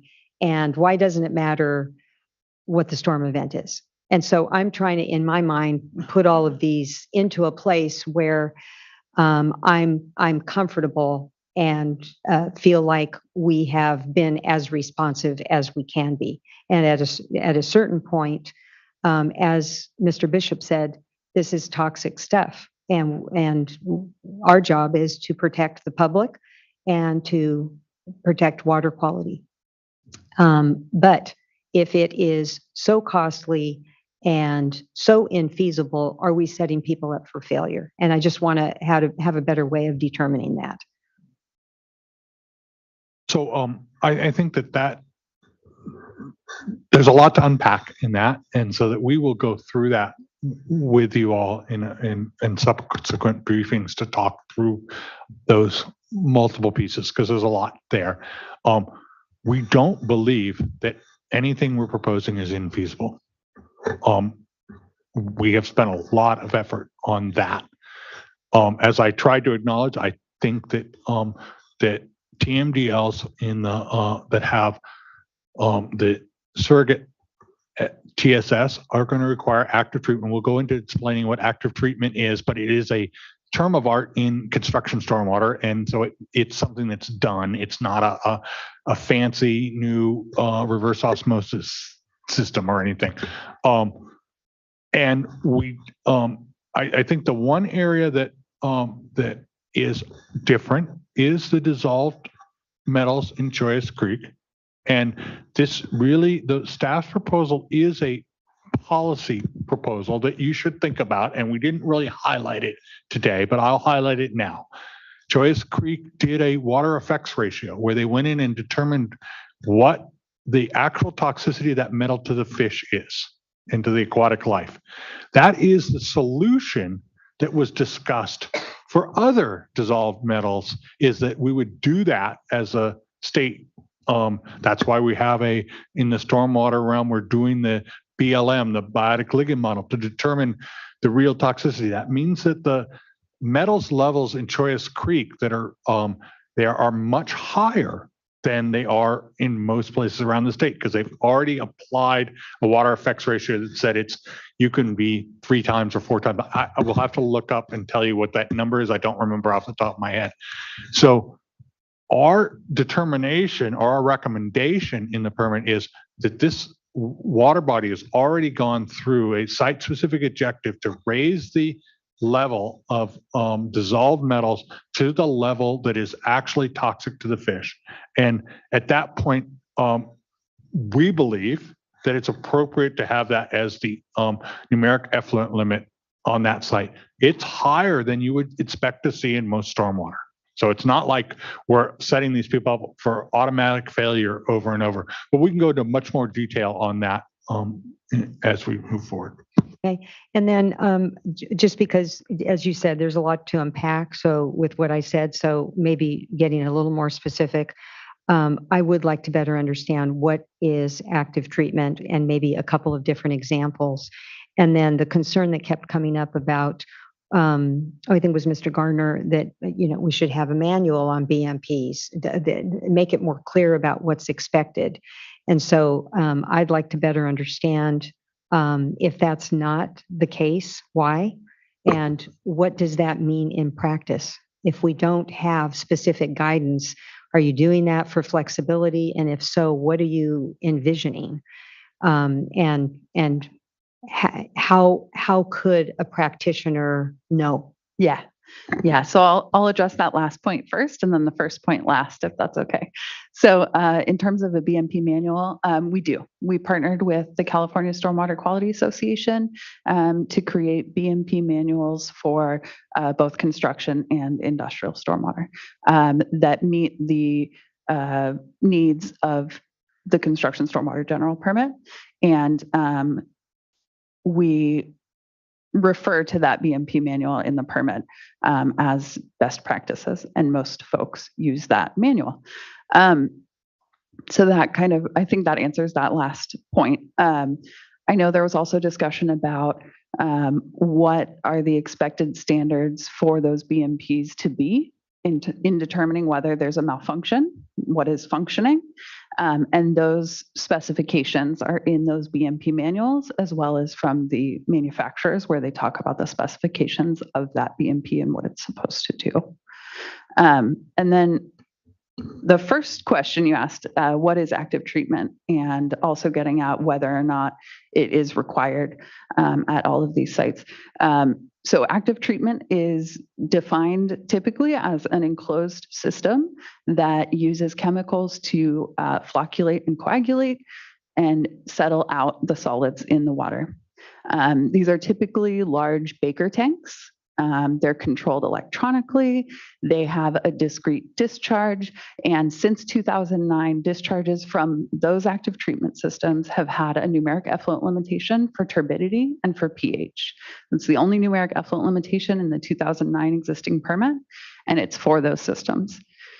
So with the addition of the passive treatment requirements in this proposed permit, we do expect that folks are going to rely less on the really robust active treatment systems, the Baker tanks that I'm discussing that are really expensive and large and sometimes difficult to implement on small sites. And they'll rely more on the passive treatment requirements and uses. We've also revised some of the active treatment system language from the 2009 existing permit to now, where it's less expensive to operate those on a site, less expensive to comply with the permit while operating an active treatment system. There's fewer administrative requirements for operators of active treatment systems in the proposed permit compared to the 2009 permit. And then also the allowance of passive treatment. And sometimes those systems look like they're called flock blocks, which is almost looks like a salt lick, and it's got the chemicals to flocculate and coagulate the water out. Sometimes they'll just drop that into a basin, and that's passive treatment. Sometimes it's more robust and more sophisticated. But if it's outside of a controlled system, as we define it in the permit, it's passive treatment and therefore less costly, and there's fewer requirements. If I can add, there are two specific instances in how we tried to kind of address the cost of compliance related to active treatment systems. The first being that we are allowing bypass of those systems if the discharge would otherwise meet the numeric action levels that are established by the permit, so for pH and turbidity. Previously, there was no allowance of bypass if you had an active treatment system, so you might be subject to the numeric effluent limitation. And then the second one is that we removed the specific design storm for active treatment systems to allow for dischargers to design their active treatment systems to meet a capacity that suits their needs and not necessarily for a specific storm. They do have to identify what storm they did design it to, and that's how we'll assess compliance. And yeah, I think that's all I had there. That's helpful. Thank you.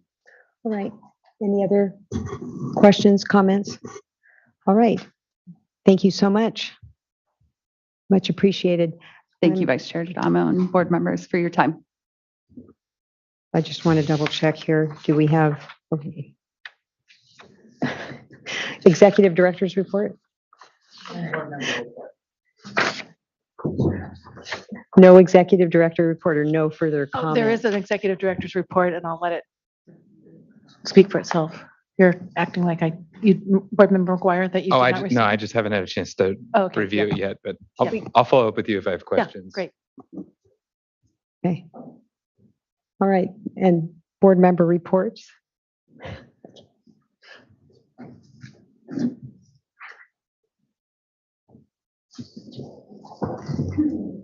I don't have any public meetings to report.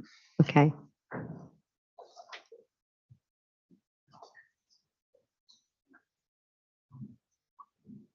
Do you? Okay. The only one that I have, I believe, is that I provided a drought and water conservation update to the California Council on Environmental and Economic Balance. They had a board meeting on April 12th, and I think that's it. All right. We will reconvene tomorrow at 9:30. 9:30. All right. See you then. Thank you.